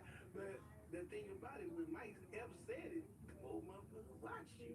They watched Cat Williams go off on everybody, and you sat there and ate all that shit up. But they talk about saying. Well, they got mad at me. Yeah, of course, nigga, because you out there letting them say Earthquake can't read. Well, I mean, what I'm supposed to say? I ain't getting for script, so I don't know if he can or not. You just said, interview over, I'm getting out of here. You just did like that, but you was sitting back saying, ooh, nigga, we about to get Quake, first of all, Quake my guy. Like I said, some guys I know, like I know Quake. Quake and I have conversations. I talk to Quake. Quake and I go to dinner together. But a lot of the people that he mentioned, I felt that he was retorting what they said. Ricky said that he had the role of Money Mike, and he was setting that straight. I asked Sam, did he steal the joke? Because that was reported. Sam said he didn't, and Cat. But the nigga had receipts. They showed the same joke. And this is the thing, man. This is in the defense of said he from my hometown. I love said. And I mean, dude, you know, sometimes you do a joke and you feel it. I ain't never stole no. I don't have to steal no joke because my life is hilarious. Right. I can write shit. I can go up and talk about. So I elaborate on a comedian's joke that he did on stage. Like Chris Tucker was on stage last night at the Sinbad show, and I said, boy, he did talking about he had to ride in the coach because he ain't got the money no more. He said he had the son pull out a knife, keep us safe back here, you know, because he was scared. And I said, ooh, I wish I could have went up behind her because I would have rolled off that joke. I said, yeah, I was on that same plane with Chris Tucker. I was sitting in first class. I got a lot of miles. And I looked behind the curtain. I said, hey, Chris, good to see you, nigga. I'm watching Rush Hour on the movie. Y'all don't get movies back there, but you did a real good job of that. I shut the curtain. Let me eat, nigga. but, but comedy is not yours to own. Right. It's yours to create. Right. And sometimes I had a white boy steal a joke of mine. I don't even know who he is, and I don't know who he is, and he know he got it from me because white comics, black comics, they know me. I'm on everything. So when you watch my special, my first special, Can a Brother Get Some Love, I did a joke about a dude supposed to be my father. I found out it was my dad. And when I got to meet him, you know, I was like, damn, he was a professional bodybuilder. I said, we got that alike, you know. He built his body one way, I build mine with hamburger, you know. Right. And then I said, but I seen a nigga in that bikini. I said, I don't know if he my daddy though. I'm gonna have to do a blood test because that nigga got a lot of dick on him. I ain't inherit none of that dick. I said, shit, I must take dick after my mama, you know. So this white comedian did it. Then an NFL player did it. He did it on the talk show. He did the joke, and the nigga never gave me no credit for the joke, you know. But even Tyler Perry did a joke that was of mine. He was at the airport. It was witness relocation, witness program, whatever. The movie he did. And he get mad, whatever, but I know he did it because he took the trailer off because somebody, and he ain't no comedian. He's an actor, a writer, a creator. He's very talented. I did a movie with him. So, but somebody probably wrote the joke because he was up there and they was in line at the airport. And he said, ma'am, for security reasons, you got to take your shoes off. We got to check your shoes. He said, take my shoes off. He said, who going to put them back on? That's my joke. I did that on my special, right? And my 30-minute special on Comedy Central. Right. That's one of my main jokes, you know. I said, I ain't got no bombs in my shoes. I said, if I had bombs in my shoes, as heavy as I am, as soon as I put them on, this shit's gonna explode. You know? Right. And that's the joke, you know. Right. So, but I mean, when it comes down to that, you know, when Cat was jumping on, I said, nigga, you make $100,000 a fucking show, motherfucker. You worried about the pussy ass joke you did back in comic book?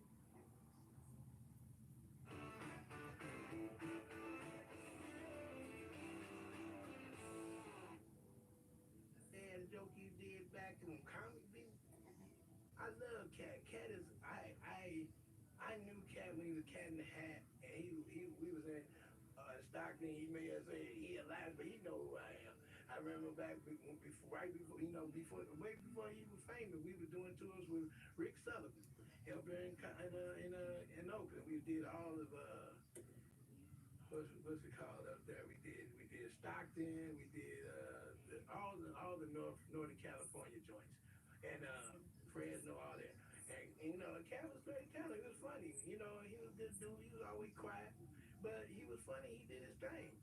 But when he blew up on that Money Mike on Friday, I said that nigga about to be a superstar because that Money Mike he embellished every character that some bitch do. That some bitch he eats them characters up. Yeah. Money Mike he ate it and he rolled, he turned, and that's why Rudy Ray Moore told me something way back. He said, use what you got.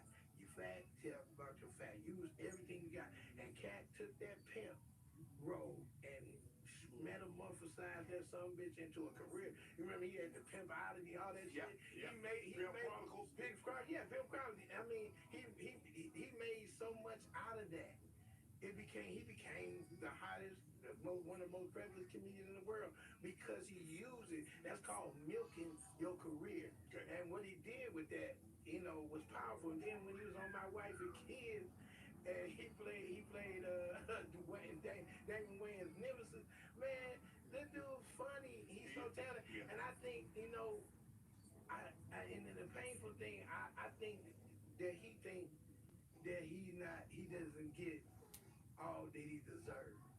And I understand because how hard he goes. And he is very smart and very talented. But him relishing off of one little joke cat, series back then, So if somebody steal, you're okay if they steal it. I'm not okay with it. You're not okay with it. No. What if they gave you credit, say, man, I took this joke from LaVelle? Yeah, that'd be great, and then make the check out to the bank.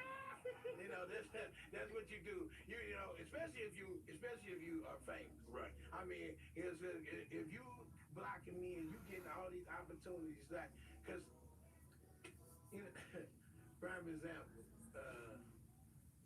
everybody asked me about that Mr. Brown shit, right? Right. Okay. That Mr. Brown shit, everybody look, that's all right, man, when you went up on Mr. Brown, blah, blah, blah. And David Mann, he's a nice guy, right, whatever. But David Mann, he tried to get me with that thing, and we wound up going toe to toe. I said, nigga, I'm fat, but I got these jokes, nigga. Right. And I told him that he thought he could turn me up. I said, and I didn't kill him with some of the bruises I could have got him with. Right. I said, nigga, how you calling me fat? Your whole house is fat, nigga.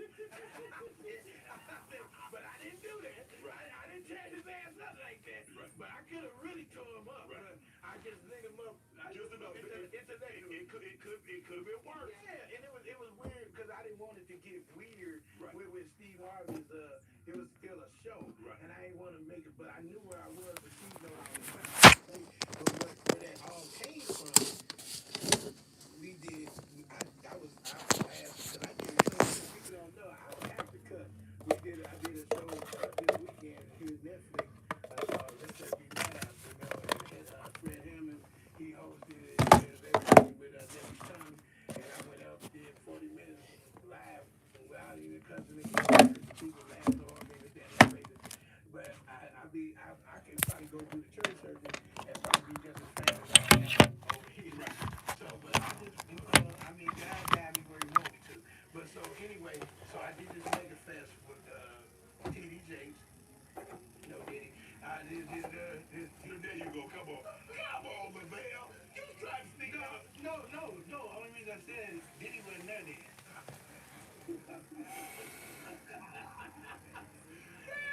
I'm in a coma with my eyes open. How y'all doing this morning? It's Friday. Oh, gee, what is this? Lord have mercy. This bubblicious doughboy on here. Let me change the channel. This was the second time I did it. David Mann was there. You may not admit that. You know, he did this joke. It was so similar to the joke that I did on Laugh-A-Palooza. It was pretty much the same joke. Right. I mean, there's a couple people do it. You know, I ain't gonna put them out there, but they know who they are. And they do this joke. They know my joke. And I did on Laugh-A-Palooza. They gotta be talking about, I said, I went over my white friend Jeffrey's house, and Jeffrey, it's a different world over at Jeffrey's house, because we said, hey, well, come on in, man. We're gonna go to the place with my toy. Like that. I used to go over his house because he's the only child. And he used to, his mama buy him everything. He had G.I. Joe's Kung Fu Grill. He had $6 million man. You remember the $6 million man when you look behind his head and you had behind his vision? He had Evil Knievel. He had all the games. And I used to go over there and play with some. When he wasn't looking, steal a couple. Take them off. So I went over there, and I went over his house, and we were going upstairs. I said, come on, let's go upstairs. Before he can get upstairs, I said, his mother said, wait right there, mister. You hold it right there. Don't you move another muscle. You don't you go up that stairs. You need to clean your room. You're not going to have company. You better clean your room. You need to clean your room. Pronto. And I was like, ooh, shit. I said, white mama just like black mama. They don't play. Right. Like that. But Jeremy looked at his mom and looked at me, moved me out of the way and stepped up on his mama like Clint Eastwood and said, look here, lady. I have company. And we're going upstairs and have a good time playing with some of my toys. Some of them are missing. I think they'll touch some, but I'm not going to say anything. And we're going to have a great time. And I'll clean my room when I'm ready. You bring us some cookies and some lemonade pronto. Like that. And I was like, ooh. I said, I'm going to go. You about to die. I said, run, run, run. And all his mother did was go, what? And she went, ah, and she just ran in the kitchen, didn't do nothing to him. And I said, holy shit. I said, hold on, man. I said, hold on, Jeffrey. How you sit up there and talk to your mom? Your mom about to kill you. You better get the hell. I said, well, look here. One thing I've learned in the 8 years of my life on this earth, I've learned that if you stand your ground, you talk to your mother like an adult, she has no other way but to treat you like an adult. I said, I hear you, Jeffrey, but your mama right in there loading her clip right now. She about to put 10 in your ass right now. She said, no, I guarantee you, look your mother in the eye and stand your ground. She has nothing else but to respect you. And I say, Tessie, you lying. Before I could say another word, his mother came up there with cookies and lemonade. Said, you guys have a good time. I said, God damn. You tried? I said, yeah. I said, Jimmy, I cannot stay. I'm going to take my cookies and my lemonade and some of your toys to go, because I got to get home and inform my mom of the new rules. So I got home, and I was ready, too. I drank my lemonade and ate my cookies. I got to that screen door. I kicked it open. My mama looked at me and said, I don't know what's wrong with your foot, but you better keep it off my screen door. And I just looked at it like this. He said, boy, I don't know what you're playing too much. But you know that trash been waiting on you to take out to the dumpster. Now go and take that trash out. I said, oh shit. Here's my moment. Here's my moment. And then I said, you remember everything Jeffrey said? I said, look here, lady. And I said, look here, lady, right now. I said, I said, right now I'm going upstairs to play with some of my toys that I stole from Jeffrey's house, and I'm going to have a good time. And I want you to tell you right now, lady, and before I can say another thing, I thought I was still talking. I was in the hospital for like 3 months. I had to shoe up my ass. She damn near killed me. I got out of the hospital. I was 19. She came to the hospital. I thought she was feeling bad. She said, that trash still waiting on you. Okay, so that was the joke. That was the joke that I ended on the Lapalooza. And everybody ran with that motherfucker. Because see, I write, man. Right. I can come up with stuff all the time. I can go on stage and talk about this over interview later on tonight. Let me ask you a question. Do you write all your stuff, or do you have ghostwriters? I don't believe in only ghost. I believe in the Holy Ghost. Ain't no. So you had nobody's ever wrote any material for the band? No, I mean, dude. Have you wrote for other people? Yes, I have wrote for other people. I've helped comedians elaborate on their jokes and everything. I give taglines to all my fellow comedians. I don't charge them. If I see something funny, that's what you do in the community, your comedy. You give somebody ideas that they can work. And like I got a young guy, Isaiah Kelly. You met Isaiah because he came up in front of you about not bringing me on the show. He said you're going to be on the show too. Right, yeah. And so that's my man. And when I see something that'll work for him, I'll add to it, material. And yeah, I write all the time. I write jokes all the time for people.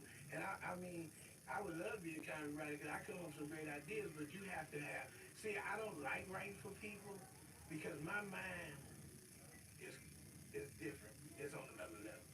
Okay, I don't write. See, I ain't afraid to say shit about my insecurities. Right. Anything. I talk about my dick ain't big. I talk about all these things about myself. I said, like I did a joke. I said, there's a lockdown. I ain't had shit to do, and my dog kept coming around licking his balls. And it was, every day he would be in front of me licking his balls. It was so disrespectful. But after a while, I started getting entertained by it. I was like, man, your balls can't taste that damn good. And then I finally snapped on and said, get your ass out of here, licking your balls. Get your ass out of here. Get your nasty ass out of here, licking your balls. The dog got up slowly and looked at me like to say, hey there. And he was right, because if I could lick my own balls, this interview wouldn't be going on right now. I wouldn't even be married. But that's the jokes that I come up with. I go there. Right. Because you tell jokes like, I don't know if you saw the Tom Brady roast. That's old school, where nothing is off the table. Yeah. If you actually were to tell jokes like that without that situation, I don't know how you survive, because they're talking about, I'm still here, nigga.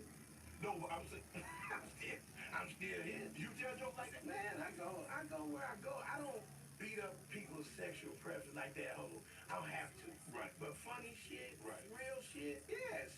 That's funny. Comedy supposed to be taboo. It ain't supposed to. It ain't funny. It's supposed to be nice. Yeah, I mean, you don't go watch no comedians that just talk about, I was at a birthday party and my kids and he fell down the steps. Oh boy, boom, boom, boom. Ain't nobody fucking listening to you. Right. I mean, you come up there and you say some shit that nobody else say. Right. I was in Little Rock and I got those days and I kept it real. I was like, well, damn. I said, we could have did this show in my hotel. Ticket sales is horrible in this bitch. I feel so unsuccessful. Nobody came up there and said this shit. And I said, damn, I said, could y'all told one person? You know, and the way I said, I shared it. I said, no, don't be leaving early. Like, you got to get to your car park right out front. Ain't nothing but about 5 of y'all in the arena. Why we do this damn show? I said, let me keep my eye on the promoter because I don't know my money here. You know, and but I'm the kind of guy, I just let it fly. And sometimes if you're confident in what you say, it's just like talking to a girl. You know, talking to a lady. If you say it and you looking at her, damn right. Ain't nobody can jump on it. Right. You know, ain't nobody can say something to you. It's just like that's the rhythm that you had to jump on, you know. And I said when they told, oh, you're gonna be through. I'm like, man, you need to get your punk ass out of here. Right. You know, you shouldn't come to the show ready to be offended. Right. You shouldn't come to the show and worry about being offended. Yeah, if you go to a comedy show, you should expect. I mean, the greatest comedians in the world that I love is like Richard Pryor. He shared his life, but he go hard. Robin Harris, he talk about everybody in that audience. He go hard. I love people that they go past the line. Robert Schimmel. I mean, people that people don't even look at it and be like incredible. I mean, this guy Tony Hinchcliffe, he was on that roast. Tony Hinchcliffe, and he a gay dude, and Tony will go hard. Tony goes so hard, but what I like about Tony, he got a thick ass skin. You know, David Lucas, he's a funny young comic coming up. He be going at him with gay dudes, and he be going toe for toe, and he don't care. But that's how the world should be, man. People gonna have their opinion, even if they can't say it. They gonna still judge you. It's just like I tell you. I said, you can do them people pick on your ass, and sometimes you should do what you kill them with is laughing at some of that shit because you be like, yeah, whatever, nigga, I look good in my shit, you know. And the funny thing about it, I mean, even if these guys like I was gonna say, what Mike Evans was joking about, that means Mike Evans was watching your shit. That's the cool thing. Motherfuckers watching you. Right. They ain't watching you, you know, because you on TV. Something has to make them want to watch you. And like everybody said, like I even said, I wish that nigga Cat would have said something about me so I could sell some tickets. I think everybody want Cat to say something about me. Yeah, I mean, and after a while, because people like, oh, why ain't nobody retaliating? I said, why? It made them famous. Michael Blackson ain't never been that damn famous. He ain't wrote a new joke since 73. See now, he gonna come at me because you said that on my platform. I told him that. Don't give a fuck if he say, hey, that's my, I'm cool with Michael Blackson. He don't like because I'm Joan, we right. Talk about, I mean, dude. But why they get upset at me though? I don't know. Do you think they get upset? You afraid of Michael Blackson? No, man, stop. Come on, man. You ain't never, No, but I'm saying, they were upset at me. He's afraid he gonna hit you with a blow dart? Come in here with a spur and a bone in his nose. What do you say? Why you let them talk about my people? That nigga ain't even whole African. That nigga been in Philly most of his life. That motherfucker changed his accent so damn fast. He was working for U.S. Air when he was U.S. Air. That Mike perpetrated that nigga scared of elephants. Just went back to Africa. They didn't even recognize him. Who was this nigga? So, I mean, he my friend, but I joke about it. I mean, we've been around for years. I mean, and Mike one of them guys that he take it on the chin. You know, you look at his page, people be killing him. Yeah. And but he eat it up. You know, he is smart enough to know that's how, that's why I respect him because he's still out here eating. Right. Because he take it and go and get it. He don't let nobody hold you back. Because people, And the people don't talk about, I don't even like to talk about none of these other comedians. They don't never say shit about me, and you know who the fuck I am.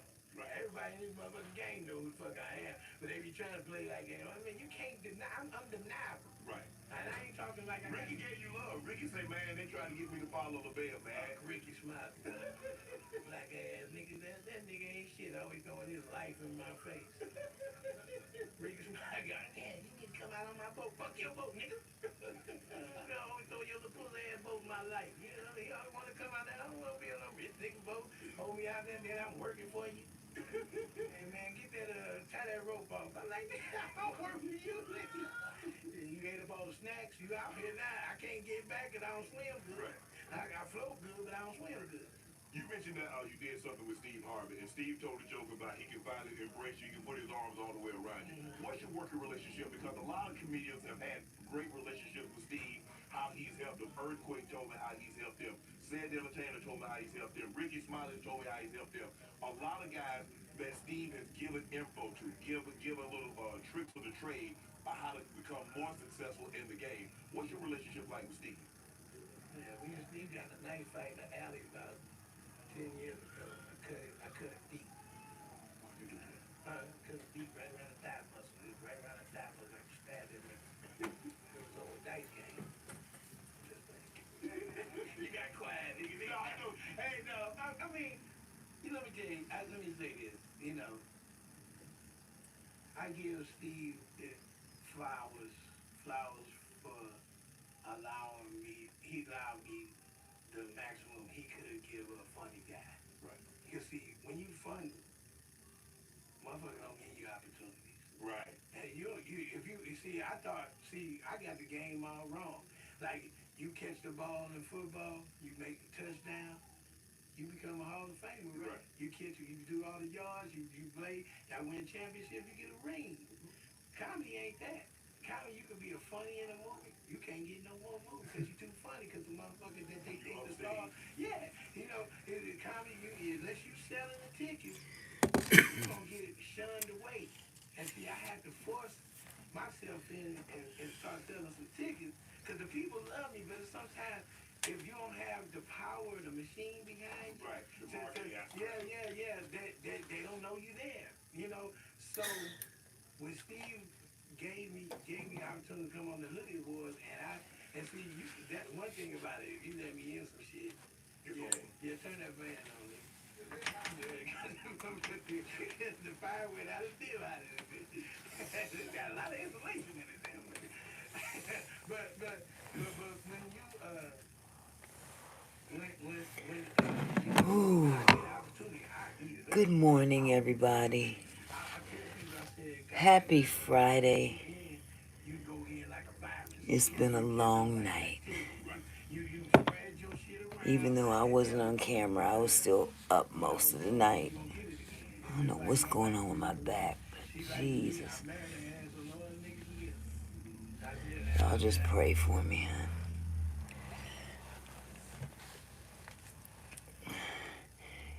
Everybody sleep.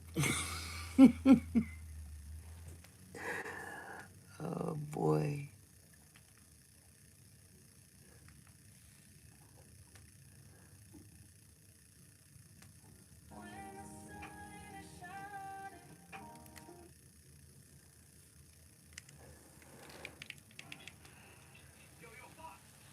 Everybody sleep in the chat.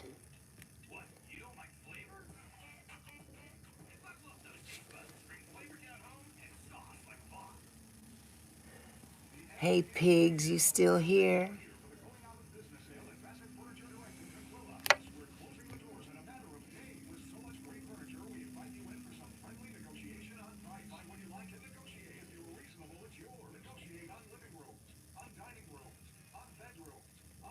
Pigs, when you go live, let a sister know so I can come support you.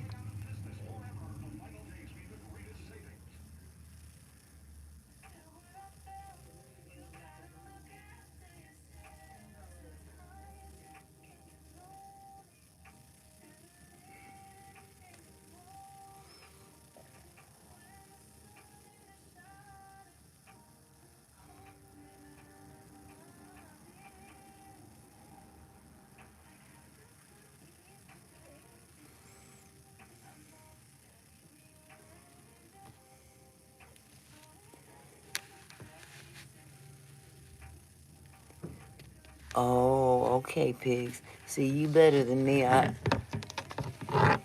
have OBS on my MacBook, and that thing got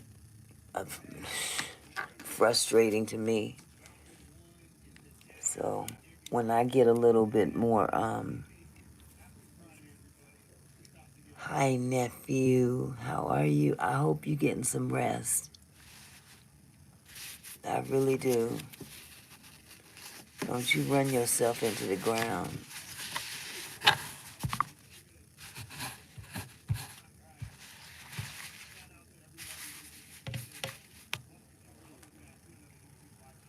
Good morning, niece. How you guys doing? I hope y'all is laid up in the bed and don't get out. Stay in the bed.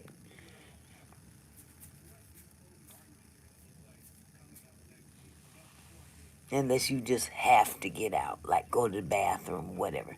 Get back in the bed and just vegetate all day.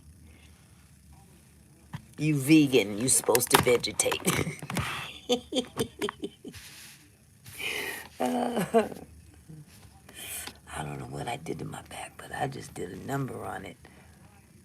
I've been sitting on it wrong all week. Having fun. I'm paying the price for it now. There we go. I got stuff on my screen. But we had a good time. We had a good time. This week has been really fun.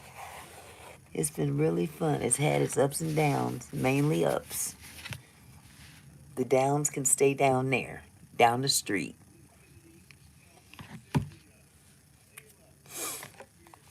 My husband has the kids right now. He's giving me a reprieve. So I thought I'd come here for a few minutes and then I'll shut down. I'll shut down from it because it looks like I got 10 in the chat and I have 11 likes and my counter is up to 411. I have no, I can't even figure the math out right now. I'm not going to try. I'll probably try on my calculator. Ooh wee. If I could just do 10 hours today of live, I'll be good. I'll be good.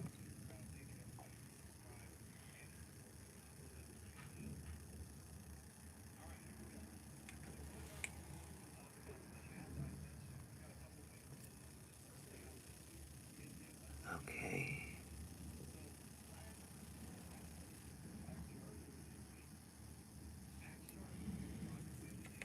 Okay, 60 times 4 equals 240.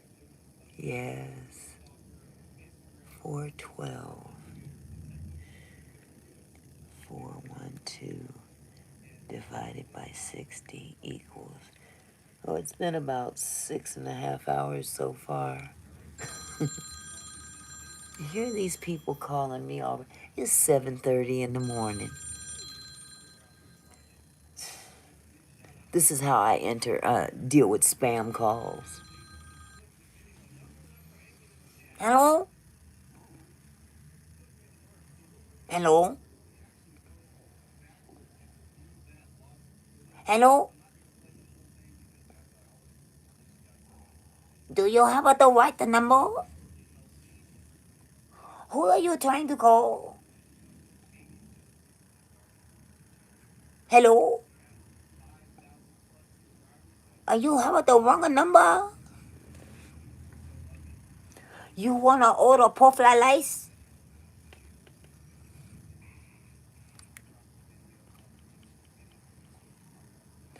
You want a pork rice? I have shrimp fried rice and pork fried rice.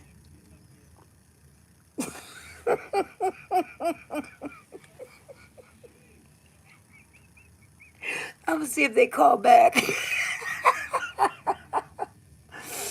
Oh my God. Oh my God. Don't fuck with me this early in the morning. It's a Friday. Leave me alone.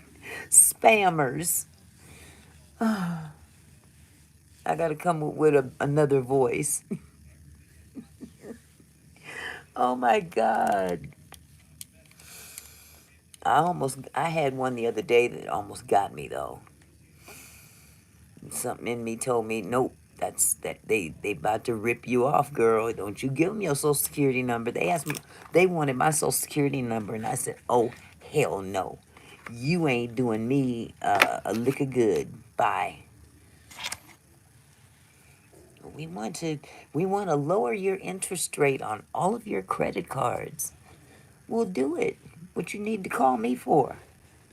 Just do it. Hit the button. I mean, ain't that what y'all do? Hit the button and be done. Ooh, wait, I didn't know I looked like Celie from The Color Purple this morning, but I tell you, it's quiet this morning. This thing says I have 12 people in the chat.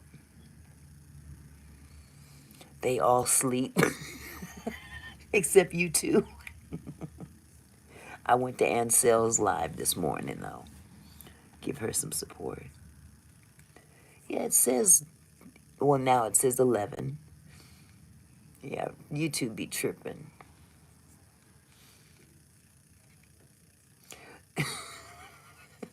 Celie got a twin sister who's albino. You didn't know that? Who's live? Celie's live? Celie was live? Who's live?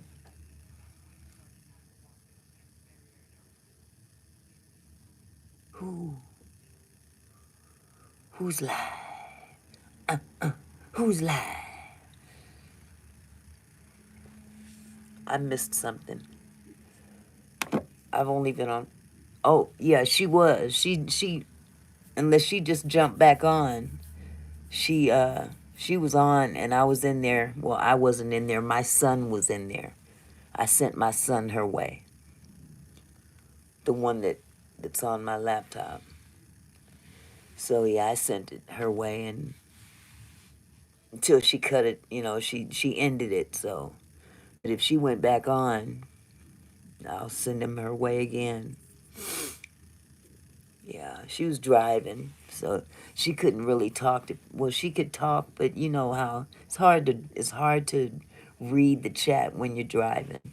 So, but she did okay. There was other folks in the chat that will remain nameless. So, I was under a different name, so I was incognito.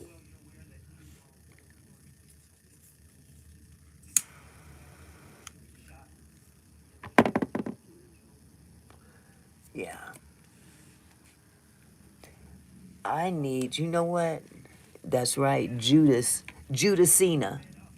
It's Judacina. Judessa. We can come up with quite a bit. She ain't got 30 pieces of silver, though. She still got food stamps.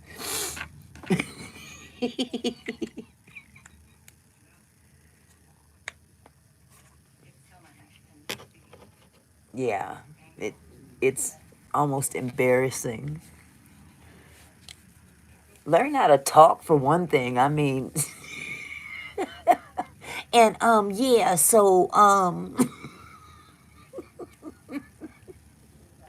yeah, so I have these booklets that I write in. Okay. And let me shut up. I don't want to do that. That's not nice. That's messy. I don't want to be messy.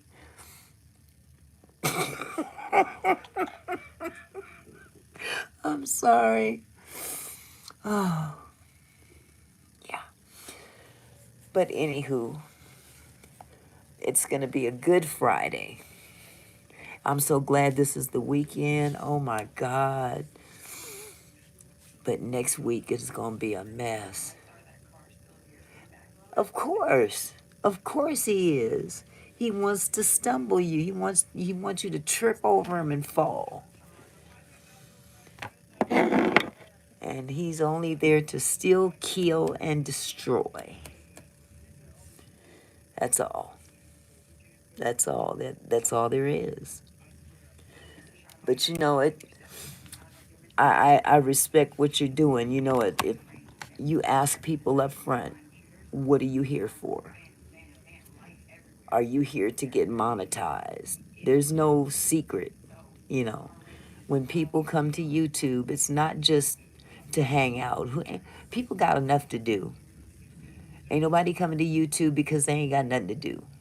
You come to YouTube for entertainment, but for the amount of time that we spend on YouTube, it ain't just to be, you know, it ain't just for shits and kicks and giggles. It's we trying to get paid, and you gotta put the work in to get paid. So for somebody to call somebody money hungry, okay, so what does that make you? Bored? I mean, you got a whole husband, and you on YouTube, and you're not trying to get monetized? And this is the thing, Auntie, we're going to need each other after we are monetized. Yeah, because we are still thank you. Yeah. Yeah. And, you know, corralling all these people up under you, and you have nothing to offer them.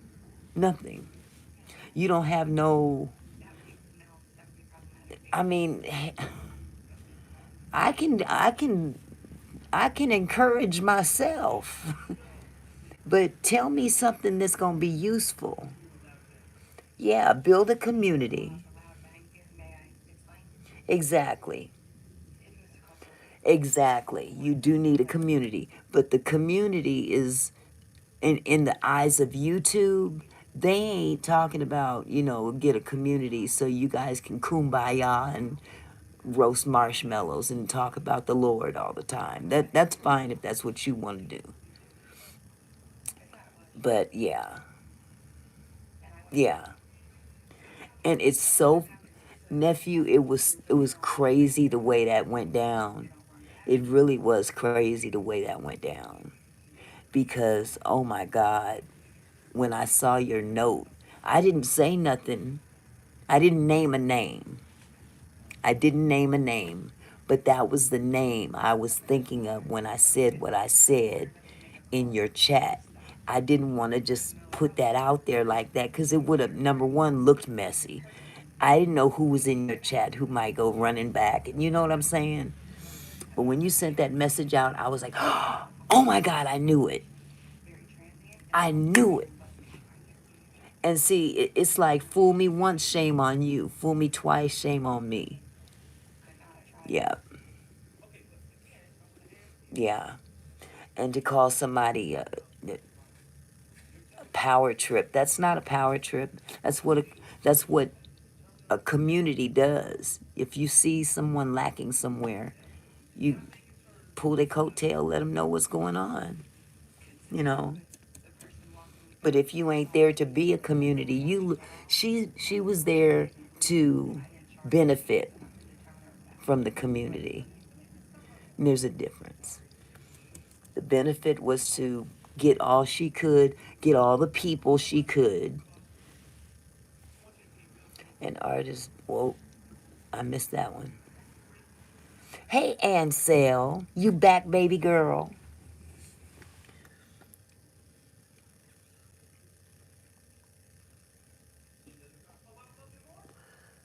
I didn't even get to see it. It just disappeared. Said retracted.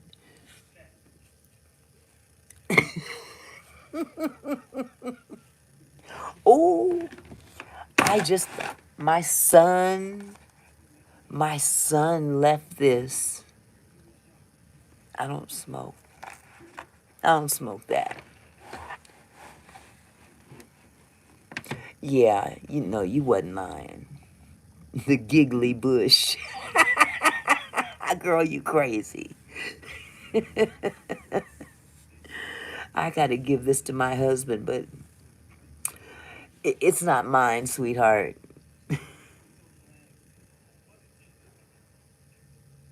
I know you will. Ansel, did you see Isaiah Jones in your chat?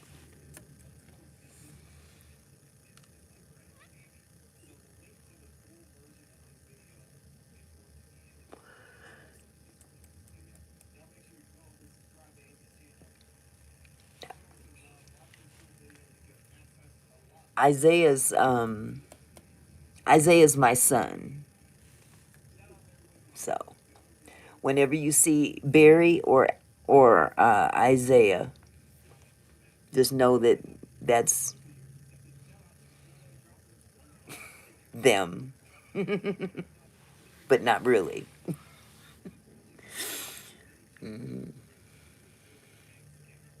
You never know who's watching. You got to be careful what you say on here. Santa Claus. When you had Tyler Perry up, I was like, no.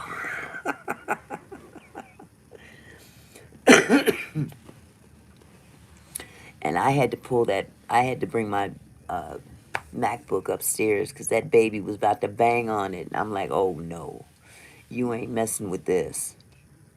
You're welcome, sweetheart. Your daughter is beautiful, Ansel. She is gorgeous. She looked just like you.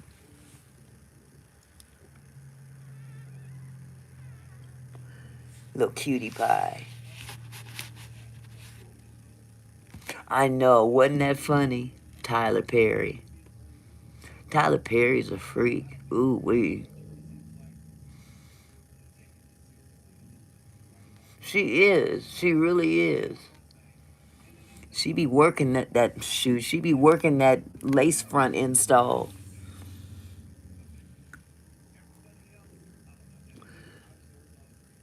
Oh, she said hello to the Tyler Perry. Tashmere is a nut. She is hilarious. I missed her yesterday. I didn't get to talk to her at all yesterday, but she is funny. She is nuts. I look at her videos and she'll be saying, good morning, good morning. But yeah, we be having fun here. Shoot, man, we don't need no dried up, no sense of humor having people. We gonna have fun up in here. Yes, you do monetize tonight, don't you?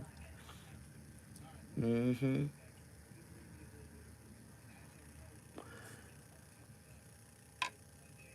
Dried up wig. Oh my God. I want to say something so bad that happened on that other live, but I can't. Authentically dried up. No moisture, crumple, crumple, crumple. But I don't wear lashes though. You heard the eyelash comment, right? You're welcome, Ansel. You know I mean it. For real. I wouldn't say it if I didn't mean it. But nephew, you heard the eyelash comment, didn't you? In one of those videos about authenticity. Yeah, I caught that too. I said yes, and they're well worn. The baby gorilla. Mm-mm.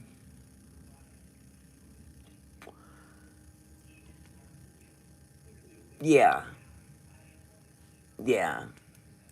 At least spray it or something. Put some Afro sheen on it. Something. But no, I'm not gonna knock her. I mean that she has her look, and I have mine. When I hit kick, it felt so good. Kick rocks. Yeah. Man, I gotta do something with this hair. I got my hair cut, and I think this chick messed me up, because it is just like I have nothing here. And then I've got all this here, and I've got this here. It's not even. I'm going to stop letting these folks. I was just talking about you, crazy girl. There's my crazy girl. What you talking about, Willis?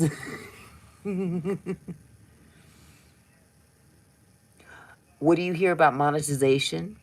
The vegan king is about to be king monetization. Yes, he is. He about to do the thing.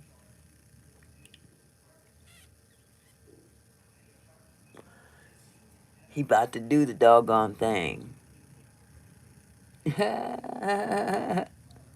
And see, those are the people that you want to hang with. You want to hang with people that's showing some progress. Isn't that wonderful? That inspires people. I don't need nobody to give me pep talks every day.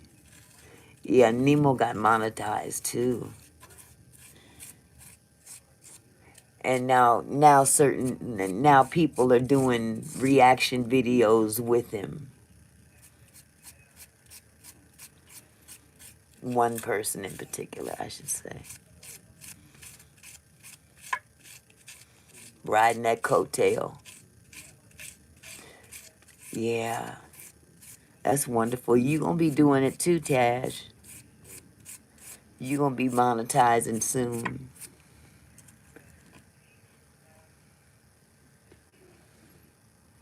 Yep. Yep. Now, wasn't it you? Maybe it wasn't. I don't know. Who started giving shout out videos? Was that you or was that Nemo?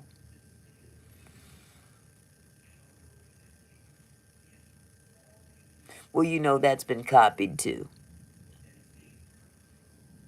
Just to let you know.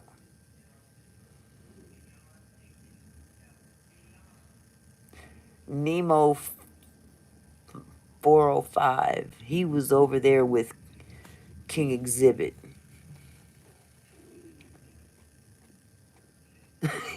She said, "Woman, I just got here." It won't be long, no, Taj. Look, time is gonna fly by for you. Yeah, I don't know. All I know is that I was with him for a hot minute until he started tripping. And when I saw him trip, I said, unsubscribe. Boom.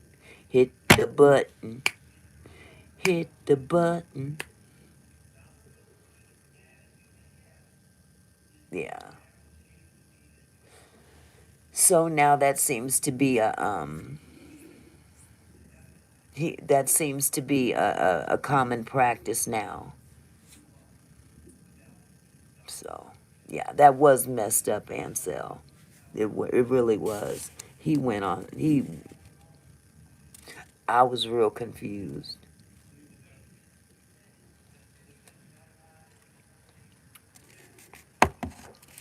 Who's Dee Dee, honey? Is she who? I've never heard of her. Him, her, whatever. Here goes my damn neck again. Dodash. Oh, God. Jesus, I'm so sick of Dodash.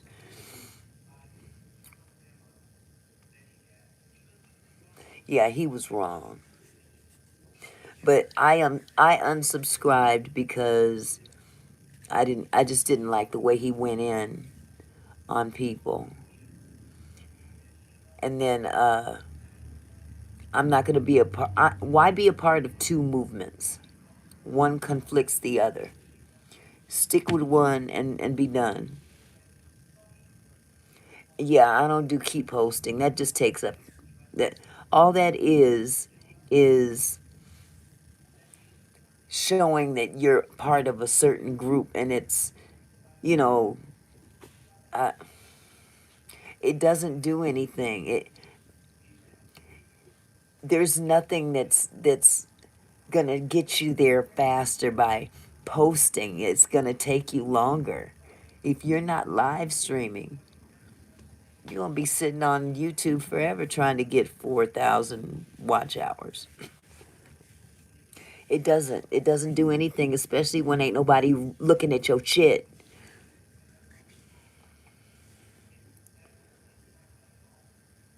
That's right. Implement your own hashtags. Implement your own hashtags. I don't take everybody's advice. If it doesn't make sense, then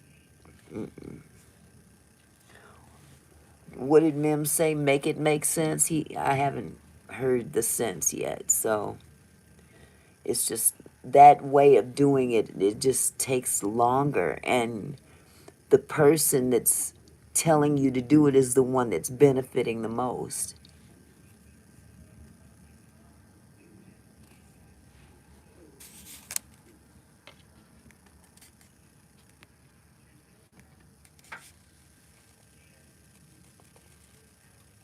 Mm-hmm.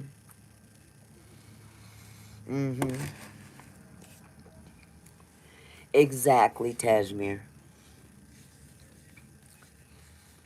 People too doggone soft on YouTube. They need to grow a set. Take some constructive criticism, if nothing else. And it's not even criticism. It's just you have a structure.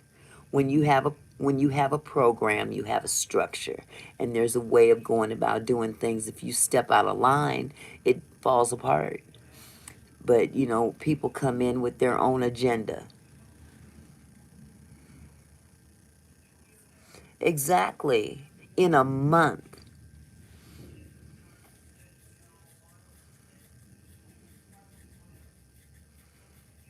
Yeah.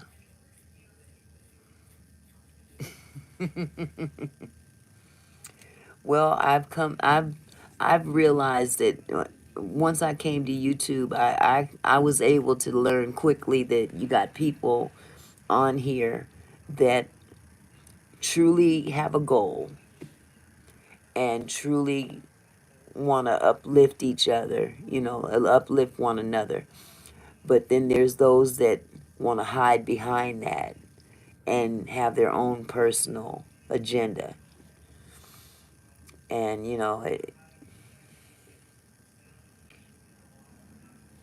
okay, a rat's ass, a mouse's ass, a roach's ass. And that's what you said in your chat earlier, and I respect that. I respect that. But my thing is that you've got others that say the same thing, but they move in different.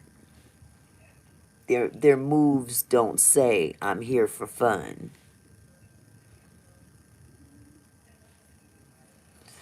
Yeah, I don't think that's gonna happen, sweetheart.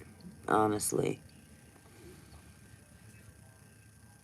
I don't know how you were bullying anybody. I really don't understand how you were bullying anybody. And that wasn't a power trip. It's your group. So how is that a power trip?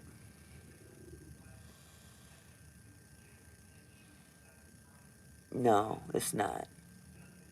But the people that accuse you of those things are taking your taking your tips and adding their own little flavor to it.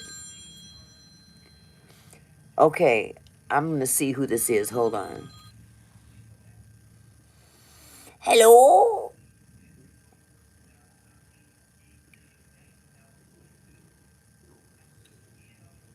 Hello?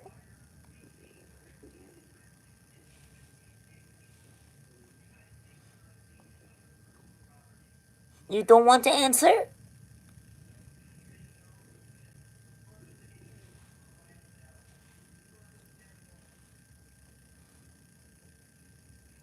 When you wake up, you can call back. Have a good day.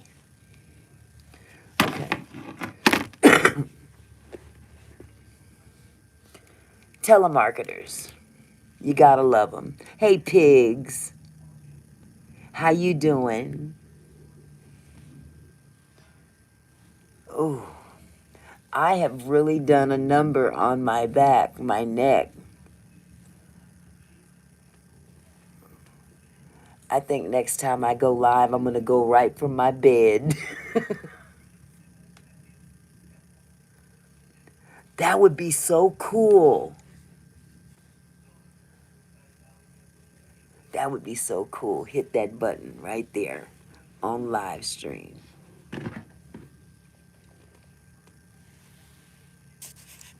Ouch. They are no joke. They're a lot of work. Yeah. What time you gonna do it? 3 o'clock, you said?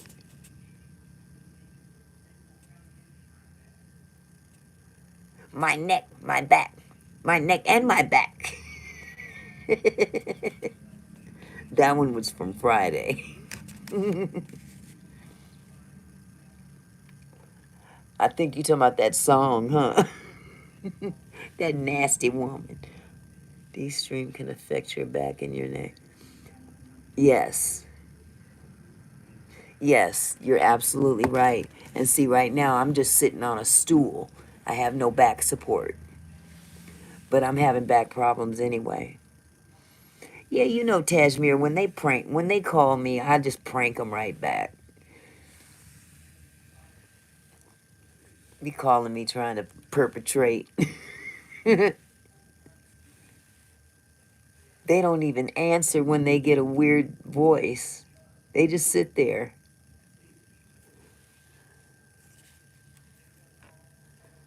Dang. It feels like a rubber band back here and it pops. I can feel it trying to stretch and then I gotta twist it for it to pop.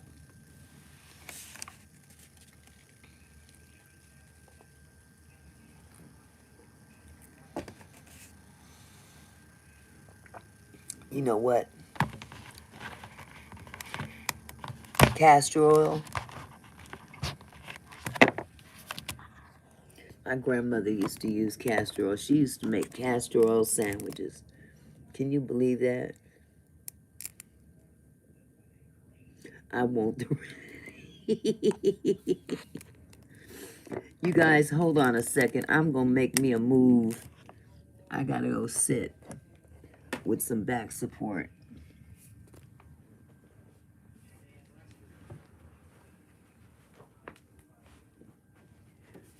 Right here on my bed.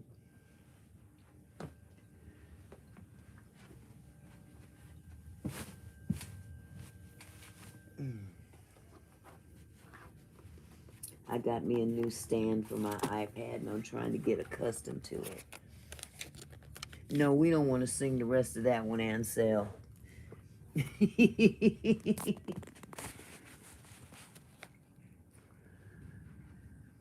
That's what's up.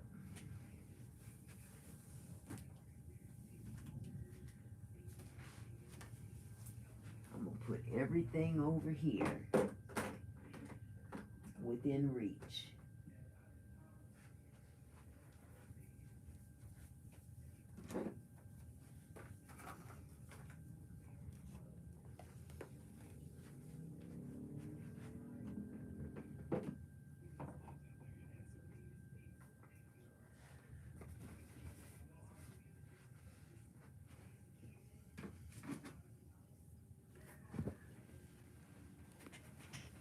Oh.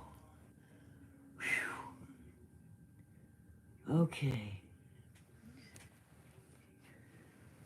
So, last night I fell asleep in the middle of my book reading a couple of times. It was actually very funny. Your neck pops too. It's a weird feeling. Feels like it's stretching, and then you got to turn it more for it to go all the way. Yeah, but do you fall asleep while you're on camera? Oh my goodness. That was, ooh, shit. Sorry. Oh my God, it was hilarious.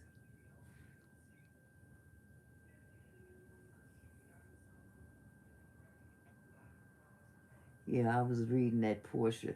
That chapter 4 is long as all get up.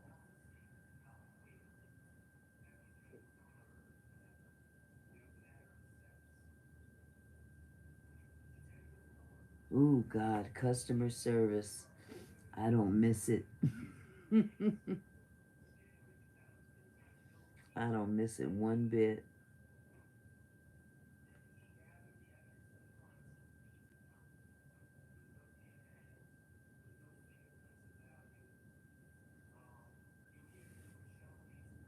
I hope I don't fall asleep now. If I start nodding off, just ignore me.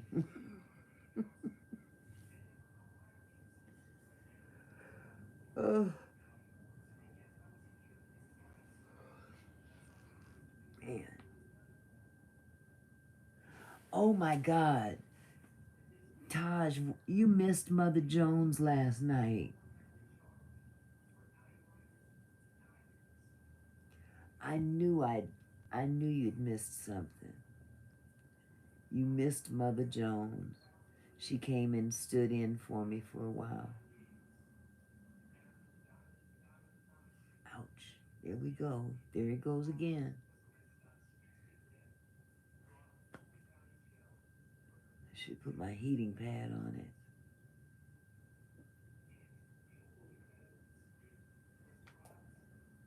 8 o'clock already.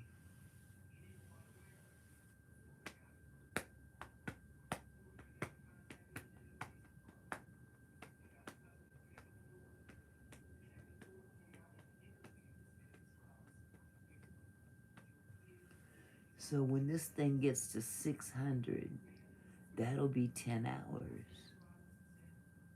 Huh.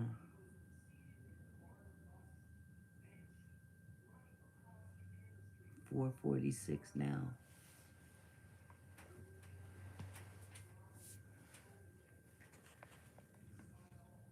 Let me sit up.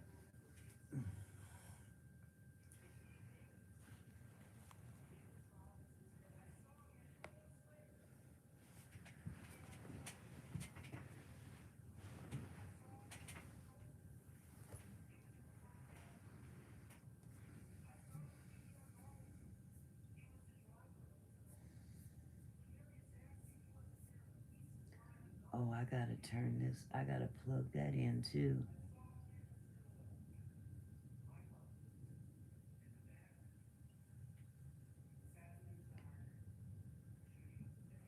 Let me plug this thing in. It's about to die.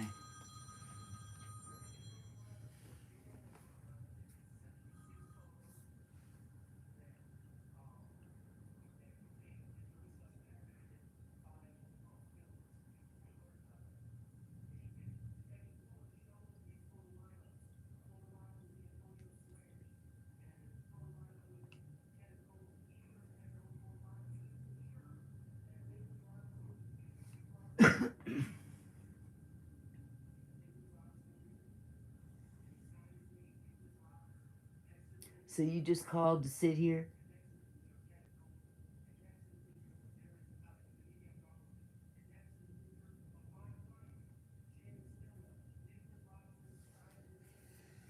These folks kill me, I swear.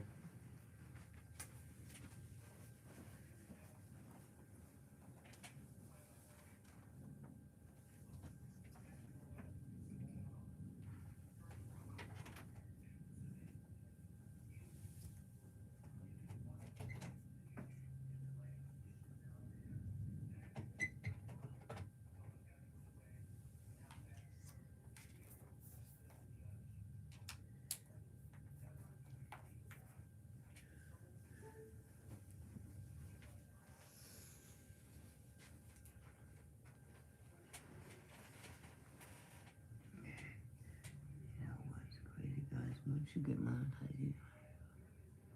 Yep. I believe that.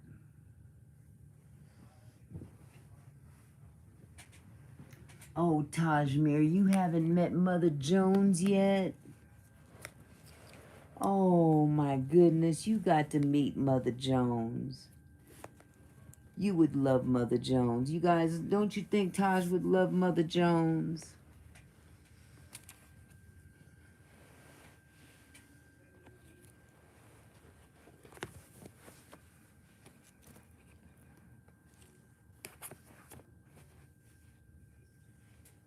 She hasn't met Mother Jones yet. Taj, go into my playlist that says Mother Jones. I made a playlist of all Mother Jones videos. Mother Jones is my grandmother. And now Mother Jones be coming on live. But Mother Jones actually died in 2000. She would love her, huh, Ansel? And Mother Jones don't look nothing like me. You watch when you getting high. That's funny. You said what? Mother Jones. She don't have a channel. Mother Jones is a character. I keep forgetting Taj is in another country.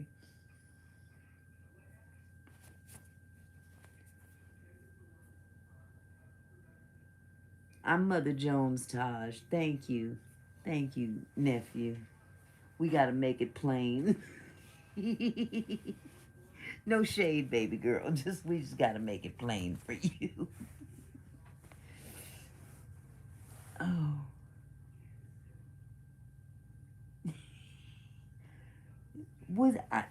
Did you check that out last night? Brandon was asking me questions like, for real, what do I like to read?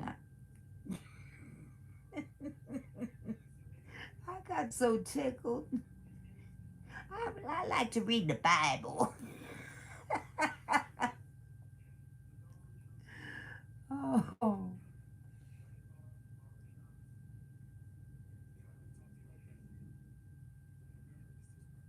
He is, isn't he?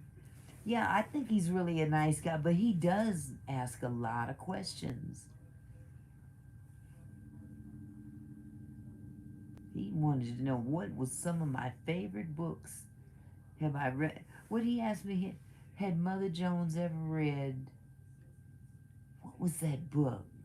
To Kill a Mockingbird. No, baby. Yeah, he sounds like a good man. He's well read, well versed. Sounds like he's very highly educated. Mother Jones is not. Mother Jones was born in 1905.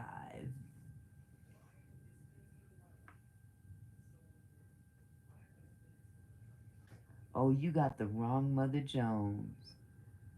Yeah, my Mother Jones don't have a channel.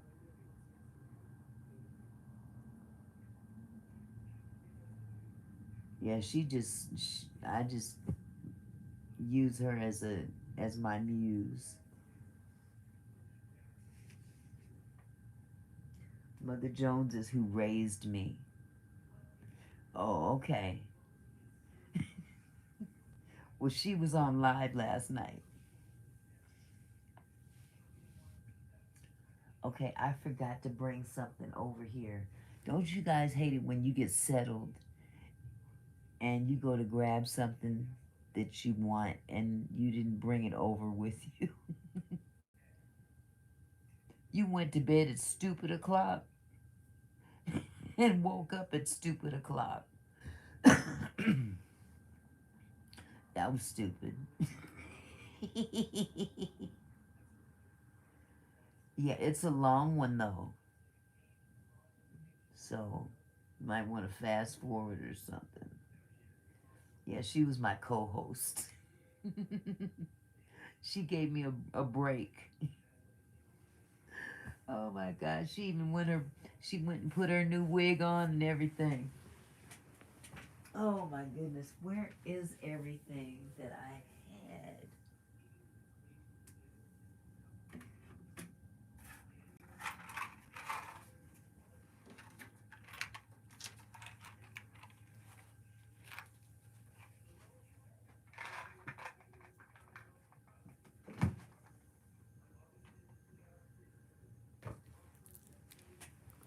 I ain't gonna look for it. I'll just pull another one out.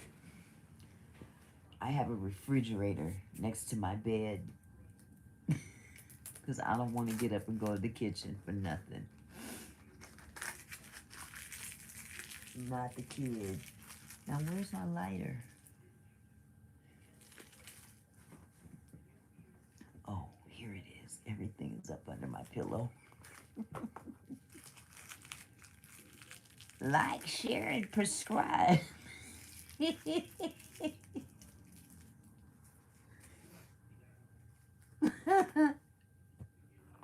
You know, old folk can't say stuff right. Like I can talk. Oh, goodness.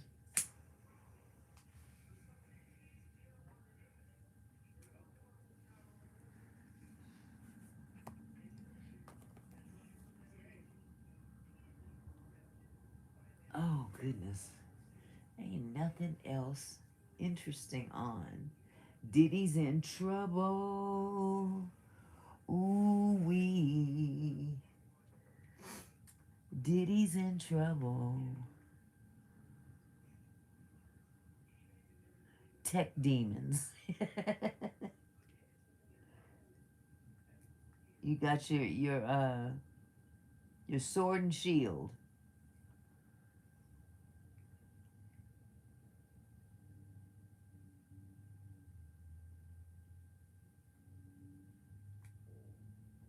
Oh, you gonna watch it on the big screen?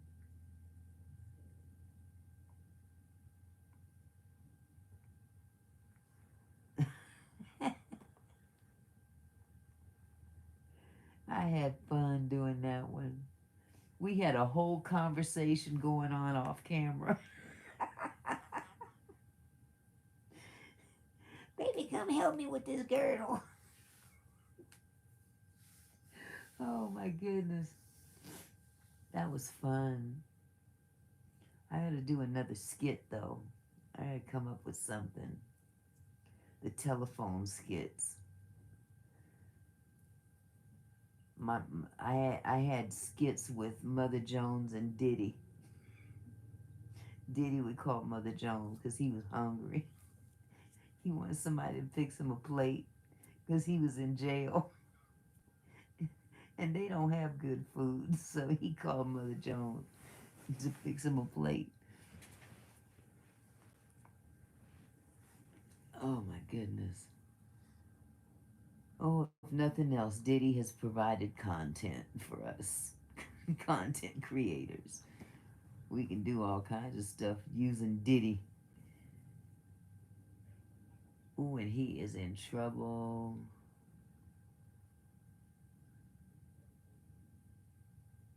He done got in trouble again. They were tapping his phone lines.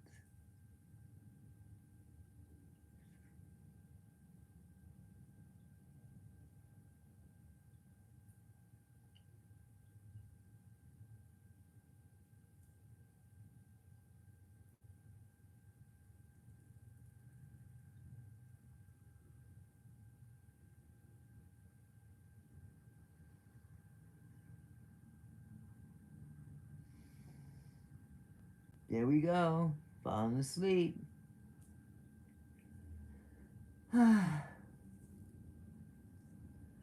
Breaking news. Feds make unbelievable filing against Diddy right before what?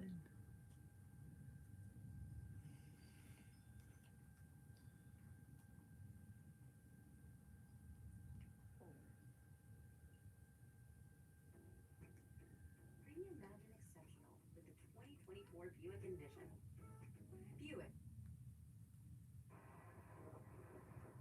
his intros are so long.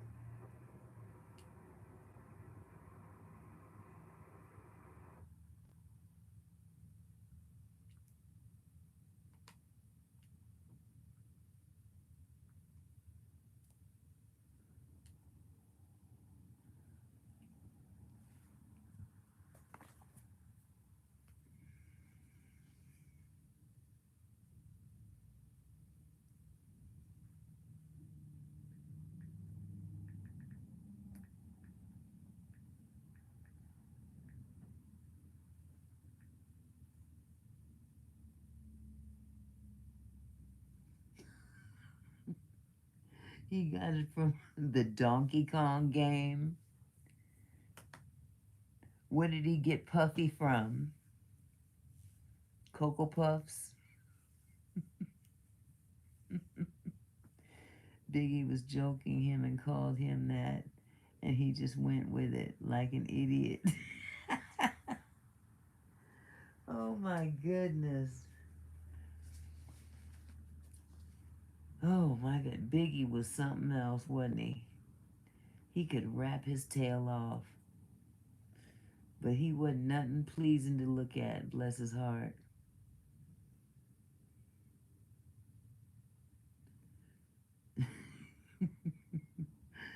Something from his childhood.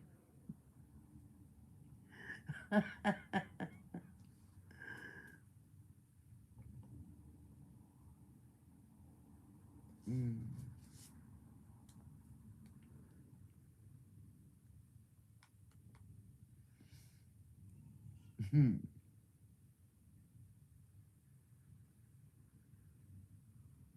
is very important. So make sure y'all hit the subscribe button. And after y'all do that, make sure y'all hit that bell. That little bell's gonna come up. I wish I could read this from here. Notifications whenever I release video content.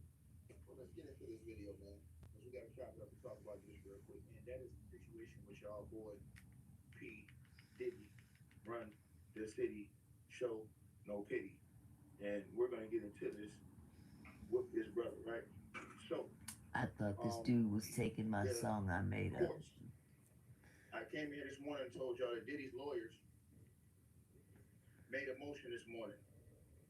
They want the judge to permit them, which has not been made clear if he has or has not. I think he should, to permit them to present video evidence they want to enter in. They say they have a 20-minute video that is evidence, is what they're saying, of, some things that they have been alleging. So they're saying that they have a 20-minute video and they want to have a forensic specialist and all these other guys come in there, and the forensic specialist come in there and give his analysis on this 20-minute video. Well, the government has clapped back. The government has came out right now a few hours before Diddy's final they got him looking like he got a black eye and a busted lip. They said, listen, the judge asked us, why is the Diddy situation different from Mike Jeffries? And they went ahead and put out a whole write-up of why. And what they're saying is, and I believe they're going to have to show this evidence in court today, some of it. They're saying they have evidence that Diddy has used weapons to threaten people, coerce people, and control people. They're saying that Mike Jeffries was not charged with racketeering. He was charged with sex trafficking, and he did have some similar charges to Diddy. That is true. But they said he didn't go as far as Diddy did with all of the obstruction of justice, using weapons. Yeah. They're saying they have proof of arson. They said they have proof of all these different things. And today, I believe they'll have to show some of that evidence to the judge in court. Because Diddy's lawyers are preparing to show some video. Nobody knows what this video is about, except for Diddy and his lawyers. But they're prepared to show a 20-minute video if the judge will let. I believe that the judge should allow it. I believe the judge should see all the evidence and then make a good decision based off seeing all the evidence. I don't believe that you should withhold, some of that evidence like that, and then it'd be an issue. You know what I'm saying? I don't believe that. I believe that you should see the evidence in full before you make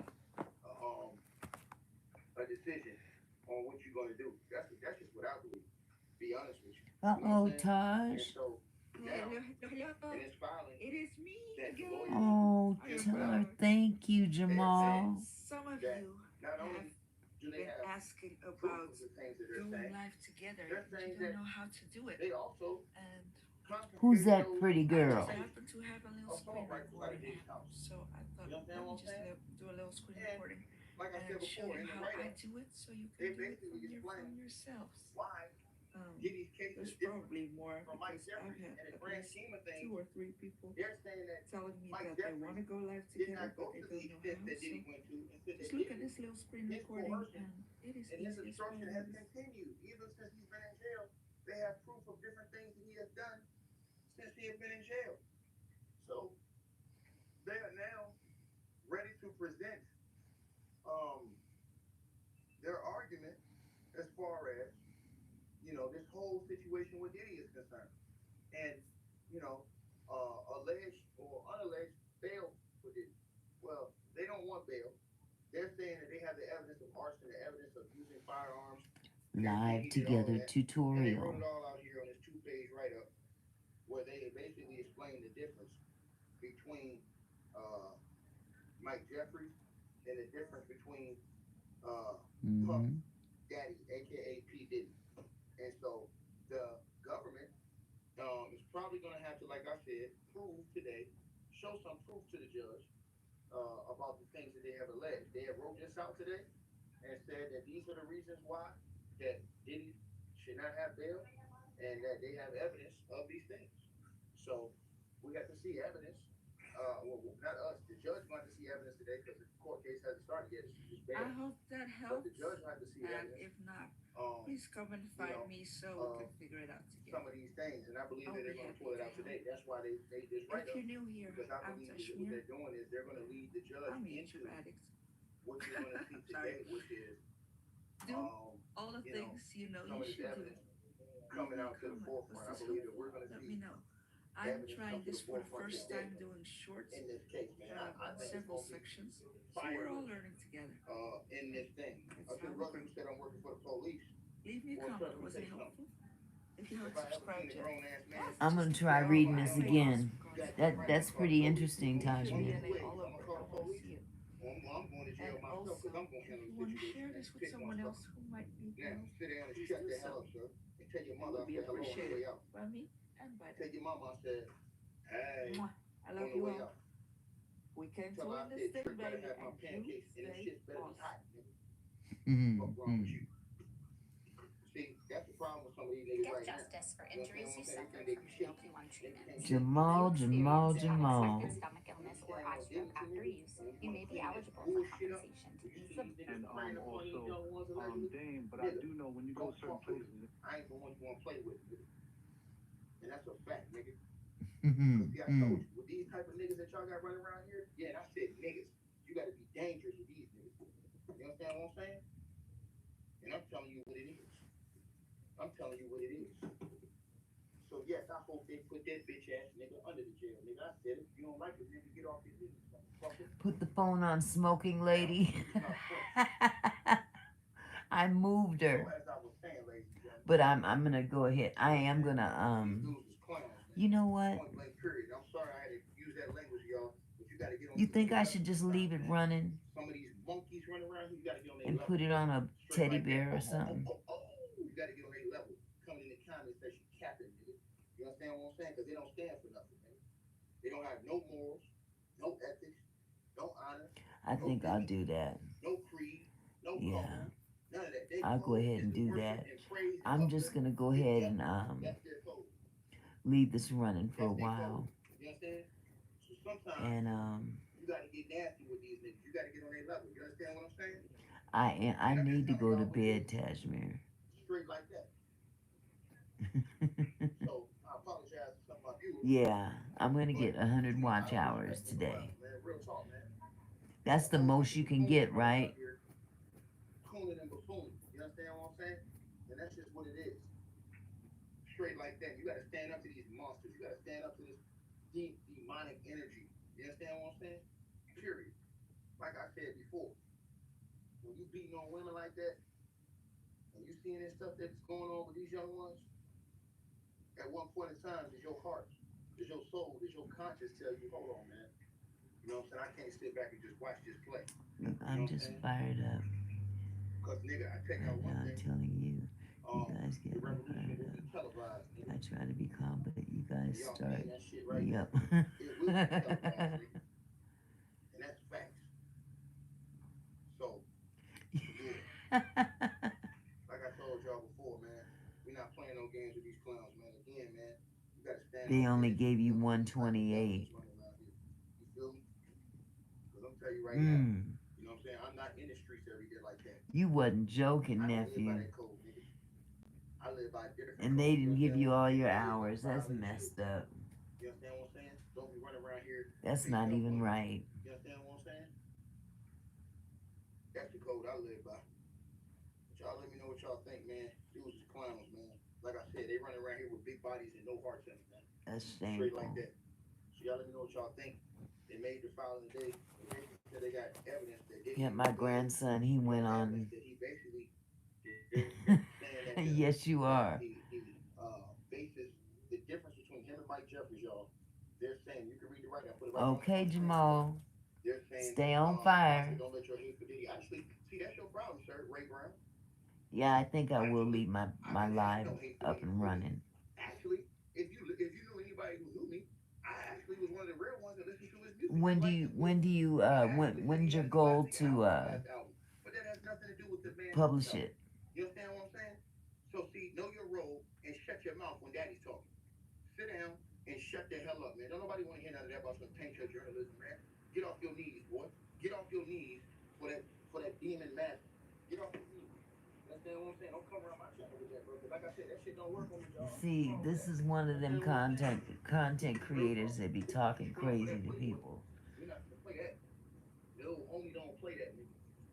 Now take that shit down the block or around the corner somewhere. Dang.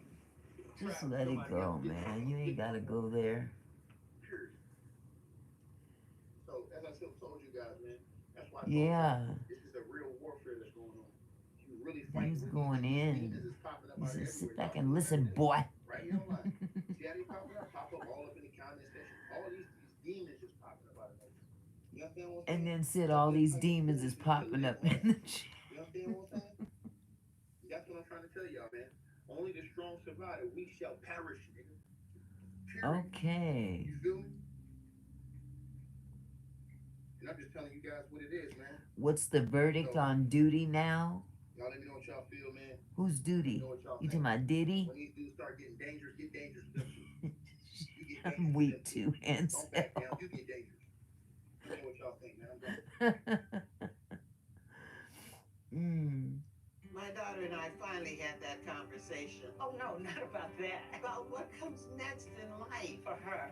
I may not be in perfect health, but I want to stay in my home, where my family visits often, and where my memories are.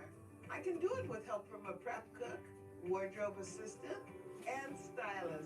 Someone to help me live right Diddy. At home. Did he do it?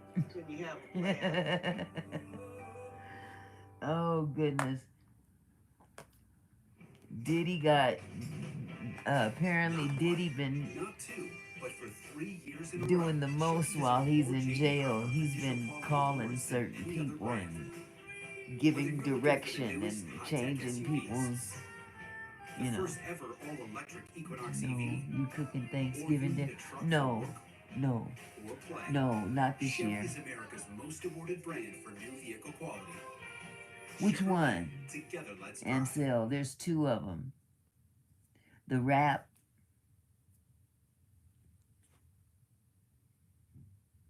And we are back. What was that letter that they found in his room?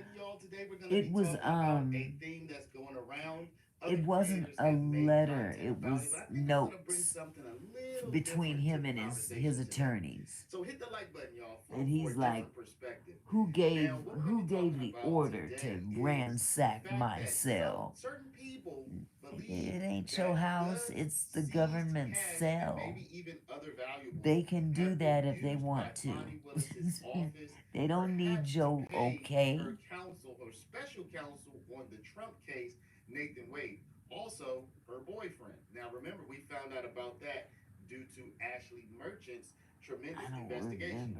Now, what I'm going to do for those who have not seen this, I'm going to go ahead and play the TikTok video that got all of this started, y'all. So I'm going to go ahead and play that. Then I'm going to jump into a perspective that I haven't seen anybody else have as of now. So let's talk tea. And I'm gonna have a cookie. Did he think he's big? Yes, he does think he's bigger. Between the seizure of Young Thug's property and some payments made to Fonnie Willis's Did boyfriend. he think he's bigger than the government? He's going down for all the people he put down and raped. Absolutely. He thinks he's bigger than a lot of stuff. He's got it twisted. Color in some of the corners for you there on how this process works. But basically, Fulton County through Fonnie Willis's office is trying to seize a bunch of thugs' property, millions of dollars worth of jewelry and property and cash, things like that. It has not been resolved yet, okay? So we know that. We know the timeline is that Thug was arrested in May of 22. And if you'll look at this is the cover page of the complaint. It's a civil action to seize his property. It's filed by the district attorney's office, so filed by Fonnie Willis's office. And you can see up in the corner that it's stamped July 7th of 2022, okay? So this is when they start the seizure process. Now, at the same time, the state of Georgia is trying to seize all of what's his name, Young Thug's property. He's the type of person, when you tell him no, he think you're always telling him yes. My mind's telling me no. Jamal Williams, I'm guilty of instigating prank call. As we all know, had hired There's a lot of big people that need Diddy Nathan Wade, okay?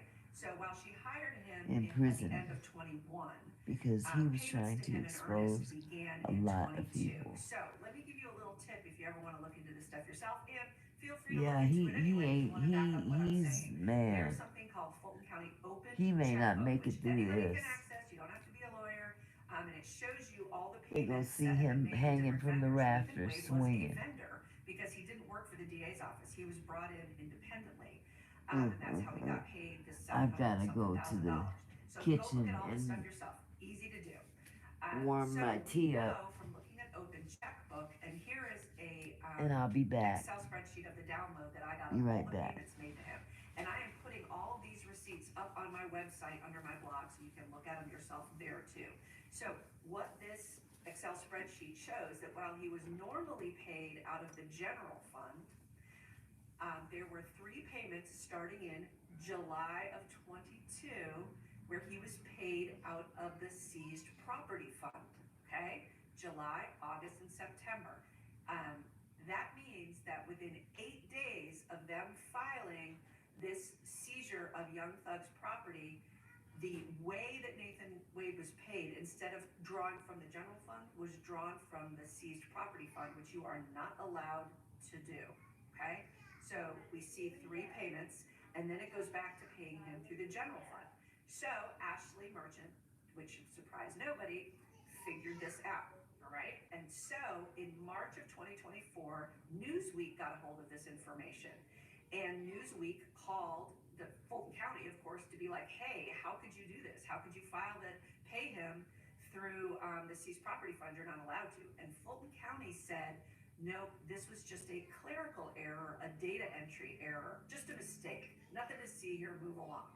And I put a link to that Newsweek article on my blog as well. So I went back and looked, and lo and behold, as of this morning, here's a screenshot. You can see, if you want to pause, down at the bottom, it has today's date this morning. It is still listed as paid from the property seizure fund. So it's interesting, if it was just a clerical error, merely an error and a coincidence, that it's never been corrected in 8 months. And so if you look at this Newsweek article, let's give Fulton County the benefit of the doubt on their credibility for a minute. The chief operations officer for the district attorney's office says, oh no, we could never pay. It's clearly a mistake. We could never pay. We never have that much money to pay out of the fund. It's just a mistake. So I would lean toward giving them some credibility, because I certainly don't do the accounting for the DA's office until I looked up who the chief operations officer is. Dexter Q. Bond. And so for those of you that have been following along, he is the person that was refusing to provide Ashley Merchant with open records requests. He was violating the rules and not giving her what she was supposed to be given. It ended up in a lawsuit. The judge is going to rule against them. And if you saw Dexter Bond's testimony, it was so bad. It was really just, I had secondhand embarrassment for him. It was so bad. So that's the person that's trying to say, nothing to see here, move along. So I'd love to give them some credibility, but he doesn't have any. So feel free to go look at this stuff on my website. That is some 8 days is a awful big coincidence from when they go after Thug's property to when suddenly there's a clerical error and Nathan Wade is being paid out of that fund instead. So look for yourself on my blog, and let me know your thoughts on this coincidence. Now that you've seen the TikTok video, this is my perspective, or at least this is something I want to enter into the conversation. It's called fungibility of money. Now, this is kind of an interesting word, fungibility. So let's go ahead and define it real quick, and then we'll see how this may play a role in this entire saga. Fungibility of money is interchangeability and lack of unique identifiers tied to its source.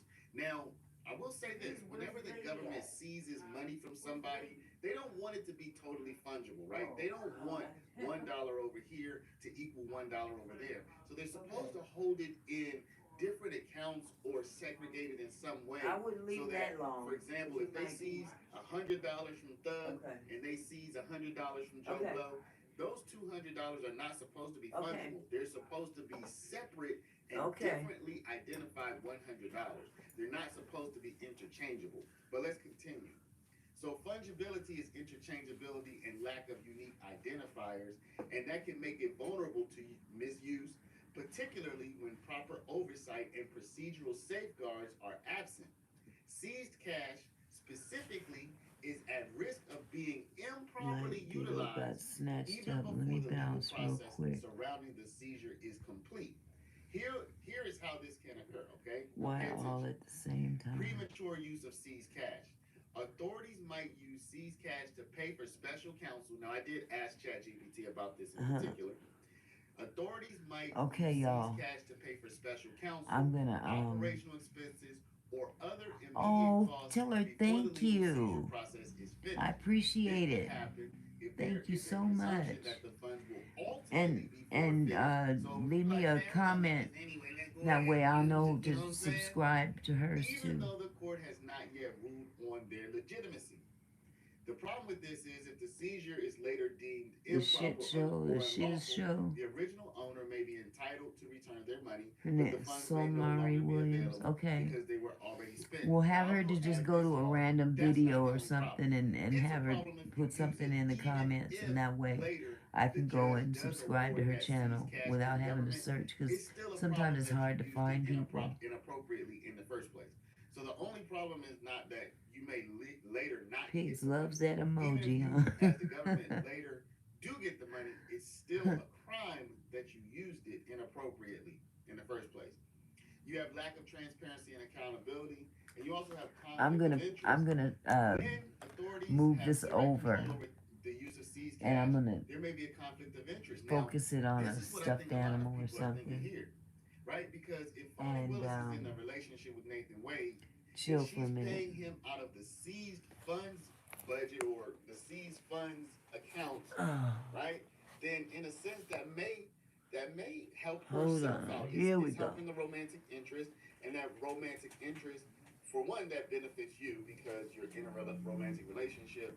So your standing and your, let's say your love, your love may increase due to that, but also that person, that romantic interest of yours may use that money to benefit you back. They may take you on trips, they may give you a loan, hint, hint, wink, wink, they may buy you a diamond ring, they may just give you a lump of cash as a gift. So, there's definitely a conflict of interest.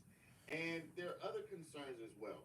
So this is the sort of thing people are really concerned about. But the reason I wanted to bring up fungibility is because, again, a dollar equals a dollar.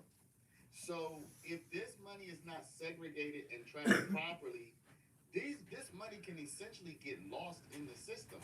So the only reason that we are even talking about this money is because on their accounting software, If you hear me they snoring, labeled don't it judge as me. the money is going to way they labeled it as coming from seized cash. But then they came back and said, "Oh no, that was an accident." So that really does start to show you how fungible it is, right? Because hold up, where'd the money come from, right? You're making it fungible right there because you're saying that we can accidentally say seized cash when it's really a different general kind of budget, et cetera, et cetera. So y'all, this is something I wanted to bring to the conversation. And what I'm going to do now is, well, I'll give a quick opinion, and then I'm going to go into a previous video where on live we went through all Oh, sit of the up. different items and property that they seized from Doug that was listed on the inventory, okay? On the seized property inventory. Now, we have seen with Detective Viverito that there apparently were items that were taken that were not listed on the seizure video of inventory. In fact, this is the forfeiture inventory. It's not just the seizure inventory, it is the forfeiture inventory. So perhaps there's certain property that they're not looking to have forfeited. So this is going to be the forfeiture inventory that we're going to review in this video. But before we do that, let me give you an opinion. Do I think that Fulton County paid Nathan Wade out of the money that was taken from Thug? And this is what I'm going to say, y'all. The problem with answering that question is that they gave an indication that the answer was yes by listing it as coming from seized Can you funds. play games with So us? I'm going to say there's a probability Okay, of it you know what? because that It's is what they pissing me told off us. now. Now, Just sit did it down. come Sit from down Thug's and seized stay funds? That's seated. what we don't know, right? But if we're just going to believe what they told us, the public, you know, particularly the residents of Fulton County, if we're going to believe what they told the public, then the I'm money gonna go get came from Mickey seized Mouse. She's funds. bigger. Right now, did it come from Thug seized funds? That would be the question, which we don't necessarily have an answer to. So, you know, some people are backing off saying, "Nah, I don't think so. I don't think so." And I get it, right? I get it because it seems like it would be an incredibly stupid thing to do. But they also did signify that that's where the money came from. So, you know, I'm going to let you be the judge, but I'm going to be a little bit more inclined to believe that the answer is yes, because again, the authorities listed it as such. So with that, y'all, I'm gonna shoot right into this video. Again, this is a previous live that we did where I went over all of the inventory that Fulton County is trying to yank, snatch, and just take from Thug and keep in their own clutches, okay? So let's get right into it. So, again, this is preliminary information. This is topic for discussion, but I'm certainly not saying this is the definitive list or anything of that sort. Okay? So with that said, let's take a look. I wonder if I can make this page bigger so y'all can see it. Let's see. Okay. So this is the Fulton County Magistrate State and Superior Court record search, okay? And what we have here, the first thing we have here is the state of Georgia. So y'all, in order to let's have y'all understand something. I'm gonna bring up ChatGPT so that we can have ChatGPT explain something. Explain how in civil asset forfeiture the property is presumed guilty. Now, this is what I want y'all to get first. In civil asset forfeiture, it is the property that is presumed guilty, not the person. So that means that the state is going against the property, not the property's owner. I'm gonna have ChatGPT do a quick little write-up. I'm gonna say in less than, I don't know, 150 words. We don't need no long write-up. Okay, in civil asset forfeiture, property itself is treated as the defendant. So this is Georgia versus the property.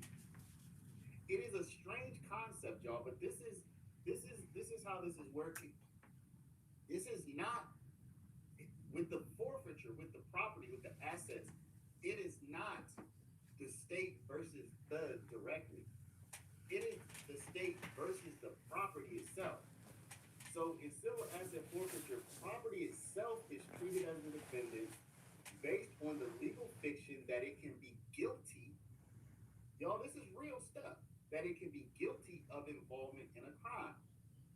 So this is saying that there's a concept, there's a legal concept, like not even hypothetically, like figuratively, I guess would be the word. Figuratively, the property can be guilty of a crime. Unlike criminal cases where the government must prove a person's guilty beyond a reasonable doubt, okay? So the standard is reasonable doubt or beyond a reasonable doubt for a criminal case. Civil forfeiture only requires a lower standard of proof, often a preponderance of the evidence, to link the property to illegal activity. Okay? The burden then shifts to the owner to prove their property is innocent. So you are not proving you're innocent. You're proving that the property is innocent. You're proving that the property did not come from illegal activities. Okay? So y'all need to really get this in your mind. So this happens all the time. If you are traveling on an airplane and you have to declare over $10,000 and you're traveling with, let's say you have a gold bar. Let's say you're like, yo, I'm gonna take this 2 kilo or whatever, 40 kilo, whatever it would be. A gold bar worth $1 million. Let's say it's worth $1 million. you throw it in your luggage, you throw it in your carry-on because you don't want to check it. You throw it in your carry-on. When you pass it through TSA, they're like, yo, what is this big hunk of metal in your bag? So they open it up, they try to lift it, like, yo, this might actually be some real gold here. And you're like, yeah, that is real gold. And they're like, yo, this is probably worth more than $10,000. You're like, of course it is. And they say, well, we're going to seize this. We're going to take this from you because we have a reason to believe that this may have come from illegal activity. Let's just say. Police officers can do this. They can stop you on the highway. If you have valuables over a certain amount, they can seize your valuables. They can seize your money. They can seize your gold bar. And then they get to keep it, okay? They get to keep it unless you, at your own expense, and due to your own expense, your own effort, your own legal reasoning, basically, your own proof that you can provide, they get to keep your stuff unless you come back and are able to show that. So the burden is on you. And you have to prove that your property is innocent or unconnected to crime, which can be costly and difficult. So you might have to spend money, maybe even more money than the property is worth, okay? Maybe even spending more than the property itself is worth, okay? To get your property back. Like imagine they seize 10,000 off of you. Let's say you live on the East Coast, you're doing a road trip, you're somewhere in Utah, they seize $10,000 from you. You don't even live in Utah. They seize $10,000 in cash. So now in order to try to get your 10 G's back, once you get home, you're gonna have to literally plan a whole trip to Utah. Plus get a lawyer. I'm not saying that's gonna cost you $10,000, but it's gonna cost you multi-thousands of dollars to try to get your 10,000 back. Okay? Well, Whitaker be the one to decide the property goes back to Doug. Thank you, Candy, for the $4.99. You are a very consistent supporter of the channel. I really appreciate it. We're gonna see here shortly, y'all, that yes, Judge Whitaker is currently assigned this case. So I don't know for sure that it had to have been Whitaker, but it is Whitaker. We'll see that shortly. So I'm about to show y'all this. So just wrapping this up, y'all. Civil. So what? So what DA Love was saying here is we have all this stuff. We're about to see that it's worth millions of dollars. We're about to see that once we start going through this stuff. And DA Love is like, can you just give us the win on this right now? And it just so happens that this is with Whitaker. So Whitaker, I'm not sure would have been appropriate, but one would think that Whitaker did have the power to just give them the win. But but probably that would have been inappropriate, wrong, because there has to be a hearing for this. Like Thug has to have the opportunity to prove that his property is innocent, not prove that he's innocent. Remember, the criminal trial, he was pleading guilty. So DA Love is essentially saying, from a legal perspective, if he's guilty, then his property's guilty too. Do y'all see? Y'all see the link? He's pleading guilty. We're here to hear him plead guilty. So therefore, DA Love is making this connection without spelling it out. And I'm not saying she's correct, that I agree with her, but this is the connection she's making. She's saying, well, if Thug's guilty, he's about to tell us he's guilty, his property must be guilty too. Melissa said the court said give his stuff back. I am going to show you the court case right now. It is currently stayed, I believe. I don't know, Melissa, if you can maybe give some specific guidance on where you saw that. I don't see that, but again, I'm not an expert researcher. So okay, y'all. So I'm about to go to the actual property itself, but I want everybody to be totally clear that what we're looking at right now, what we're going to is not whether or not Thug is guilty. Thug has pled guilty.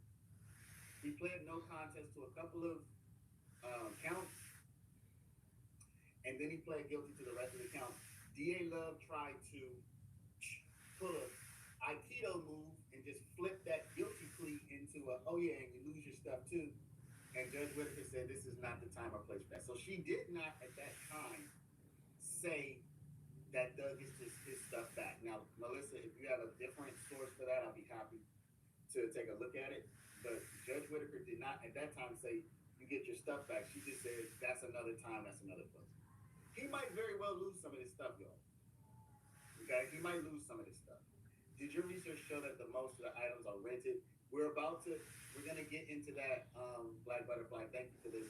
I don't think most of the items are rented, but we're gonna get when we come around to this motion for return of property. We're gonna talk about some things that maybe either were rented or financed. We'll take a look at that shortly after we get into this list. So thank you for the 5 spot. Really do appreciate it. All right, y'all. So this is the property that the DA is saying is guilty of something. Okay. Now it's kind of all jumbled up. So let's just read it one by one. First things. Okay. Now remember, this is not the state versus Thug. This is the state versus each piece of property or each individual property. Okay. So the first thing, now mind you, I think this is all Young Thug's stuff, but I think this stuff came from that house. So we don't necessarily know that everything that they have listed here belongs to Thug because they raided the house. Okay? So this is what would have been in the house or outside in the driveway, etc.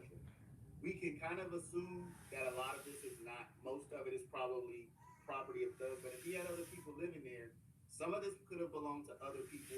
It could have been in his house. Somebody could have left it there. He could have been holding it, or somebody else could have been in possession of somebody else's property who wasn't even there. So I don't want anybody to assume all of this is Thug's stuff. This is what was seized that day. Okay, this is what was seized that day. So we don't necessarily know who the property owner is. So y'all said that 5 times now. So, I think I've done my due diligence. So the first thing we have is state of Georgia versus $150,000. So right off the bat, there was 150,000 right laying around. I say laying around. I don't know where it was, but so that's U.S. currency. So 150,000, bam, gone. Second thing is a 2022 Chevy Corvette. Now I'm gonna start looking up some images. So I'm gonna kind of pop back and forth, y'all, so that we can get some images of what this stuff probably looks like. So it's gonna be a bit of a back and forth here. I did put one of these on the thumbnail. I don't know what color it is, but this is more or less what it would look like. Okay, really cool red. I mean, again, I don't know what color the car was. I tried looking up the VIN number. It didn't bring up anything. I'm not going that deep. So that's a Chevy Corvette. 2022 Porsche 911. Again, did all of this belong to Thug? I don't know. Some of his boys might have been owners of some of this stuff too. Okay? But let's just take a look. You know? We pocket watch. We pocket watching Thug right now. So Porsche 911 2022 would probably look something like this black car here. I put a pink one on the I put a pink one on the thumbnail because that seems like he would have like a pink one to me. So I don't know. All right, let's keep going back and forth, y'all. 2021 Mercedes-Benz Maybach, or however you're supposed to pronounce it.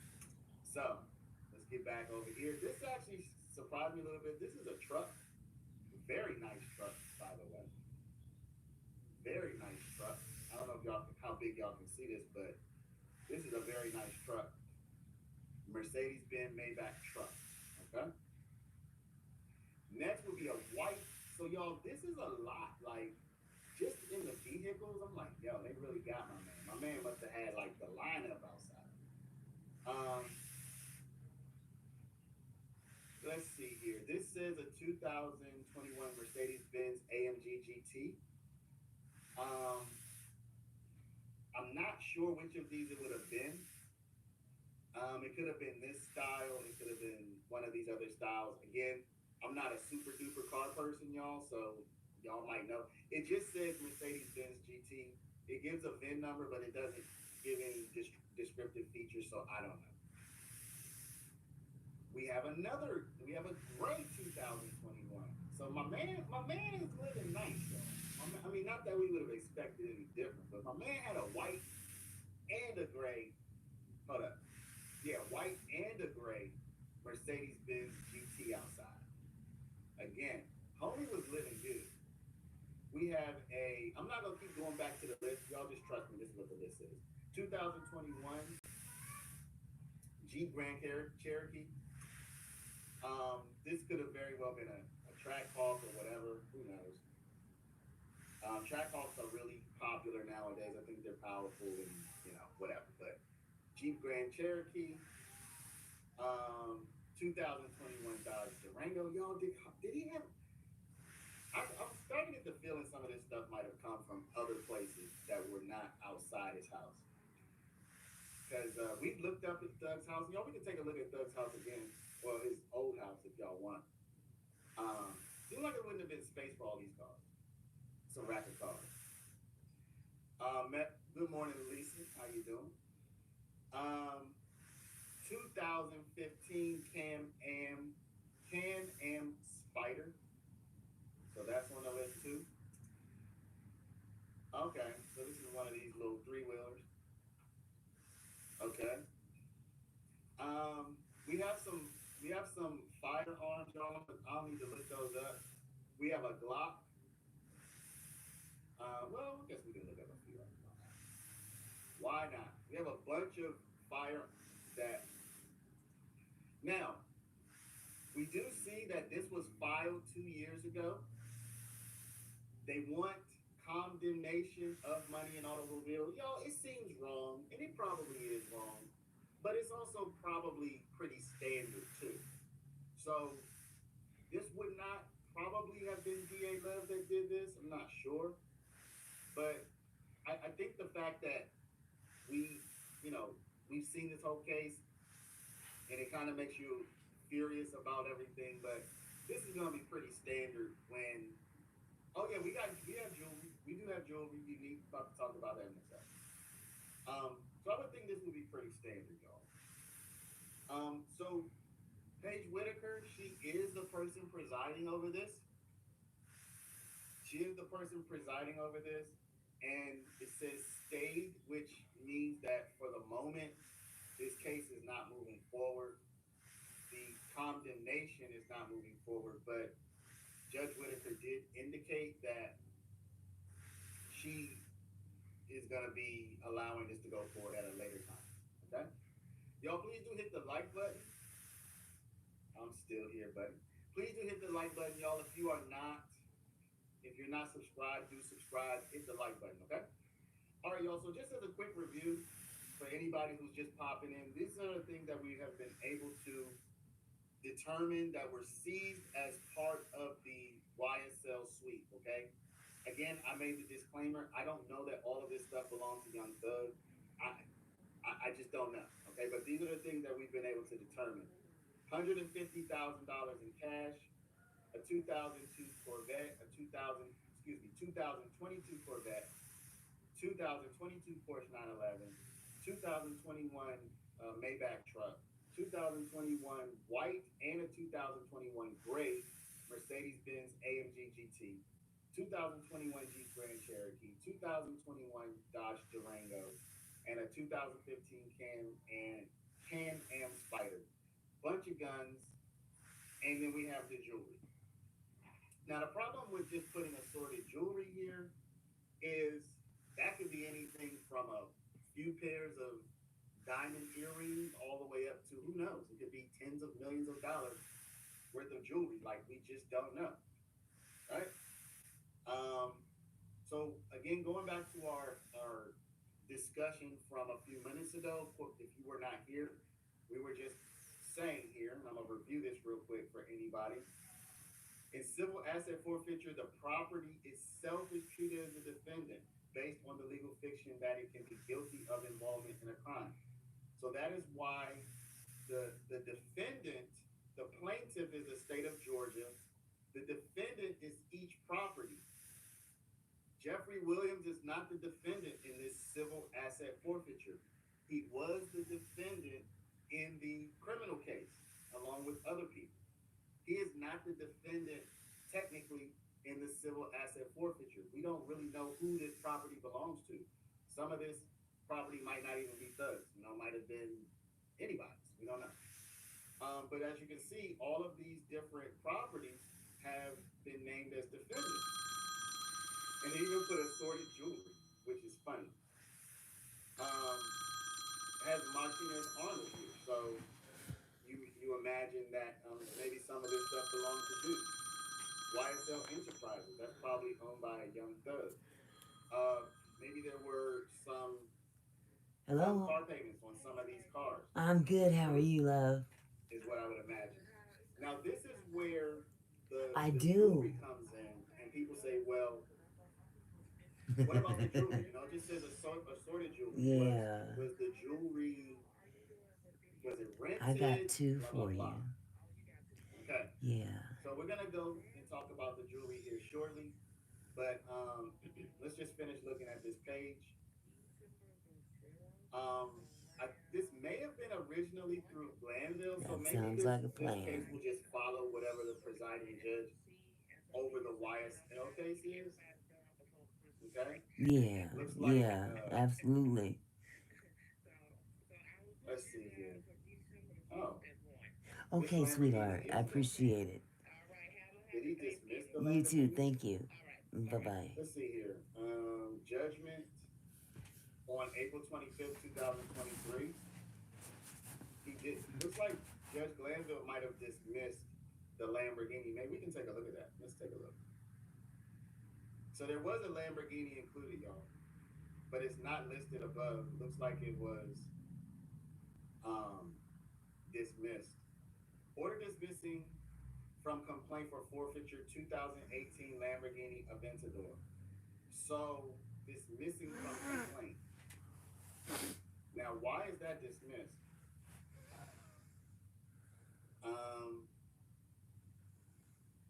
It looks like the Lamborghini was taken off of the list. Okay. So y'all, let's get into the jewelry here. Okay, let's get back into the jewelry. Now, this is what I included on the original video that I made, and we'll take a look at what happened with the jewelry. Okay. Good morning, Trina. Trina, paralegal Regina. Okay, that's a cool name. All right, so there's a company that I'm gonna read this. Okay, comes now Gabriel Jacobs, owner of Rafael and Company, or Rafael and Company, by and through undersigned counsel, moves this court for an order for return of his property. On May 9th, says that when Thug's home got 2022, Jeffrey Williams, young Thug, was arrested at his home. When he was arrested, he was wearing jewelry. That belongs to Mr. Jacobs. The jewelry is currently being held by the Fulton County District Attorney's Office. The property of Mr. Jacobs was wrongfully seized and needs to be returned to him. Young Thug signed a purchase order with Mr. Jacobs, which states that Mr. Jacobs' company will remain, listen to this, y'all, will remain the sole owner of the jewelry until the balance is paid. So this doesn't sound like a rental agreement to me. It sounds more like a financing agreement in which the property rights remain with the owner, which with the seller. Okay? It sounds to me like a form of financing where the property interest remains with the financer, with the seller. Okay? I don't see this necessarily as indicating a rental agreement. Rated, he had over $1 million. So Young Thug owes Mr. Jacobs over $1 million for the jewelry. So we might not even know what he originally paid. We might not know what he originally owed. It just tells here what he still owes. So if he owes $1 million, the original value or current value could be anything. We don't know if he put a down payment. The paperwork probably says something about that, frankly. But just looking at this from here, we don't know if he put down a down payment. We don't know what his monthly payments were. We don't know what his balance was. Okay, so now they're going to give some law. A party agreed. So the party that's agreed they're talking about themselves. They're talking about we, the jewelry supplier to Thug. A party agreed by an unlawful search and seizure may move the court pre-trial or pre-indictment for return of the property, the possession of which is not unlawful. Worth of jewelry that belonged to this company. If a party feels law enforcement wrongly seized its property, the Georgia Code provides a specific remedy. A party can move the court for a return of the property. Wherefore, because the seizure of Mr. Jacobs' property, jewelry, was unlawful, he requests this court to order the state to return all of his seized property. In the alternative, Mr. Jacobs requests this court conduct a hearing to inquire into these matters so he can present evidence and exhibits showing his ownership of the property. So y'all, this was about a month after the raid, and it says Thug was actually wearing this property at the time. Now there's an exhibit here. Okay, there's a bunch of black and white images that go with this. If y'all want to see it, I'll try to pull it up. Okay. Matter of fact, I know I downloaded this already. I might be able to just grab that download again. Let me see. Account history. Let me go to my account history. Yeah. Y'all, I paid $15 for this, so $15. Yeah, I'm gonna be able to show this to y'all. Let me show it to y'all here. Oh no. I have to download it. Let me go back to the video and I'm gonna download it again, and then I'll see how I can put this on StreamYard so y'all can see this. At any rate, give me 1 sec. Let me get back to my video. Where the heck is my video? And then I'm gonna have to re-download it to show you. Okay, so this is what we have. 32 karat white diamond ring. The value is 650,000. Retail amount 575,000. 20 karat diamond studs, y'all. These are big, big diamond earrings. $250,000 value. Green emerald necklace, $20,000 value. 2-row white diamond chain, $90,000 value. 1 carat diamond cross. I'd like to see that. $35,000 value. Date just rose and steel Rolex watch, 35,000. 2 diamond dog tags, 35,000. So y'all, when you become a multi-millionaire rapper with tens and tens of millions of dollars to your name, you can go buy some diamond dog tags and it's only gonna run you the not so expensive price of just 35,000 bucks. To a white wedding, white diamond wedding band ring. Somebody married? Y'all, just a joke, okay? White diamond. So there's a now this paperwork specifically says this was on Thug's person. Okay, $5,000 diamond wedding band and 2 diamond dog tags. So these 2 diamond dog tags are only 20,000. So for y'all who are hustling on a budget, so to y'all hustling on a budget, you might not go for the 35,000. You might just go for the 20,000.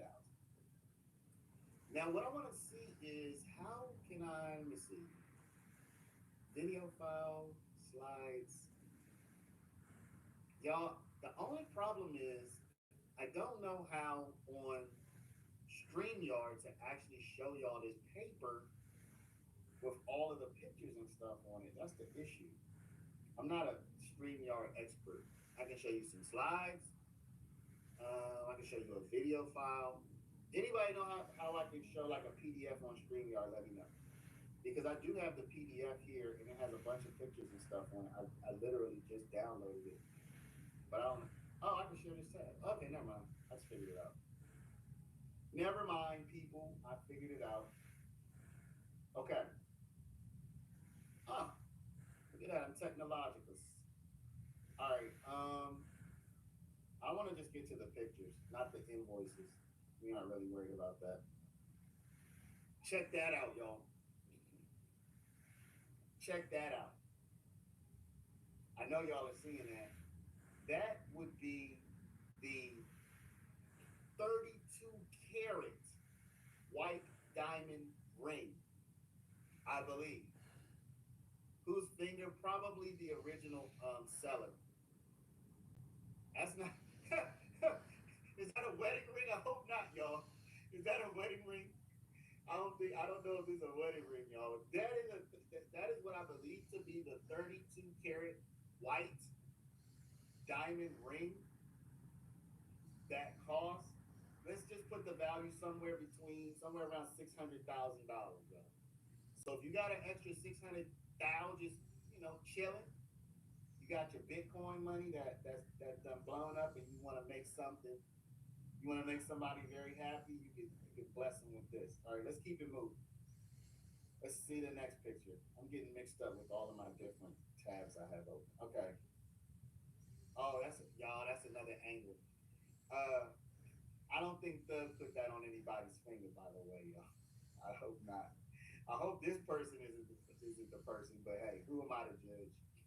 All right, so I think it's gonna be the 32 karat white diamond ring. Wouldn't y'all like to see this? I love it if these were colored. If these were colored. Yeah, there is a GIA certificate. I don't know how to read that, but that is this right here. Is to the side. Can I turn this? There you go. There you go. For all the people who know something about this stuff, enjoy. For all the people who know anything about this, this is what that ring This is its properties. Yo, Mariah. I don't know. Somebody said probably Mariah the scientist, maybe. All right, let's keep it moving, y'all. Okay, so this is the ring. The ring is like off the chain. God damn! I'm sorry, man. This is crazy. I don't want to call my. Hey, Salma, man, I'm about to show my wife this ring, y'all. Get myself in trouble when she get mad at me for not buying or something like this. Vea esta es mi niño. ¿Qué te parece? $600,000. Oh, wow. ¿Qué dice? Sí. Se veía bonito. $600,000. Mira. Wow. 32. Okay. All right, y'all, keep it moving. This must be the Emerald Necklace 20,000. Is this the Emerald Necklace, y'all? Looks like it has a pendant on it. Yeah, hair on the knuckles. I don't think that's Mariah's hand for sure. Yo, what if I'm not even gonna go here. Mariah's a beautiful woman. I'm sure that's not her hand. I think this might be the Emerald Necklace.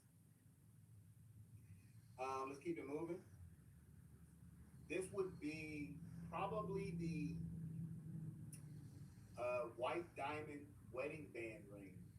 Y'all, are y'all catching a drift here? Are y'all catching a drift? Is anybody catching a drift? I'm certainly not gonna be the person to put out a drift that y'all need to catch. Remember, y'all, this was 2.5 years ago. How much of his jewelry is missing besides the watch? We're going that May. That's what we're literally looking at now. Missing, I don't know. This is the inventory. This is the seizure inventory, so it doesn't necessarily mean this is everything they seized. They may have other stuff that they're not trying to have him forfeit. So excuse me. This is not the seizure inventory. This is the forfeiture inventory. They may have seized other stuff that they're not trying to have him forfeit. So we don't necessarily know if there's a seizure inventory. There probably is out there. I don't see any so we don't have a seizure inventory. This is in the forfeiture inventory, it just says assorted jewelry. So there may be a paper with it itemized, and there probably is, but that's like $50. That's like $50. Maybe have to, do that one for another day. But so what we're looking at, this is not the seizure inventory. This is not even the forfeiture inventory, which might be smaller than the seizure inventory. This is the inventory from Rafael, or however you pronounce this jewelry company, that says that they've given these jewels on some kind of payment plan or something, finance basically. So we're looking at a small subset of what was seized, and this is just what was seized that this jewelry company had given to Thug on a payment plan. Okay, that's all we're looking at right now. We did look at the forfeiture inventory, of which this stuff is a part of the forfeiture inventory. We looked at that list, and I'll go back and review that in a second. So we have what appears to be a wedding ring. We have what appears to be a wedding ring, and we also have what appears to be a wedding band. It's literally called a wedding band. Now, is this a woman's wedding band, or is this a man's wedding band? We might be able to tell from the receipts what size it is, and that would probably tell us. But y'all, doesn't this seem like it would be a wedding band, and it would be maybe go with this? I don't know. Looks masculine? Okay. So this looks masculine to you? I don't know, y'all. It's very nice, though. It's very nice. Very nice. I would actually like something like this myself. Salma, you need to buy me a wedding band. It's only going to cost, let's see, this is only $5,000. So, all right, so this is a Rolex watch. This is the Rolex. This is the Rolex that they have listed for 35,000. This is a Datejust rose and steel Rolex watch listed for 35,000. Again, these are the best images we have, y'all. These are the best images we have. Yeah, this is really nice stuff. I mean, shoot. This is really nice stuff. So this is the Rolex. Let's keep going. Gives us a serial number. I wonder if I can take that serial number and find the actual image. Probably not. Let me see. 6Q6S. 6Q6S8156. Will it come up? Probably not. Nah, it doesn't come up. All right. Let's keep it moving, y'all. This would be the diamond. This would have to be the 2-row white diamond chain. Let's go back. Let's take a look at the inventory again. We saw the diamond ring. We haven't seen the studs yet. I want to see these studs, these 20-carat studs, y'all. I'm kind of more excited to see that than anything. We've seen the green emerald necklace. Oh, this is the 1-carat diamond cross. That's what this would be. This is the 1-carat diamond cross. $35,000 for this. I wish they had like a ruler or something to show us like how big this thing is. 35 G's, y'all. Jeez Louise. This is the first thing so far that's made me say it just doesn't, I don't get it. Morning Shirley's divorce finally. We're just pocket watching thugs. All this is public information. This is out there on Twitter, y'all. I did not do any additional research to find this. Somebody published this on Twitter. I don't remember the name. Again, I'm gonna do better. I'm gonna start writing people's name down so we can give them credit. But I saw this inventory, so I just went to the Fulton County database, to the court record database, and looked it up. But this is already out there. I didn't do any extra digging or anything like that. But we are pocket watching a bit. So this is what $35,000 will buy you. We don't have any idea how big this is, but you can get a sense that it's probably tiny. This is probably, yeah, the tag does say 94,600. The tag says 94,600, and it does look like that's a price. I don't know, but on the sheet here it says 35,000. So I can't tell you the difference. One thing that I can also tell you besides that, this thing looks like it's tiny, because imagine how big is a tag? A tag is normally like what, like that? And this thing is about maybe 3 tags long, so it's not tiny. Maybe about that big. Maybe about that big. It's not big though for 35 G's. 35 G's. I mean, that thing's probably this big. You're talking about $35,000, and yes, this tag does say 94,600. This tag says 94,600. That is what the tag says. Oh man, this is a little anticlimactic. These are the $250,000 studs, I believe. It's a little anticlimactic because I was hoping to get a better image of them. Like, you literally can't tell the size or anything. No court today, y'all. That's why we are just in here pocket watching thug, and you know, we're looking at the stuff that the government seized from him. Okay, we're looking at this stuff that the government took from Thug that they want him to forfeit. So, in a sense, because he owes money on this stuff, he would probably still have to pay to the seller whatever you owe. So there's no court today, y'all. It's Veterans Day. So I wish we got a better image of that. All right, what would this be? This is some kind of a double diamond chain. Oh, this is the 2-row diamond chain. This is the 2-row white diamond chain for $90,000. 2 rows. So they must be connected some kind of way. Man, I'd like to see what this looks like on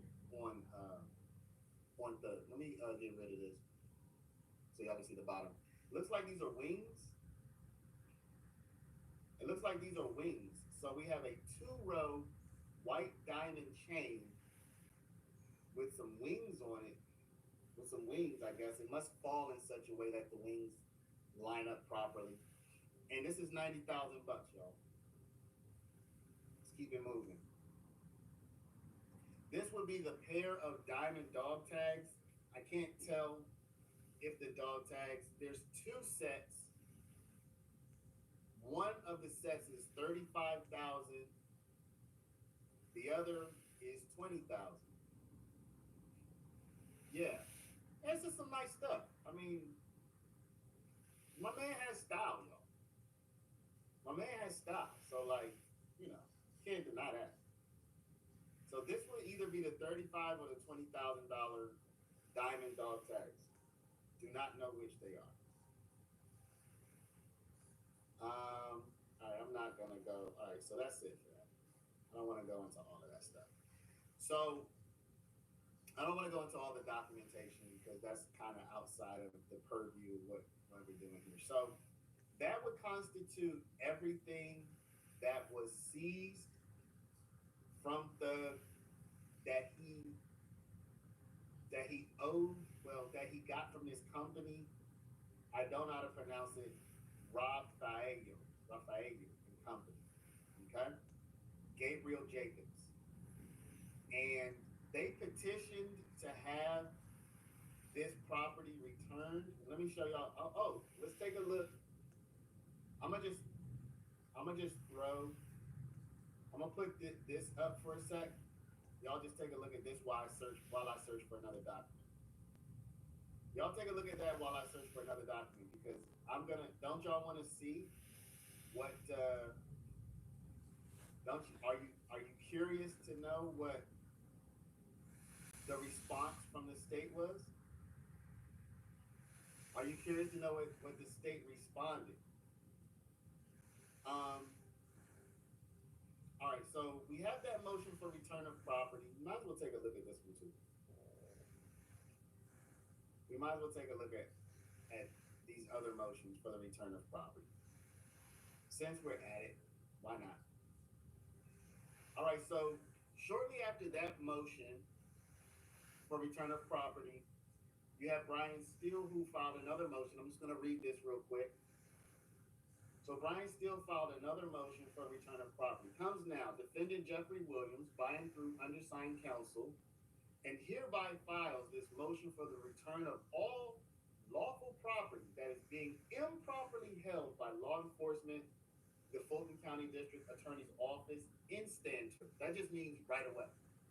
In support of this motion, Mr. Williams shows as follows. Now, this was filed about a month and a half after the raid. No, about a month after the raid. This was filed about a month after the raid. So this is what Mr. Williams is showing. On or about Monday, May 9, 2022, so yeah, a month and a half, Mr. Williams was arrested and law enforcement officers seized jewelry, money, vehicles, cellular phones, papers, and other items. So remember I said that of everything they seized, they're not looking for a forfeiture of everything. Like, they didn't list cell phones, for example. They didn't list papers, for example. All local items were obtained by Mr. Williams through gainful employment and not through criminal activity. Now, y'all, remember that we've already reviewed this. Anybody who is just popping on the stream or who was not on at that time, we reviewed this, and this is a very important piece to this entire civil asset forfeiture seizure puzzle. This is very important. When the government wants to take your stuff, they, in this fashion, they name your stuff as guilty, not you. They name your stuff as guilty. And in order to get your stuff, so they already have possession of your stuff. In order to get it back, you have to prove that your stuff is not guilty, that it's not the result of criminal activity. And it's kind of wild because we know Thug has earned tens of millions of dollars in his life, if not hundreds, right? He's earned tens of millions, if not hundreds of millions of dollars in his life. So we have no stretch of the imagination, we have no difficulty, we have no problem imagining that he could buy all of this stuff, practically everything we've seen, he could probably buy it with just, you know, 2, 3, 4 tour dates or whatever. You know, he said he had done a concert where he donated all of the money. I think he said he earned $1.7 million and he just donated. If we take that on face value, everything we've seen today, practically, he could have purchased it with 1 or 2 concerts at that rate. So there's no doubt in anybody's mind that Thug has the income potential and the actual income to just buy this stuff. You know, there's no doubt in anybody's mind that Thug has the potential and the earned income to just buy all of this stuff. But even still, his attorney has to make it a point to say that all of these items were obtained lawfully. Now, I will say this, y'all. I will say this.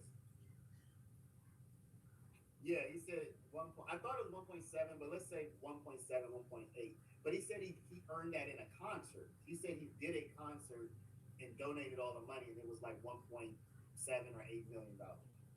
But now, let me say this, and a lot of times people get upset with me because they don't want me to give any credit.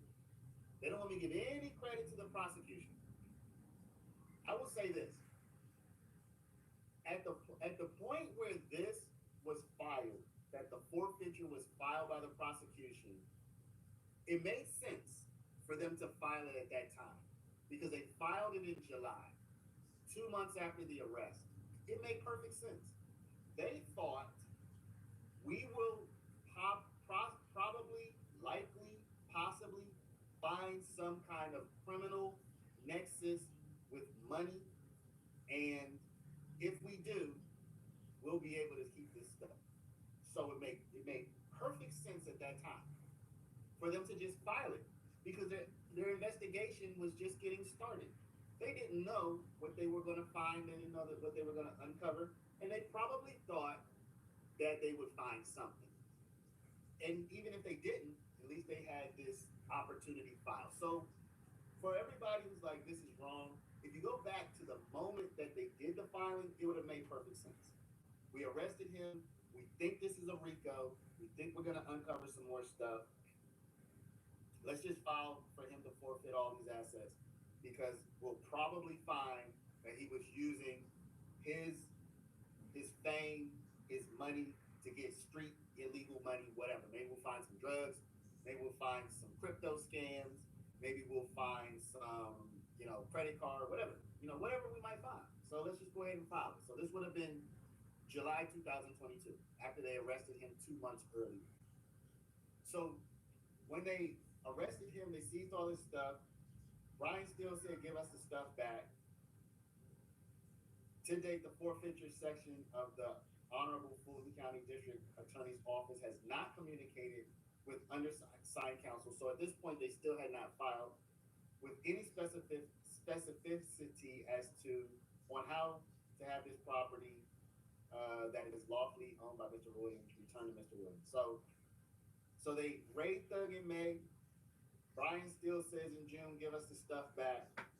And in July, the Fulton County government says we would like to retain this property, okay? So that was July where they said, but they didn't directly answer this motion by Brian Steele. They did not answer him right away. They filed to keep the property, but they didn't directly answer him right away. So you see, this was filed in June. Give us the stuff back. So they took the stuff in May. June, both Brian Steele and this Raffaello company, jewelry company, they both say, give us the stuff back in June. A month and a half later. Hey, give us the stuff back. Okay? So 1 month, month and a half later, Steele and the jewelry company are saying, give us the stuff back. No response that I've seen. A month after that, the states, they filed for forfeiture. Still no direct response to Brian Steele, to Thug, to the jewelry company. We are now 2 months after the forfeiture, approximately. They're saying to the government, to the courts, I should say, hey, can we keep this stuff? But they're not responding directly to these 2 motions to give the stuff back by the owners. Okay? I believe Glanville had this at that time. All right? Now, check this out. When did the state finally respond to the motions? Y'all, when did the state finally respond to the motions that were filed in June to get the stuff back?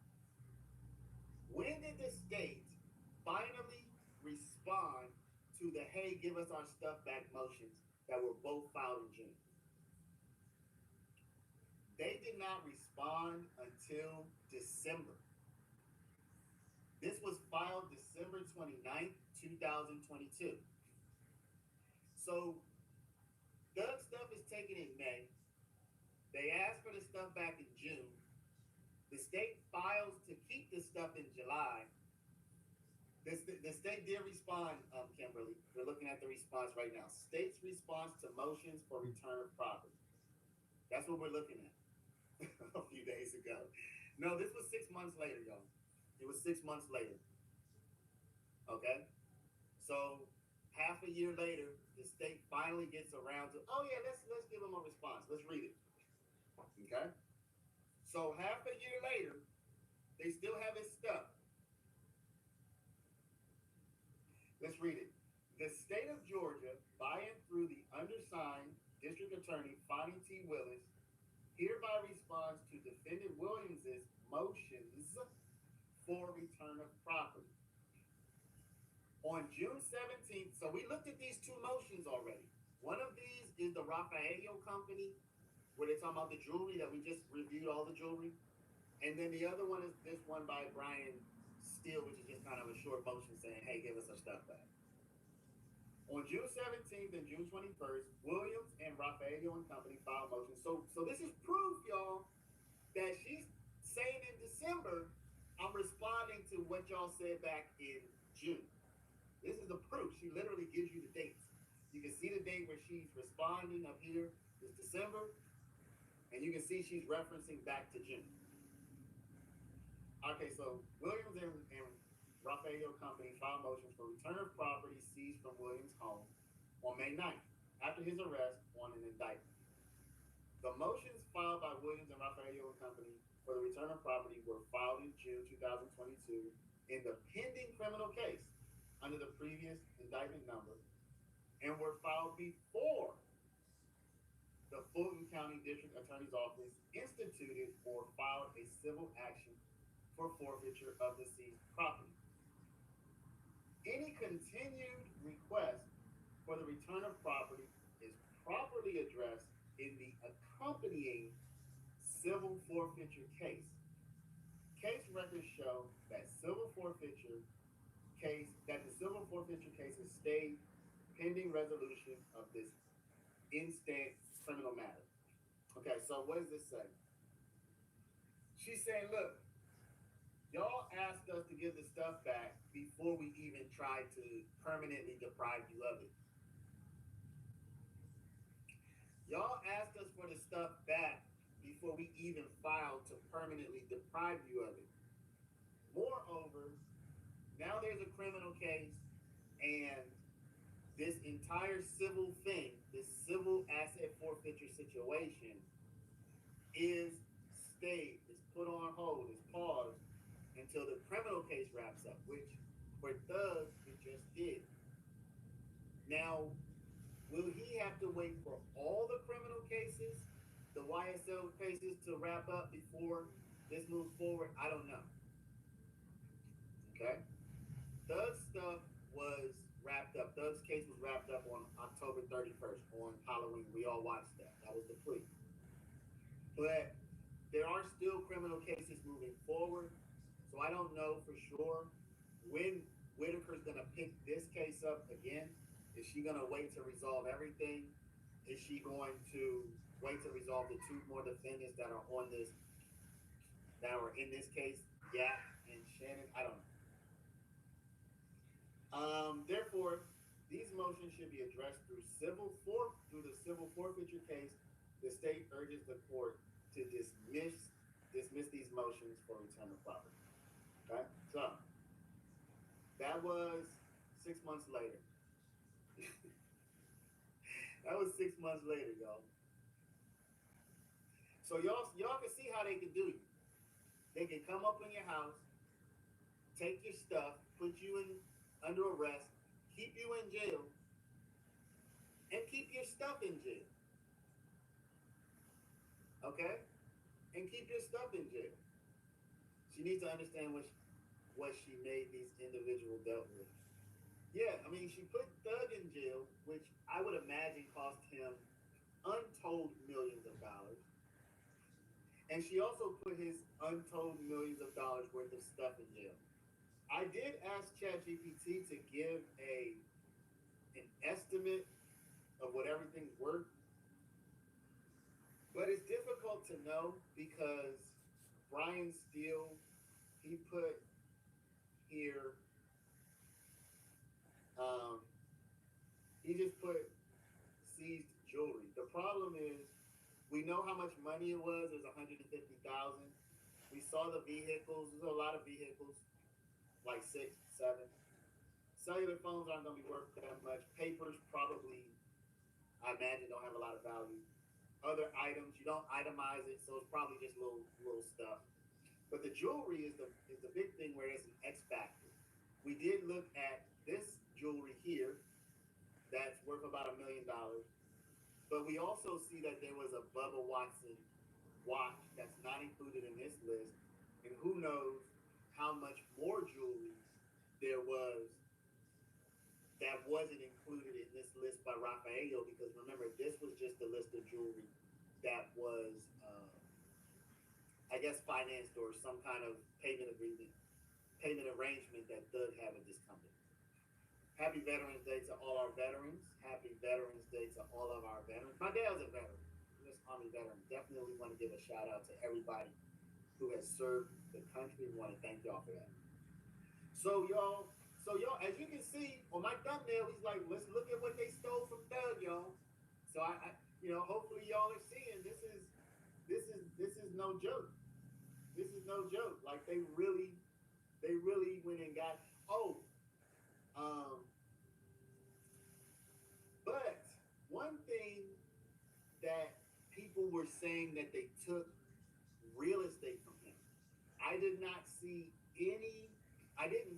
or uncover, and also as we're looking here where Brian Steele has enumerated some of the items, also in the civil asset forfeiture, I didn't see anything about real estate or bank accounts. So I'm not saying that is not part of it. I'm just saying I didn't see it. I'm not saying that it's not part of it. I'm just saying I didn't see it. Okay? So if anybody has more information, I didn't see any real estate. I didn't see any bank accounts. I did see that they got $149,000 and some dollars. Okay? Moreover, they could charge Yak and Shannon for those weapons when they were not physically in the house. I don't know if it's those same weapons. There's a lot of weapons, y'all. There's a lot of weapons. I think Yak was there. Wasn't Yak there that day? I think Yak was there the day of the raid. All right, y'all. So finally, y'all, some of y'all have already seen this before.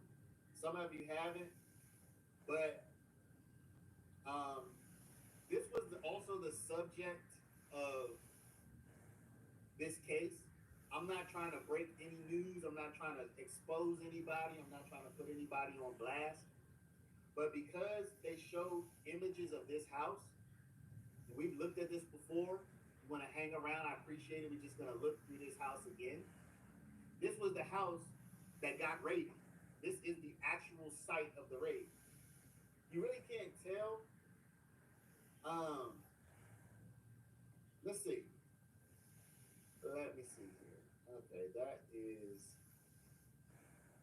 So this is you can't really tell how big the driveway is on the parking lot. There's a bunch of cars seized. But yes, this house is sold, correct. This house is sold. Okay? We're just looking at the place where everything was during the raid. We've seen images of this. But we're gonna look at it not from the police perspective when, they're in there raiding. We're just looking at the house itself. The first document you pull up with all his information at the bottom, it said Bank of America, it said Wells Fargo. Yeah. I imagine that he might have had car loans on some of those cars.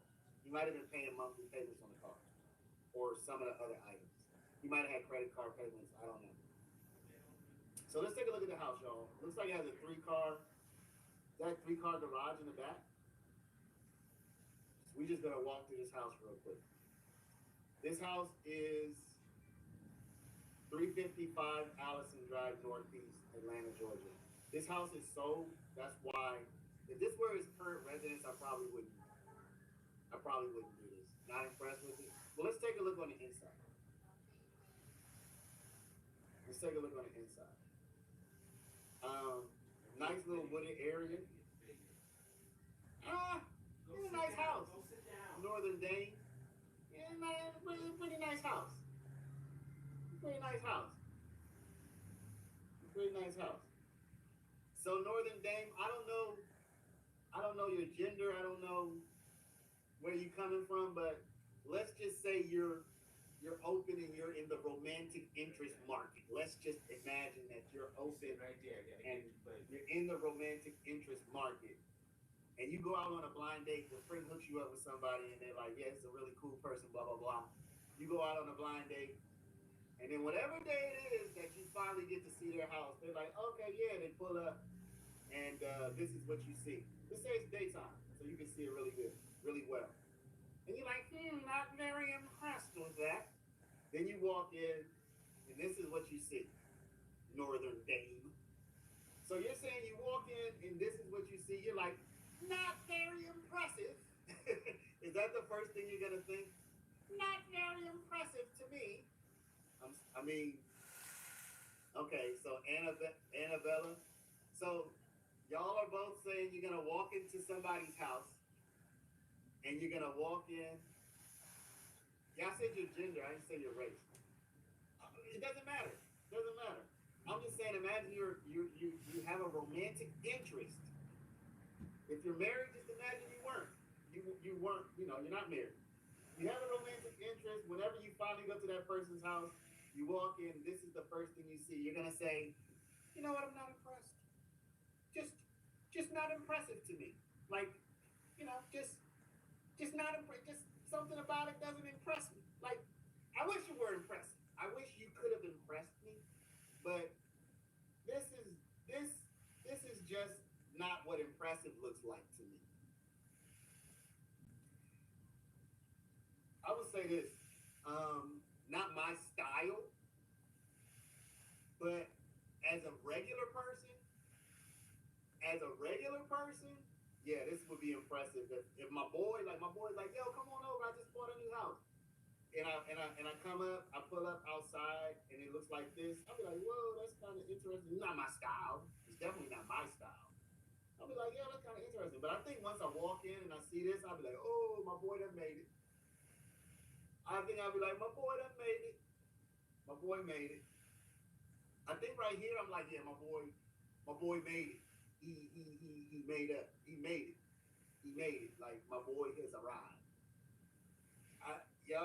I'm jumping on the couch. I'm like, yo, can I jump on the couch? Because I'm literally like, I'm jumping on it. I'm like, I'm plopping. I'm going to plop on that jump. I don't even care, y'all. I'm plopping on this couch. I'm plopping on this couch. You got your little butler's pantry or whatever. Again, not my style.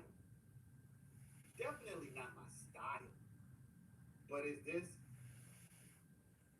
But is this? I mean, this is definitely a nice house, though. 1.6 acres. Ooh, that's a lot of land. It's a lot of land too. I mean, relatively speaking. One thing we noticed, y'all, was that the gold money counter is still here, and the YSL, whatever this, we can never really figure out what this machine is back here. What this appliance? I don't. Somebody can maybe help. But once we get a closer image of this, Miss Lily, good morning. Been a while.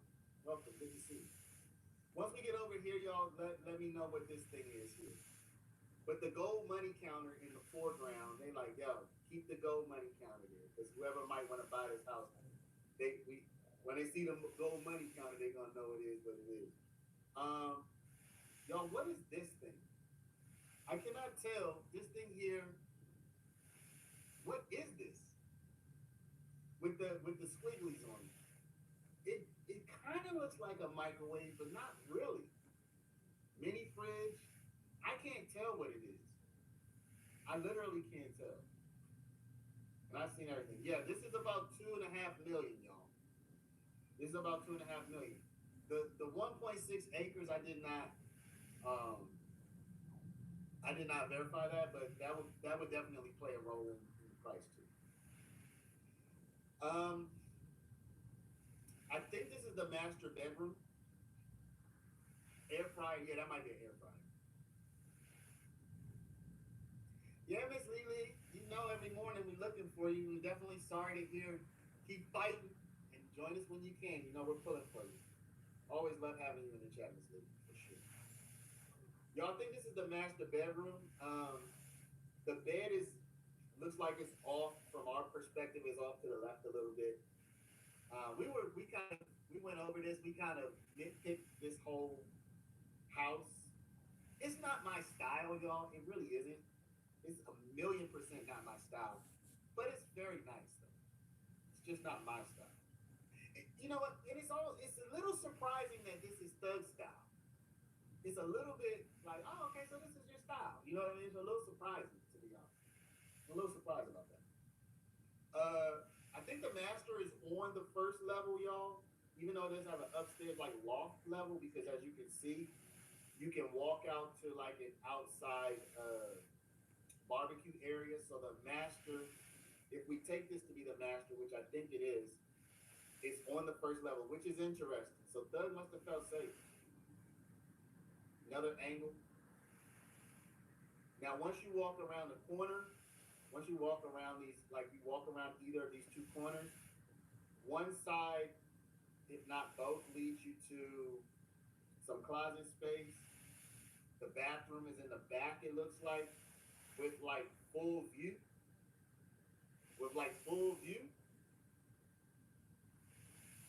You know, meaning like if you just so happen to be walking on this property and somebody's taking a bath, you will probably get a full view. Sinks and whatnot. So I believe this is behind the bedroom. So if you notice when you come in, this would be your bed. Then when you walk through these doors, you would walk around and back behind this would be where your bathroom stuff, which is interesting. See? You can see it. And I think in the middle here is where your closets are. So I think your closet is literally kind of in this middle space, which is, I never seen anything set up like that.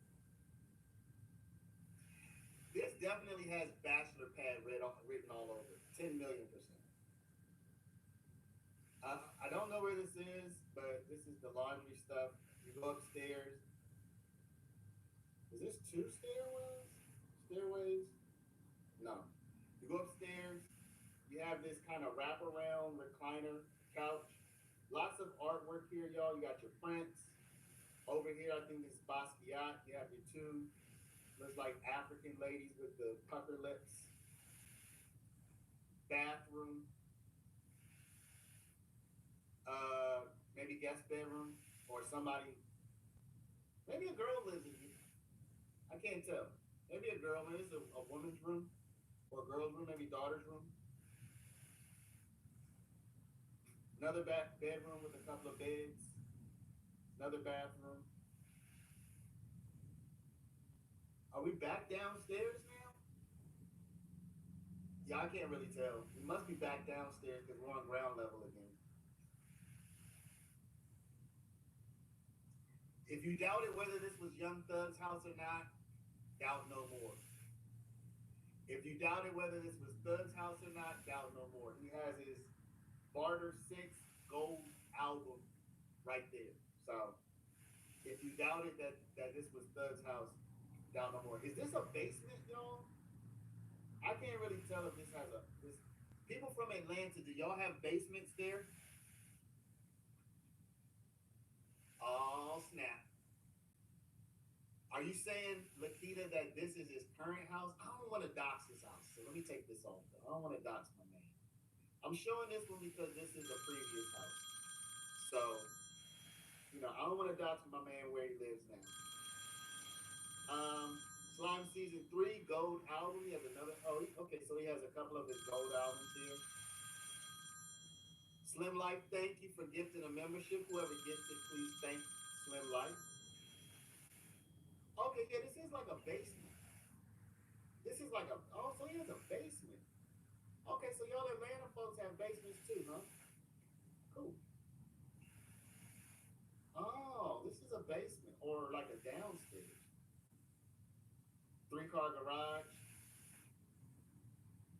So Tay Toomer got the Slim Life gifted membership. We appreciated this. We appreciate this. Which one was sold on 4/24? This one or the other one? This one? Okay, so if he has well, I guess we could take a look at it. We could take a look. If y'all want to look at other ones, we can do it because at the end of the day, Thug can't live in Atlanta anymore. So we really won't be doxing him, will we? I guess we're not doxing him because he can't live in Atlanta. So any Atlanta area homes can't be his home. Is that right? Y'all agree with that? Look, I'm sensitive about this stuff, y'all. Okay? But if we use some deductive reasoning, he can't live in Atlanta, so any Atlanta area residences can't be his residence. Is that right? We have basements, of course. That's where the girl made that phone call. Oh yeah, that's right. Very good. Very good observation. Very good observation. I gotta do a spin move on that one. Okay, who was that said they're not impressed? Who said they weren't impressed? Who said I'm not impressed? I'm not gonna go up it. Whoever you were, whoever you are, whoever you are, if you're still there, you trying to tell me this is not okay, there you go. Northern Day, come on now. Come on. Come on. Come on. Come on. Look at this. You telling me this isn't impressive? Like, it might not be your style. It's definitely not my style. I say that a bunch of times. So would I buy this if I had $2 million? Now that that's my wife and my kids loved it and they told me I had to. Just for me, would this be my bachelor pad? Probably not. Just for the style of it. But if you saying that this isn't impressive, this is very nice. This is very nice. I mean, it has a balcony upstairs. It has. I'm not gonna get into all this. It's very nice. Okay, so but is it everybody's style? Of course not. It's not everybody's style. It's not like, oh, if I had that amount of money, I'd be buying it. No. But this is very nice. In fact, it is much more impressive from this angle than it is from this angle. But this is just, you got your outside grilling area. This is nice, y'all. Woo, and they use it too. Look at all that soot. They be out there grilling. All right, y'all. Somebody drop the Drop the address for any other verified thug properties that we can take a look at. I'm not worried about it because again, I just remember he has to move. He's moving. He's out. If it's public knowledge, we don't have to worry about it. So if y'all have somebody drop that again, if somebody has the address, drop it again so we can take a look at it. If I had the money, I would love to own it, just not in Fulton County. Yeah, Fulton is a little, Fulton is off. So y'all, what we've done so far is we've been able to take a look at all kinds of property that they've seized from thugs. We've seen jewelry, this huge diamond ring. Is this a wedding ring or what? Is this a wedding ring or what? Because, frankly, is there any way this isn't a wedding ring? Is there any way this is not a wedding ring? Particularly when you combine it with this. Engagement ring? Okay. Okay, engagement ring. It's a marriage related piece of jewelry. Okay. It's a marriage related piece of jewelry, right or wrong? All right, let's take a look at the 3511. It's a marriage related piece of jewelry, right or wrong?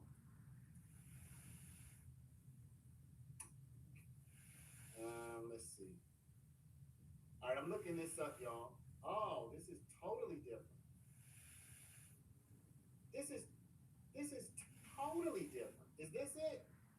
Y'all give me a yes.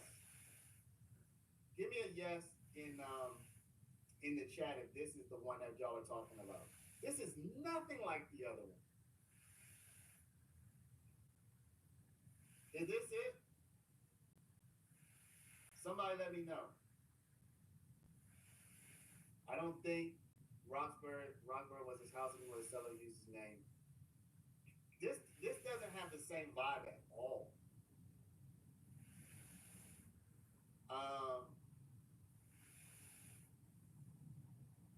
Well, so Chadingi is saying Chadingi is saying that she does not believe that this was Doug's house. That's his old house. Totally different vibe. I mean, if there's one thing that's similar, is it does seem to be like in a somewhat wooded area. But this does not have bachelor pad at all. This is definitely not bachelor pad. He left that house in 2019. Okay, so this is his old house. But we can kind of feel what the vibe is. This does not feel like bachelor pad. It's his.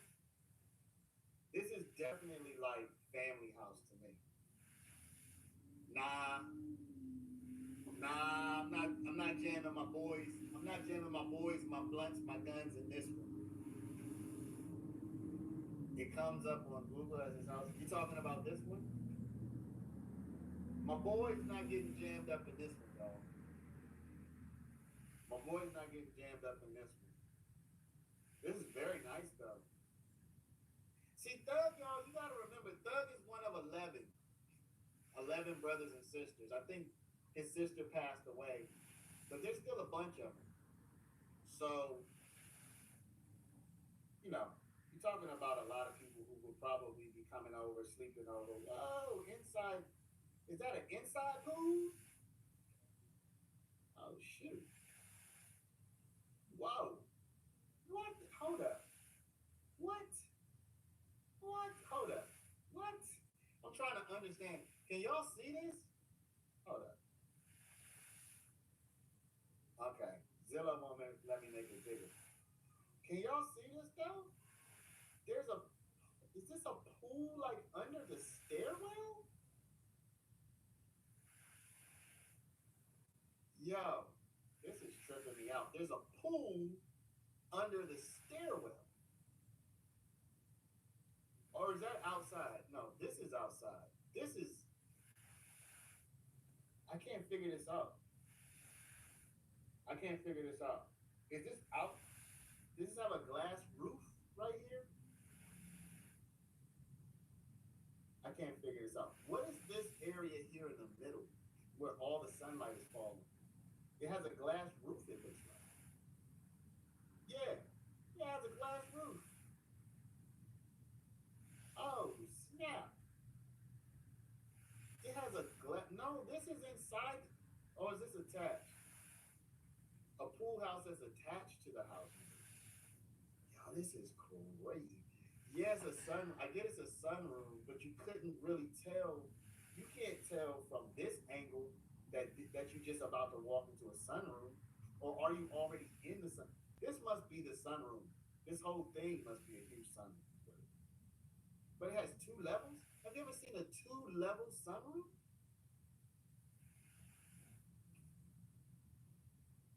Yeah, yeah.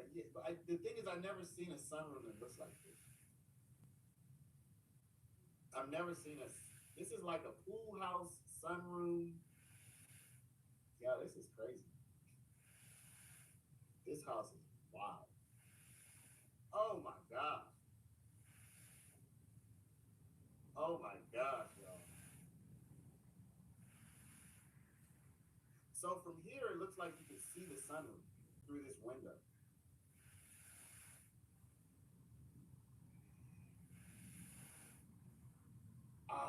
Okay, so you're in Atlanta.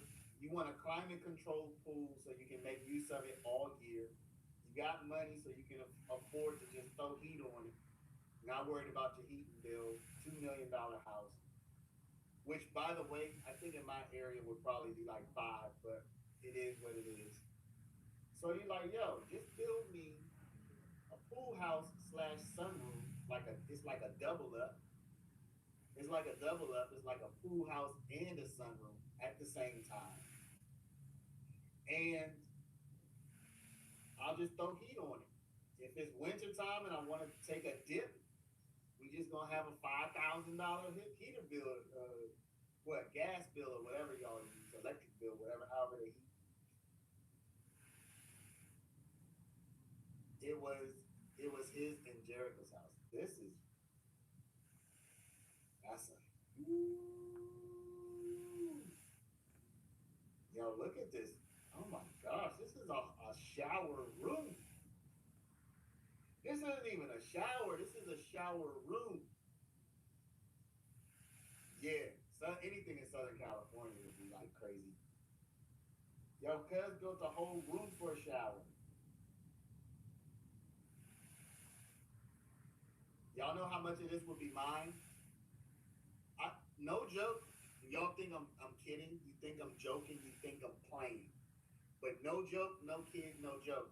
Of this, if I had to share this with my wife, I would probably get like one of these back shelves. This little back shelf, because I would be like, well, I don't want to hang anything in front of the window because I like natural light. So that'd be my mistake. I would get this back shelf, no joke, and she would have everything else. No joke, like I'm not exaggerating. I would get this back shelf with like 1, 2, 3, 4, 5. I would get 6 shelves worth of space, and everything else would be my wife's. No joke. And I guess this is the area. All right, y'all. Do we have any other properties before we go? There's a very nice closet. It will be my wife's closet. Y'all, this is no joke. Like I have a closet, like in my direction where I'm facing, my walk-in closet's right there. It's not this big, but it's a nice size. I mean, it's a walk-in, and I have like maybe 1/10 of it is for me. Maybe 1/10. 1/10 is mine. Any other addresses before we go, y'all? Oh, really? That's cool. Yeah, this house is something else.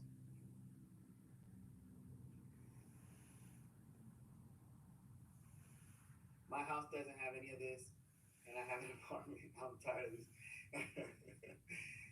All right, y'all. Well, so today we looked at some of Thug's stuff, y'all. A little bit of pocket watching going on. Think most of this is public knowledge, so I don't think we did anything wrong. He cannot live in the suburbs of Atlanta. No, he cannot. I'll show y'all this.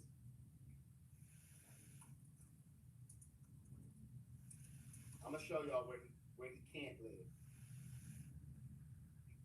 He cannot live in the suburbs of Atlanta.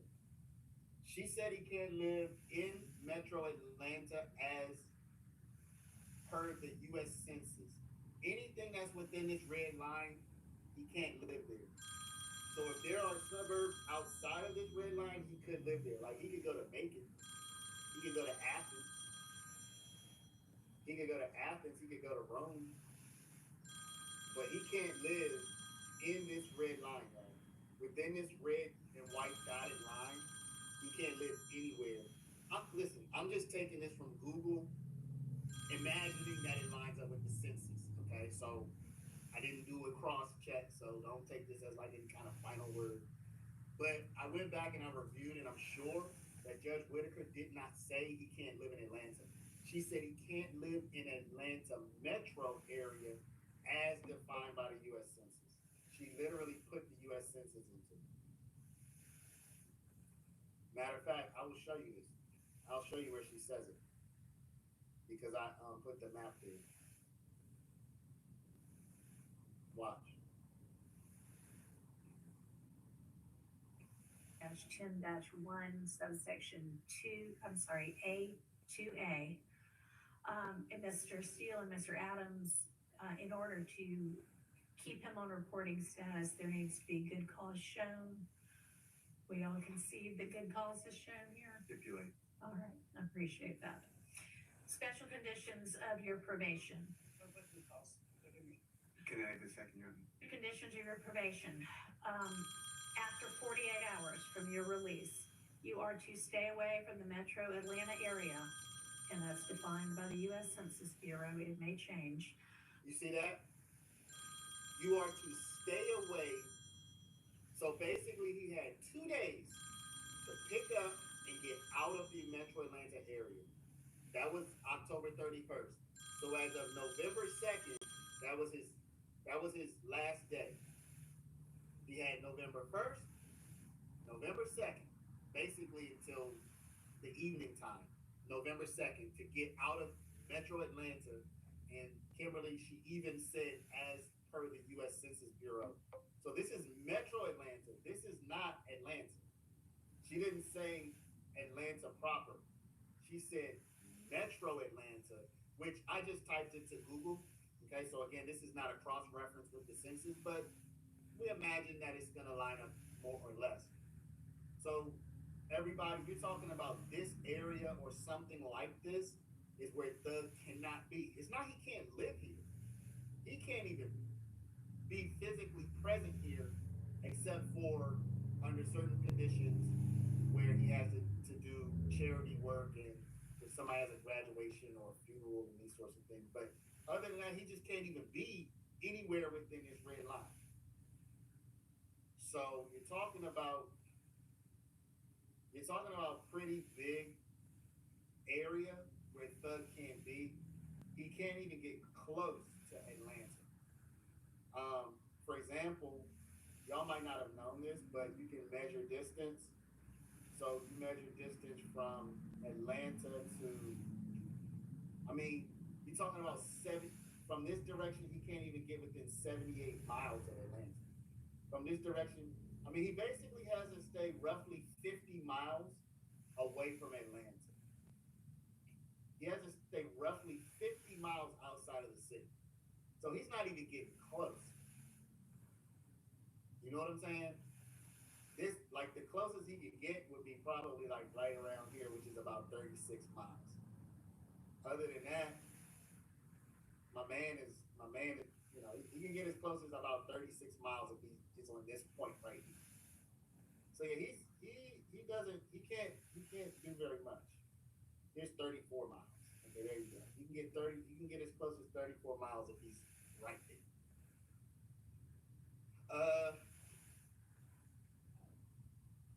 Yeah, they're gonna be watching him, and yeah, he'll be better off. So yo, that's gonna do it for me today. I just wanted to pop in, give y'all a little bit of a fix, seeing as how we're not having court today, I thought this was interesting. I thought this would be interesting information. So please do hit the like button. Hit the like whatever you're doing right now. Stop. Hit the like, please. How many likes do we have? Where's my phone? Whatever you're doing right now, stop and hit the like, please. If you're not a subscriber, do subscribe. Antoinette, you got back right now, but we're wrapping it up. We're finishing it up. Go watch one of our videos, y'all. Whatever video it is, just pop in, hit a like. Show us some love. Show us some love. We have. Go watch one of our videos, y'all. Whatever video. How many likes do we have? 376. Y'all, come on, people. I just liked it. 378. Can we get to 500? Can we get to 500 likes, people? Can we get to 500 likes, people? All right, y'all. I'm going to go ahead and close this up. I thank everybody. We will be back tomorrow at about probably 8:30, 8:45. And y'all have a good day. See y'all later. Thanks, Miss Lily. Thanks, Amy. Andre, I haven't seen you in a minute, buddy. Hope you're okay. Don't be stingy with the likes, people. I'll see y'all tomorrow. Have a good rest of your day. Bye-bye.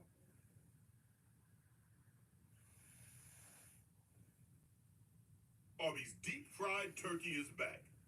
Get thankful.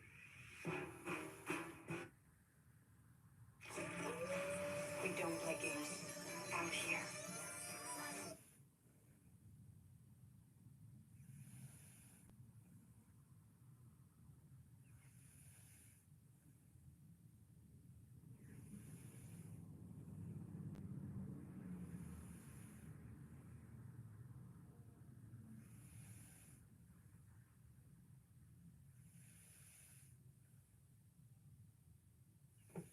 Is my microphone working? There we go. There we go.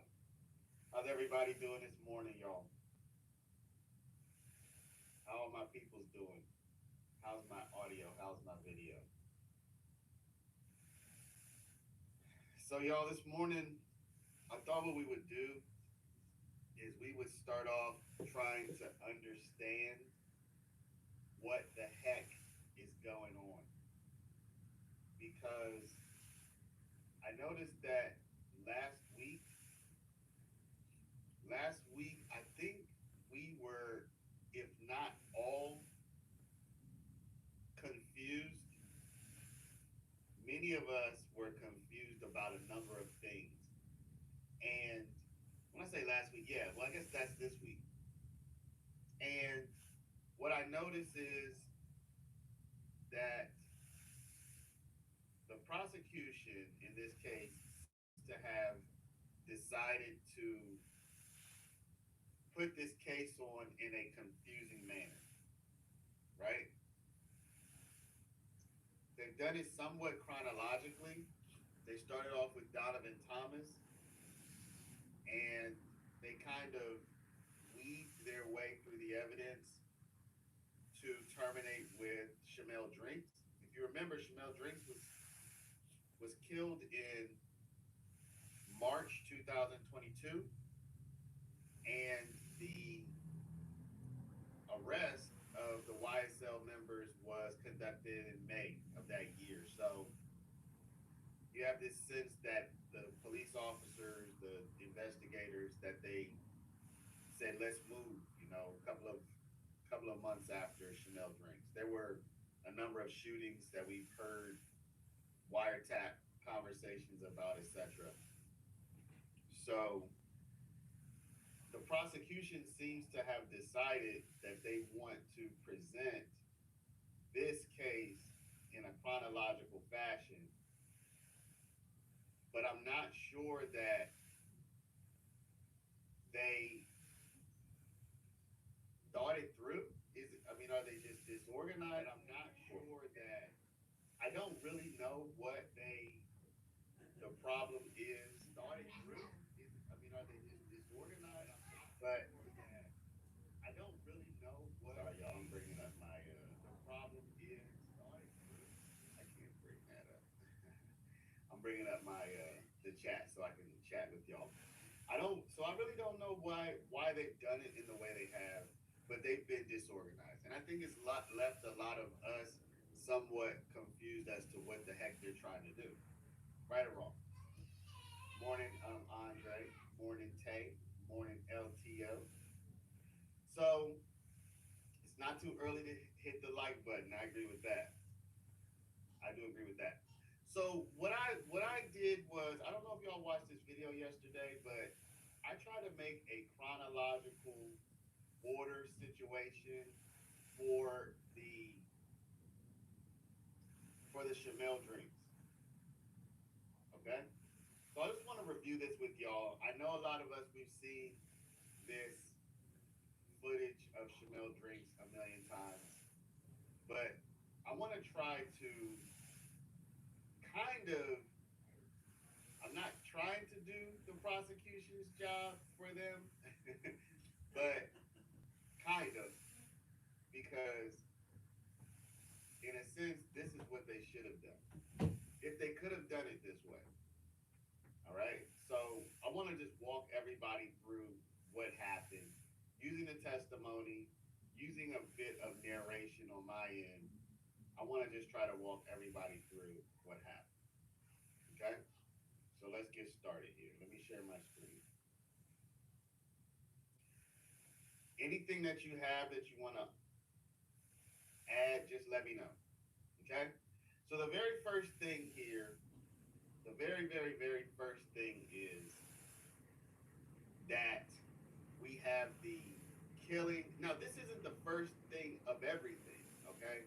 This is the first thing that I want to start off with, because really you can't start off with the very, very first thing, or we'd be going back to 2015. And we definitely don't want to go back to 2015. All right, so let's just start off here. The very first thing that we want to start off with is the killing of McMiller and In the early Ford. morning hours of March 11th, 2022. Okay.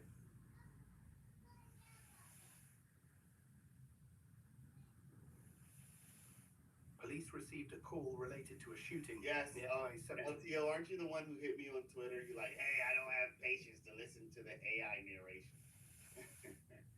Well, I like this guy's voice. I like this AI. 5 highway in Atlanta. Okay. Upon arriving on the scene, investigators found 2 men shot.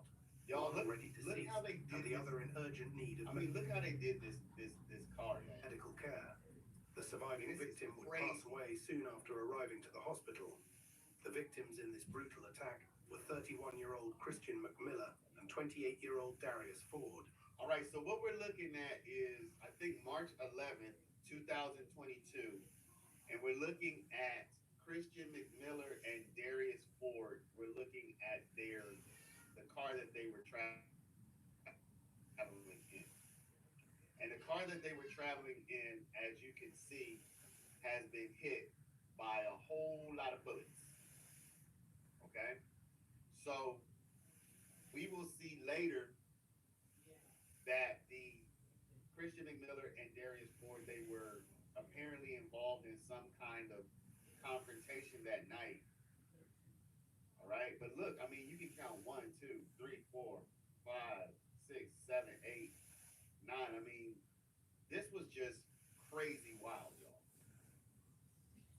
Investigators believe this tragic incident was just one in a long string of tit-for-tat shootings between rival gangs YSL and YFN.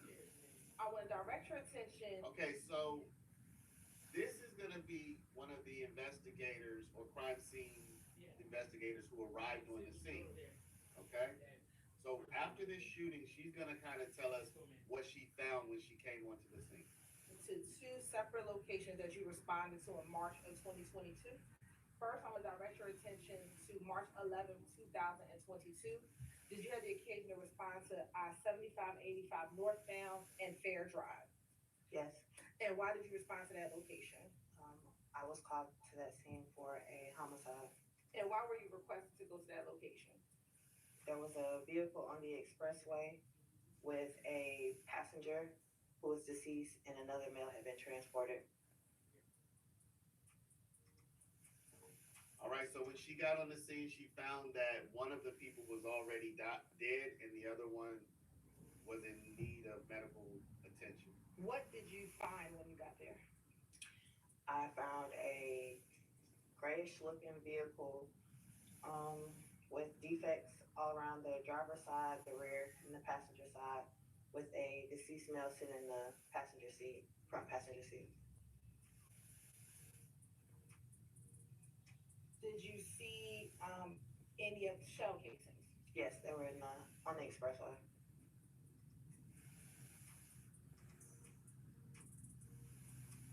With the car, was there anything sitting on top of or around the car? There was a handgun sitting on the roof of the vehicle. On what side? Right, so all the pictures that we just saw is what she found when she came onto the scene. She found this car really just riddled. Now, y'all remember when Hilton said riddled with bullets? Y'all remember when Hilton said riddled with bullets? And then Whitaker got her to drill down to the fact that there was one bullet. Well, this is what riddled with bullets really looks like. This is crazy. McMillan and Ford were both associated with the YSL group, All right, I whose believe most prominent member is rapper Young Thug. In the hours following McMillan and Ford's death, investigators noticed social media postings and wiretap telephone calls mourning the pair's death and purportedly promising revenge. In the caption, and it says 4L. Okay, so here we have McMillan, and we have do y'all know who this is? Like, let's play quiz a little bit. Who is this standing with McMillan? McMillan is Appears so. Okay. Every year, the intangible economy is expanding. So what does that mean? When we think of economic growth, or like what is our economy, it's very easy to think about how much steel do we produce, how many cars do we make, what are what's the tablecloth on your table? These are the things that we think of as economic production. And yet, at this point, something like 40% of our economy comes from things that are entirely intangible. This is things like software, this is things like financial services. And one of the challenges is that the things that we need in order to govern those systems are different. Tonka Retro Collector's Edition, now with 2 times the steel to take on the toughest job. To scoop, haul, dump. Has your fleet got the metal? Tonka Retro Collector's Edition, the only truck tough enough. Here's some. We're looking at 448 VV. Are you familiar with the Instagram handle Bentley BZ4L? I am. How are you familiar with that Instagram handle? That's the Instagram account associated with Christian Eppinger. And again, is this another post of Christian Eppinger, or a post of Christian Eppinger posting both? Is that Mr. McMillan, Mr. Ford in that picture? Correct. Okay. Are you All right, so we have Mr. familiar with McMillan, the Instagram account OG.BOOL_? All right, y'all. So the first thing that we need to know is Mr. McMillan and Mr. Ford, who were both standing in this picture right here. They're both pictured. They were both killed. Are you familiar with the Instagram handle with this white Bentley car, or as you say, BZ4L? gray car? I am. How are you familiar with that Instagram handle? That's the Instagram account associated with Christian Eppinger. And again, is this another post of Christian Eppinger, or Abandoned chart and the devil emoji. So then we start seeing, investigators had previously after these guys are killed, we start seeing these posts pop up on different. Oh, thank you, Bix. Oh man, I appreciate that. Yeah, some people don't like the AI voice. I like it. I think it's pretty good, and it's only gonna get better. Appreciate that. Appreciate the 10 spot. So after McMillan and Ford are killed, you have people who are sending out these social media posts. One person saying, like, this as a dad, this hits you. This hits you. This red X, this hits you.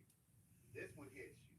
I mean, thinking about this man's son, you imagine this is his son right here. Somebody does this, ha ha ha, now you fatherless. Now you fatherless. I mean, what kind of cold-hearted people do we have in this world that would do this? Then you have smoking on your packs. That's kind of more run-of-the-mill trolling, but now you fatherless troll. That's not cool. All right, Grand Rising. Okay, so we have Miller and we have Ford who are dead. YSL members' telephones and captured some of their reactions following learning of McMillan and Ford's demise. We have a Dapper. I never get tired of seeing the Dapper. And this one disrespecting Ford. Yeah, got it, y'all. I mean, Investigators have previously tapped YSL members. This guy literally looks like an entirely different person with the hair cut off and with the dressed up. I mean, he looks like literally a different human. He doesn't even look like the same human. Yeah, man. That shit, that was crazy, what? After going through one call when I had them posties and tell Corey, I said, what's wrong? All right, y'all, there's something that's very sensitive. There's something sensitive that I feel like only a few people have been willing to put together. There's something sensitive that I feel like only a few people have been willing to go there, so to speak. And I'm only gonna make an allusion to it. But y'all, they got these people's phones tapped, y'all. They have their phones tapped. They're listening in on their calls. They have Demekion Garlington and Shannon Stillwell on multiple calls. They have them tapped before the Shamel Drinks murder happens. Think about that. This call we're about to listen to, I'm imagining must have happened before the Shamel Drinks murder. Let me see if Hilton says when it is. YSL members' telephones and captured some of their reactions following learning of McMillan and Ford's demise. Yeah, that was crazy, what? After going through one call when I had them posties and tell Corey, I said, what's wrong? I told you that. Yeah, that was I got that on like, man, that shit, that get too crazy. But that's a fool. Wow, like, damn, what? They need a more on this. I don't know, I think he the one that got shot in the head. I don't think everybody been said he had died first, like, they was saying that first, they were like, brothers in critical condition for a minute. I heard he hit in the head. Yeah, Roy had they got there told what had to help. Y'all, you have to ask yourself some questions. How were they able to tap these phones? How were they able to tap these phones, y'all? I think there is one central figure in all of this who I'm not gonna say caused the phones to be tapped, but we certainly saw somebody offering that he would wear a wire, if y'all remember. Y'all remember somebody saying, I'll wear a wire?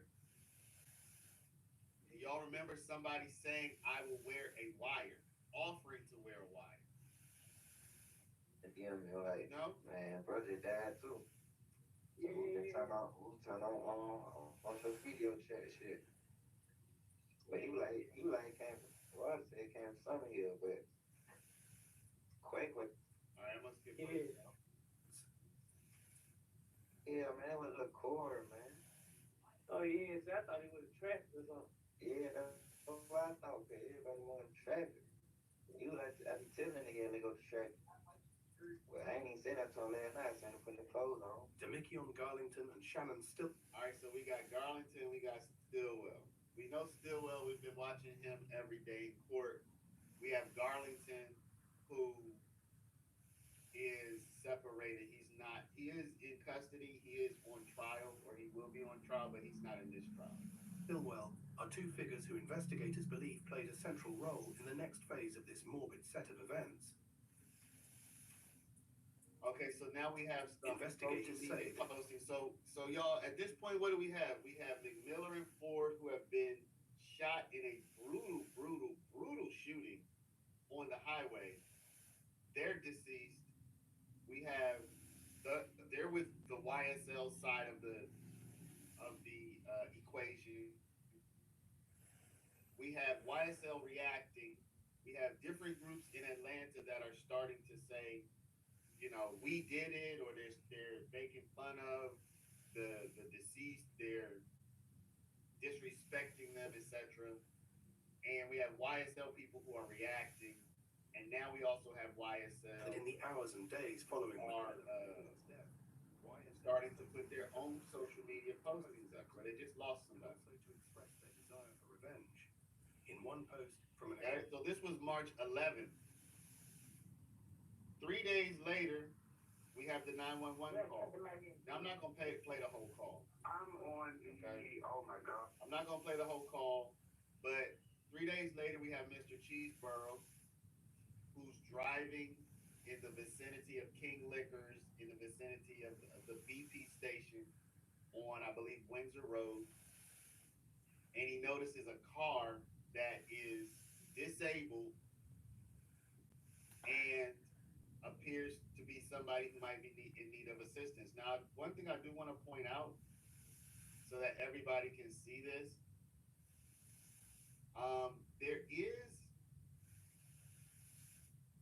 there's this image.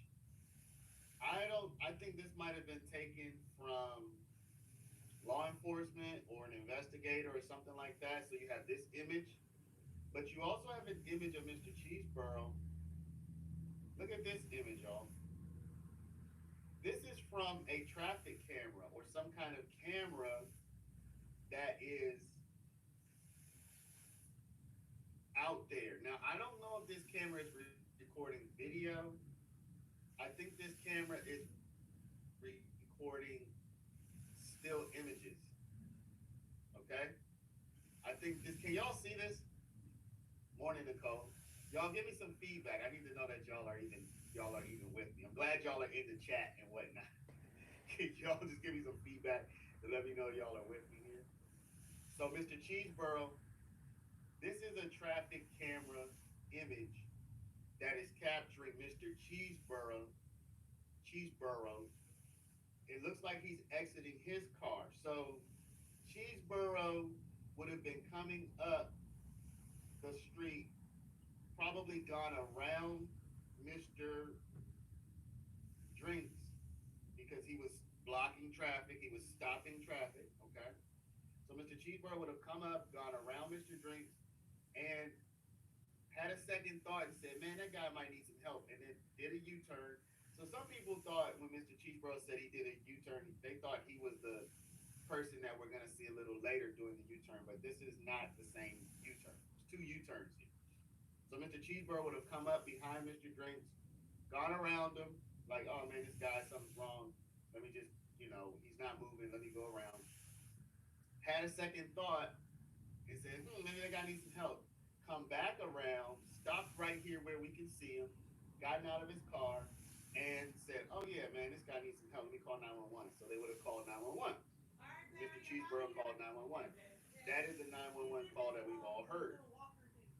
Okay? So this is the series of events. Now, as you can see here, the door is not open. No, Hair Alchemist, this is not a new video. This is, I believe this to be a still image, a still photo that was taken when Mr. Cheeseborough arrived at the scene, at the Drinks scene, which would have been probably 15, 20 minutes after Drinks was killed. This was definitely shown in court. From creating memories to finding the perfect gift, let us make this holiday season a little easier. Right now, save up to $60 on select AS battery sets. Look out!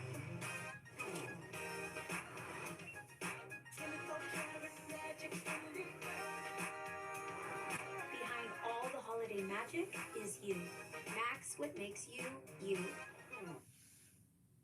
Only shown in court. So this would have been taken 15, 20 minutes after Drake was killed, I believe. Something like that. Now, the significance of this, though, is there is a camera here, y'all. There's a camera. So you have two things. One thing is the camera, we don't see any footage of what happened. I think this is taking still images. I don't know that this is recording video. This may be taking a picture every, 20 seconds, 30 seconds, minute, 5 seconds, every second. I don't know. But morning, Miss Lily, good to see you here. It's not a photo that was meant to be recorded, but it apparently well, Alan, think about this. Let's say this is a recording. Let's say it's a recording. Either way, even if it's froze at this time, whether it's a photo or recording, this represents what happened after Drinks got killed. So if it froze after Drinks got killed, we see that it preserved this much because we can see it. So it didn't just erase everything. It wasn't like it froze and just had a catastrophic malfunction where all of the data was gone. It preserved this data. So you do have to ask, well, okay, it froze at that time. That's inconvenient, but shouldn't it have captured everything, whether it's images or video, shouldn't it have captured everything that happened up to that moment? Like, where's all that? Because let's be honest, this is an incredibly good angle, and you would be able to see exactly what happened. It's a live feed, not a recording. It happened to freeze on this exact moment. Okay. It's a live feed, not a recording. It's a live feed, y'all, not a recording. Y'all believe that? Y'all really believe that? Y'all believe that the city is going to set up a live feed and not have any recording of it? Gina S., I do know that that is an explanation that they gave, but does it sound credible? Does it sound credible that you're going to set up this expensive and extensive camera system and that you're going to have it just recorded and just nobody, that there's just going to be a live feed? So Gina, what does living in Atlanta have to do with it, though? You live in Atlanta, so you verify that nobody's recording these live feeds? I don't know what one thing has to do with another. I think these live feed cameras are everywhere. I mean, we have traffic cameras as well. But that's not the point. The point is, why wouldn't you record it? Why wouldn't you record it? So anyway, y'all, this camera, all right, so let's take what Gina says. Gina believes the police when they say that they're not recording you. So let's say that this camera is not recording. We can all agree that this angle would have captured exactly what happened. Right or wrong? So the idea that it wasn't recorded or that it wasn't captured on camera to use a more technical term, it was the killing of Shamel Drakes was captured on this camera, right? So if it wasn't recorded, it wasn't recorded. Frankly, we have no way of verifying, right? So what I'm saying about you is, about what you're saying is, they told you they don't record it, and you say, okay, I believe you, basically. And that might be the right thing. It might be that they just don't record it. But what I'm saying to you is that, you go to Diddy's house. He said, hey, there's a camera right there. It's on. It's just putting everything on this big screen, but we're not recording. How do you know if it's recorded? You know what I'm saying? They have a camera. The feed is going through to a screen. How do you know nobody's recording? That's my point. I mean, they told you that. Maybe we just believe them. Peter Ortiz agrees. Anyway, y'all. But Boo. you know, the idea is we really don't have to get. I know I got a little bit hung up on it, but that's really not even the point.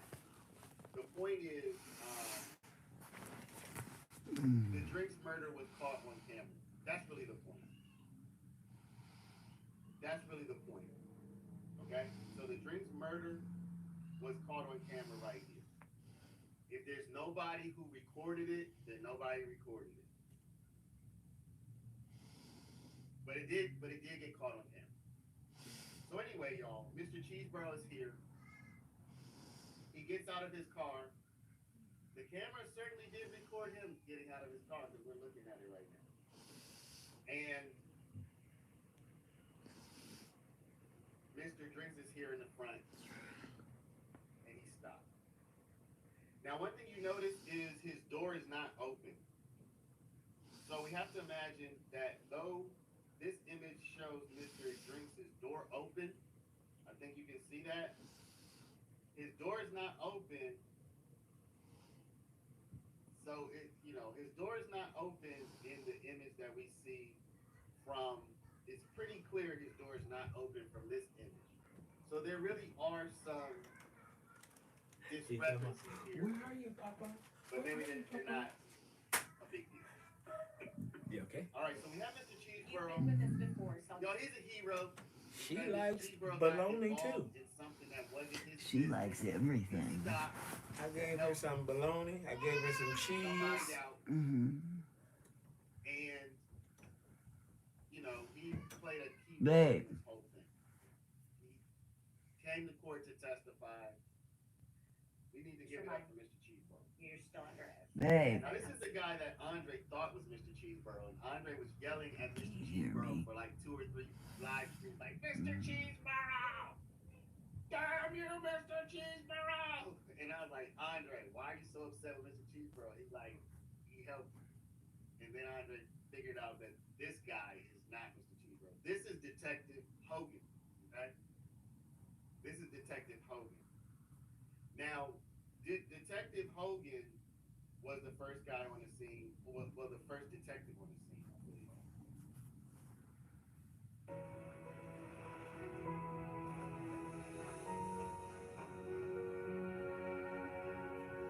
What the world needs now is love, sweet love.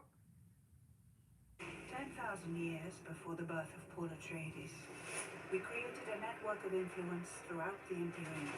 But power comes with a price. Dune Prophecy, streaming exclusively on Max.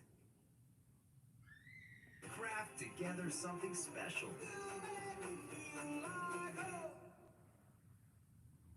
At Lumber Liquidators, we don't know how to make you a cappuccino, but we do know floors. Our flooring experts will help you find the right floor at the right price. And right now, save up to 50% on over 300 floors. Lumber Liquidators, the flooring aficionados. LumberLiquidators.com. Doors. They open and take you to where you need to be. At National University, our needs-based key grant awards up to $7,500 annually. Unlock the life you've always wanted. Learn more at nu.edu. First detective on the scene, I believe. Okay. Now, once you made some observations of the body, what, if anything, did you see next?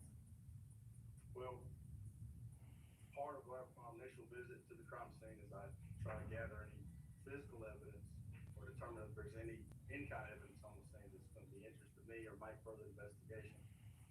In this particular instance, we did a very thorough search for any shell casings there. Obviously, we assume there should be some shell casings in the intersection, or at least near the car, because of the amount of shots that went into the car. We didn't find any. Okay. Hair Alchemist, thank you for the super chat. I don't believe none of the evidence has not guilty. Now, this is where we're getting to why yesterday I called this video, Shannon's gonna skate, Shannon's gonna walk, Shannon will be found not guilty of this. Because did y'all just hear what he just said? Thorough investigation is his testimony. The car, because of the amount of shots that went into the car, we didn't find any. No shell casings. Now he's gonna give you two explanations for that. A very thorough investigation, and we didn't find any shell casings. No physical evidence outside the car was discovered. No physical evidence outside of the vehicle was discovered. And as an investigator, Okay, y'all. Okay, so we have no physical evidence. If we go back, let me see, we're at 20 minutes and 17 seconds. Look what happened when they killed. Look what happened when they killed McMiller and Ford. I'm gonna just go back real quick, just to give y'all a visual. Sorry. Little bit before that. Look what happened when they killed McMiller and Ford. Just let it go forward a little bit. YouTube doesn't let me put it on the exact second I want to put it on, so we'll let it go forward a sec. Look what happened with McMiller and Ford. Okay, you see all of these little yellow things? Y'all probably already know this, but these little yellow numbers, these are all the places where they found physical evidence, probably shell casings. Okay, so when they killed McMiller and Ford, all of these little, and y'all can probably see them all the way up here. There's probably 20 of them or 30 or whatever. You can't even see all of them. This is physical evidence they found. So they took a picture of where they found all the evidence. Well, when it comes to the Shamel Drakes murder, no physical evidence is found on the ground. Very thorough investigation. We didn't find any shell casings. No physical evidence outside the car was discovered. and as an investigator, was that a note to you that you did not find any shell casings? Yes. In that particular time, I had a couple theories. Either he was shot, that shell casing landed in the intersection, and during the period of time before the shooting happened and he was discovered, with the car driving through the intersection, it might have kicked up some shells and moved him out of the way. They got gone, or he was shot from inside the car and the shell casing were inside the vehicle he was shot from. But those are just my assumptions on the scene at that time. All right, so either the shells dropped on the ground and the cars kicked them up and moved them around. Y'all, if we're talking about one or two, you know what? Are they going to get stuck on the bottom of a tire? I mean, those shells would be out there somewhere. And if you're police and you're trained to find them, you're going to find them. Okay? Those shells would be out there somewhere, and if you're a police officer trained to find those shells, you're going to find them. That's my take on this. But he didn't find any shells, so maybe the shells were fired from, maybe the gun was fired from inside of a car, and the shells fell in the car and they didn't fall on the ground. Okay. Now, after Mr. Drakes was taken from the scene, did your investigation continue? Yes. How? Well, didn't really have a whole lot going on at that time on the scene. We had identified the victim, but other than that, physical evidence was really non-existent. I received a phone call from a Detective Grimsley, a friend of mine who works. Okay, so let's skip this, y'all. Detective Grimsley helped. Now, we've all reviewed this video multiple times. I don't really want to go through this video again unless somebody has something in particular that you would like to point out. We can look at that thing in particular. We can skip to the end and look at that again real quick, but I don't think we need to go through the gas station video again. One thing that I did want to see was if this white car that we see here is the same white car where somebody gets out of the passenger seat and comes around and gets in the driver's seat. It does not appear to be the same vehicle. So I don't really want to go through this again. We've all watched this video multiple times. So I think we can kind of skip forward. We through most of this. One thing I did find interesting is on my rewatching of all of this, there's a few things. I will point out just a couple of things. Some people talk about this charger. This charger comes onto the scene. It rides through the gas station and it just pulls out. It comes on to the scene from our perspective is from the right. Let's just back up a little bit. It's gonna come into the gas station from the right. It's gonna go out the back left. Some people have suggested it could have been Woody in that charger, but someone else said Woody was in prison or jail at the time. He was in jail. I think he got out in 2022.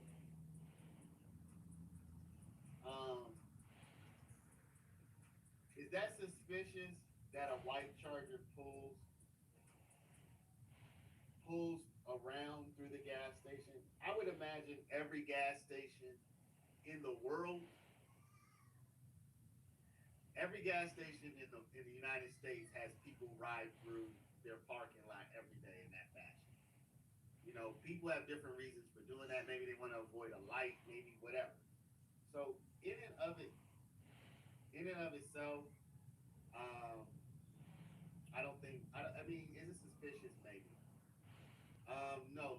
All of these streams are at 720.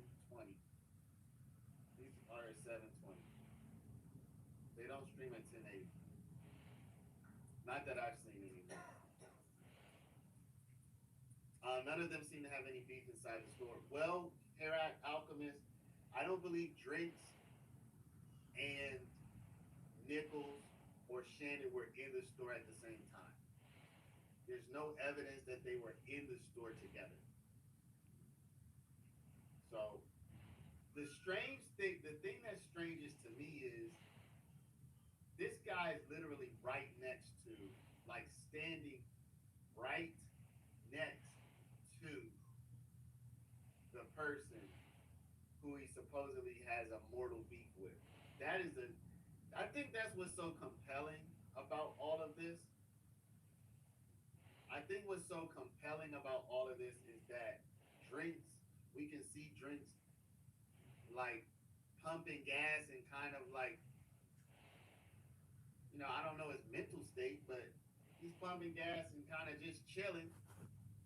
And he's right next to the guy who his side is in a mortal beef with this guy's side. He's literally right next to him. And then right in front of him is another guy with that same group. Exactly. No one paid Drinks no mind. Larky, they knew he was there. Come on. They knew he was there. He didn't know that they were there. Or if he did, he just cool as a cucumber and just like, you know, I'm going to just do me. But at no point did it look like he grabbed his gun.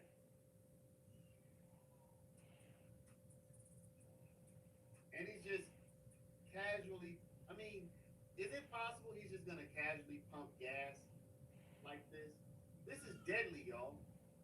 This is not like fighting. This is not like he's about to get jumped and he might be able to square up with 2 or 3 guys and walk away.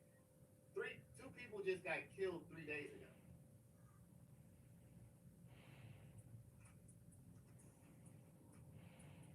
No, they were not all in the store together. Let me just back this up real quick. All right, we're at 35:42. I'm gonna show you Drinks inside the store, just so that y'all. This is Drinks as he comes in the store. Thank you, Harp City, for the 5 bones. Appreciate it. This is Drinks as he comes in the store. We're gonna see the whole time Drinks is in the store. Let me put it on a little faster. This is the whole time Drinks is in the store. You can watch him. I'm gonna mute it. This is Drinks. This is his whole time in the store. Does he look like he's looking over his shoulder? Does he look like he's aware of what's coming up behind him? Does he look like somebody who... You have this guy up here who's having some kind of dispute. He calls Drinks over. Drinks saunters over. Drinks looks to help him out. And And now Drinks is leaving. This is his entire time inside the store, y'all. So anybody who thought that he had any communication or even was in the store at the same time as the YSL guys, they were not in the store at the same time. Okay? Y'all got it? So that was his entire time in the store. You just saw Drinks come in and leave the store. So I did see where the way they presented it, the evidence, it did seem like maybe they were in the store at the same time. I don't know if that was something that the prosecution did on purpose or again it's just bad storytelling. But when you watch the video, you can see Drinks was not in the store with the YSL guys. Okay? All right. So he is pumping gas beside Nichols with Shannon right in front of him. Now, y'all, there's a couple of things that y'all need to know. And this is the interesting thing. We seen Nichols, we seen Farley, who's in the back seat of this white car. So Nichols is in the front seat, Farley's in the back seat. Shannon is in a car that's here, that's backed in and over here, in Audi. Now we find out that Demekion Garlington was in the car with Shannon. That's one. You don't know that just by watching this video because Demekion Garlington does not get out the car to go into the store. So he's just chilling. Then we find out Mr. Boyer was reportedly also in the car with Shannon. Now, we didn't get a lot of information on Mr. Boyer because once Detective Viverito and Hilton, once they started talking about Boyer, Max Shark objected and he kind of shut that down quickly. So we don't know a lot about Mr. Boyer. But while we saw 3 guys from YSL go into the store, we might have concluded, I concluded there must be at least one other guy because who's in the passenger seat of the white Ford Fusion? I think it's the Ford Fusion, right? Yeah, that's exactly right. That's the question. Who's in Nichols' front seat? There's some alternative explanations I could think of. The front seat's damaged. Somebody spilled a huge soda in the front seat and now they're sitting in the back seat. There's some plausible but not very likely explanations. The front seat is wet would be one thing that could possibly be an explanation that there's nobody in the front seat. But the most likely explanation is whoever's in the front seat just didn't get out. Miles Farley is not in the front seat. Miles Farley is in the back seat. Miles Farley is 100% in the back seat of the Ford. He's not in the front seat. Peter, thank you, sir. Always like to have Peter in the chat. Peter's very generous. Appreciate that. Rainix Acoustics wiper blades, delivering a whisper quiet performance. Look out!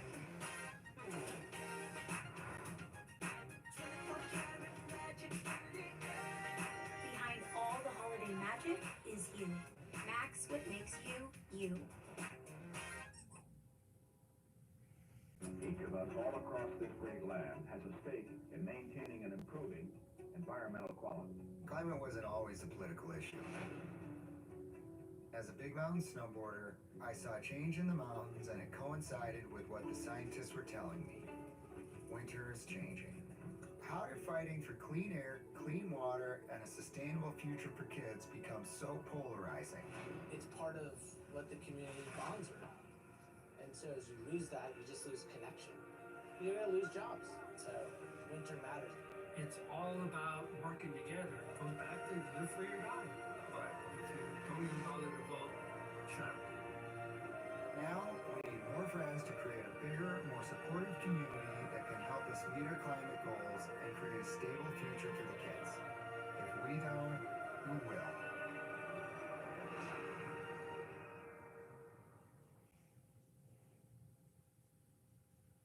like to have Peter in the chat. Peter's very generous. Appreciate that. Okay. I'm just gonna prove to y'all that Miles is in the back seat. Just in case. Well, gives him a jump scare. So these are the 3 YSL guys, the 2. The 3 all exit. So this is Miles in the back.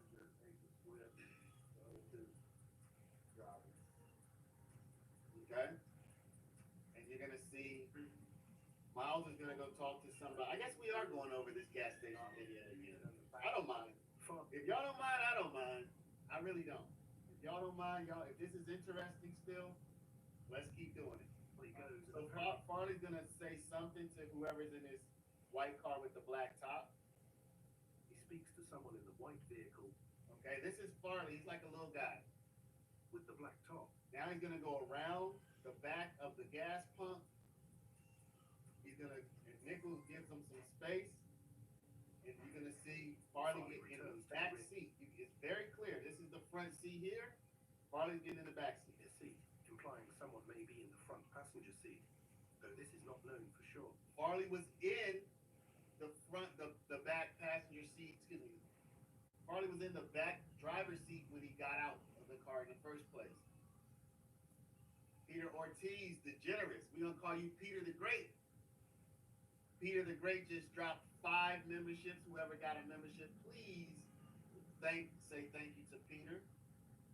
Whoever got a membership, please say thank you to Peter. Peter, I definitely thank you for gifting the memberships and the 10 spot. Highly appreciated. Okay, y'all. So, okay, you don't mind, I don't mind. This is kind of fun. I mean, I know people are fighting for their lives and stuff, but listen, y'all, it's interesting going through this stuff, okay? Y'all are here because you're interested. Sometimes people say, hey, you shouldn't be. This isn't entertainment. It's interesting, okay? That's the word I'm going to use.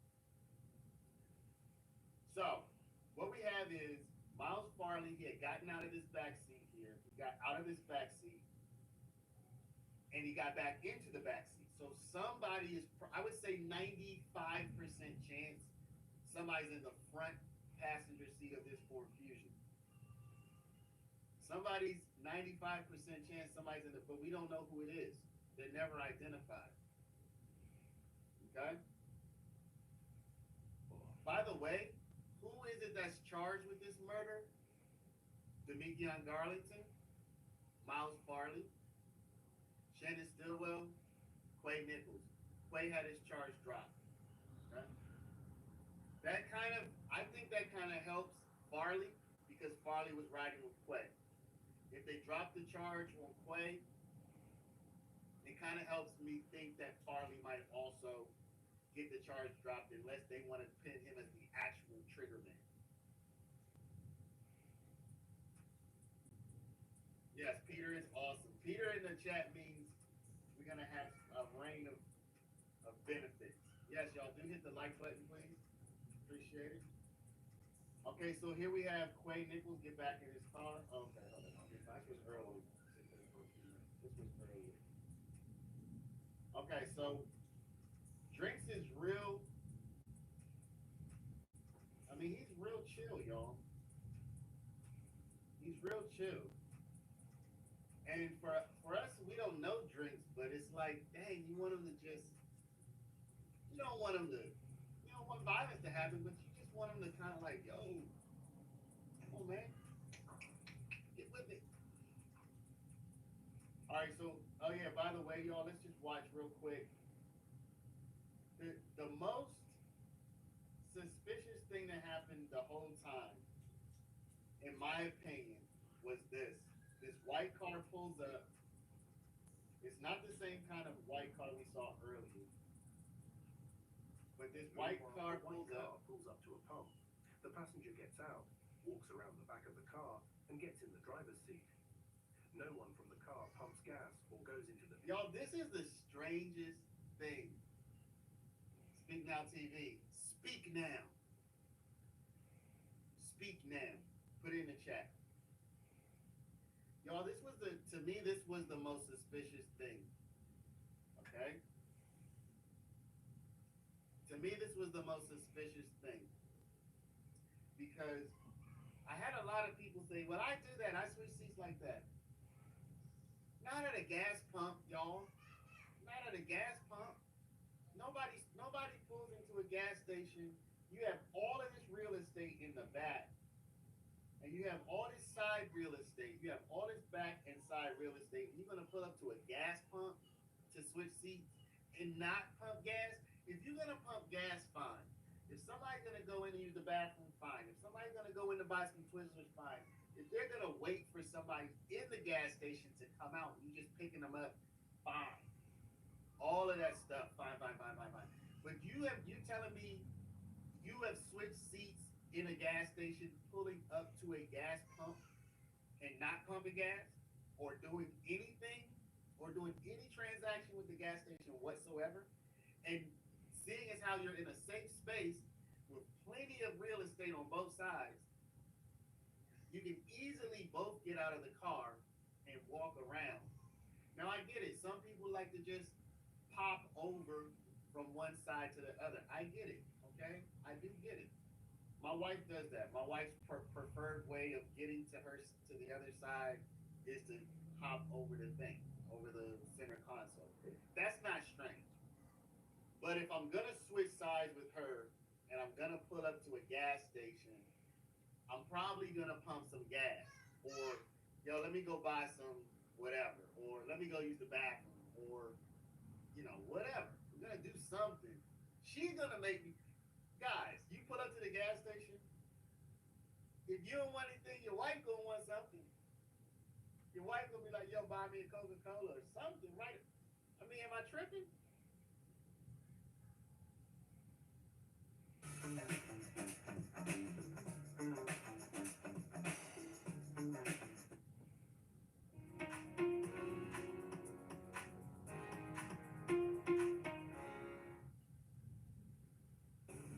Maya knows how quality care can bring out a smile. Good thing Aspen Dental offers affordable, complete care all in one place, with 20% off treatment plans for everyone, loving our patients unconditionally. Another way Aspen Dental is in your corner. Stretch your foot. Yeah, no, if you're traveling from out of town, you're gonna buy some gas. You can't. So it's impossible. This is a road trip situation because there's no possibility you're gonna pull up to a gas pump on a road trip and not pump gas. So you can't even. I say 0% chance this is a road trip. 0% chance. Because even if you didn't need gas, you'd be like, I'm already at a gas pump. Let me just put $10 on it. Might as well. So this is definitely not a road trip. BP. Drinks was talking to who? Drinks was talking to him before he left. Who was he talking to? Now this guy, you can see, he looks like he has the key to the vehicle in his hand. Because I see his hand go up and like he unlocks the car. That's what I'm gonna see. But y'all tell me, what do you see this guy up here actually do? He tries the door, it's locked, and then he brings his hand up and like unlocks it, and now the door's unlocked. Right or wrong? Is that what y'all see? Car. So he tries it and it's locked. He brings his hand up like he's unlocking it. Goes into the BP.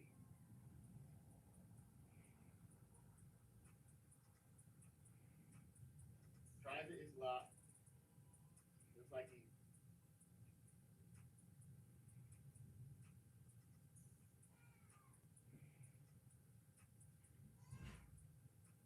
I just can't imagine what that's all about. I can't imagine what that's all about. I mean, there could be a good. There's got to be a good explanation. There's some explanation. I just don't know what it is. I can't imagine what it might be.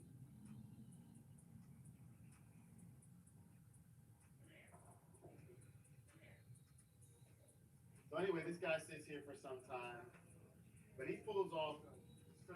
He pulls off well before 2200. Drinks and them pull off.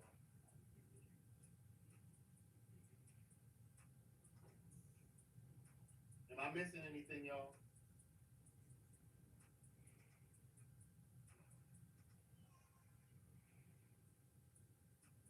I just don't think I'm pulling up to a gas pump unique. I might pull into a gas station, but I'm gonna pull up over here on the side, or I'm gonna stop in the back. I'm not gonna pull up to the actual gas pump unless I'm about to pump some gas. Or if it's full and I'm about to go in and I don't see any parking spaces, maybe I'll pull up to the gas pump. But I'm not pulling up just to switch the seat at the pump. That's the point. I'm not switching seats I'm not pulling up to a gas pump. Now you might pull up to a pump. There's other reasons you might say, man, oh man, I left my wallet at home. So I mean, there's other possible explanations. Oh man, I don't have any money. I gotta go back home. I mean, that's possible. So it's not impossible, but it's just the different set of events that would have to all come together just makes whatever's happening here just strange. But this person does pull off first. So 22:01 right now. So it's 10:01 p.m.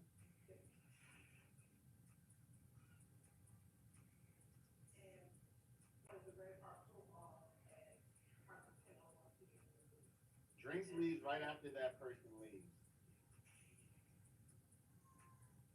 This to me, y'all, this to me is circumstantial evidence, but it is very bad for Shannon and for Nichols. As soon as Drinks is leaving, Shannon is like, yo, I'm following. That's what it looks like. Y'all can't tell me Shannon didn't know Drinks was in front of him. Look. Drinks pulls out of the gas station, followed by Stillwell, then Nichols. And he got the tent on everything. Drinks has no clue.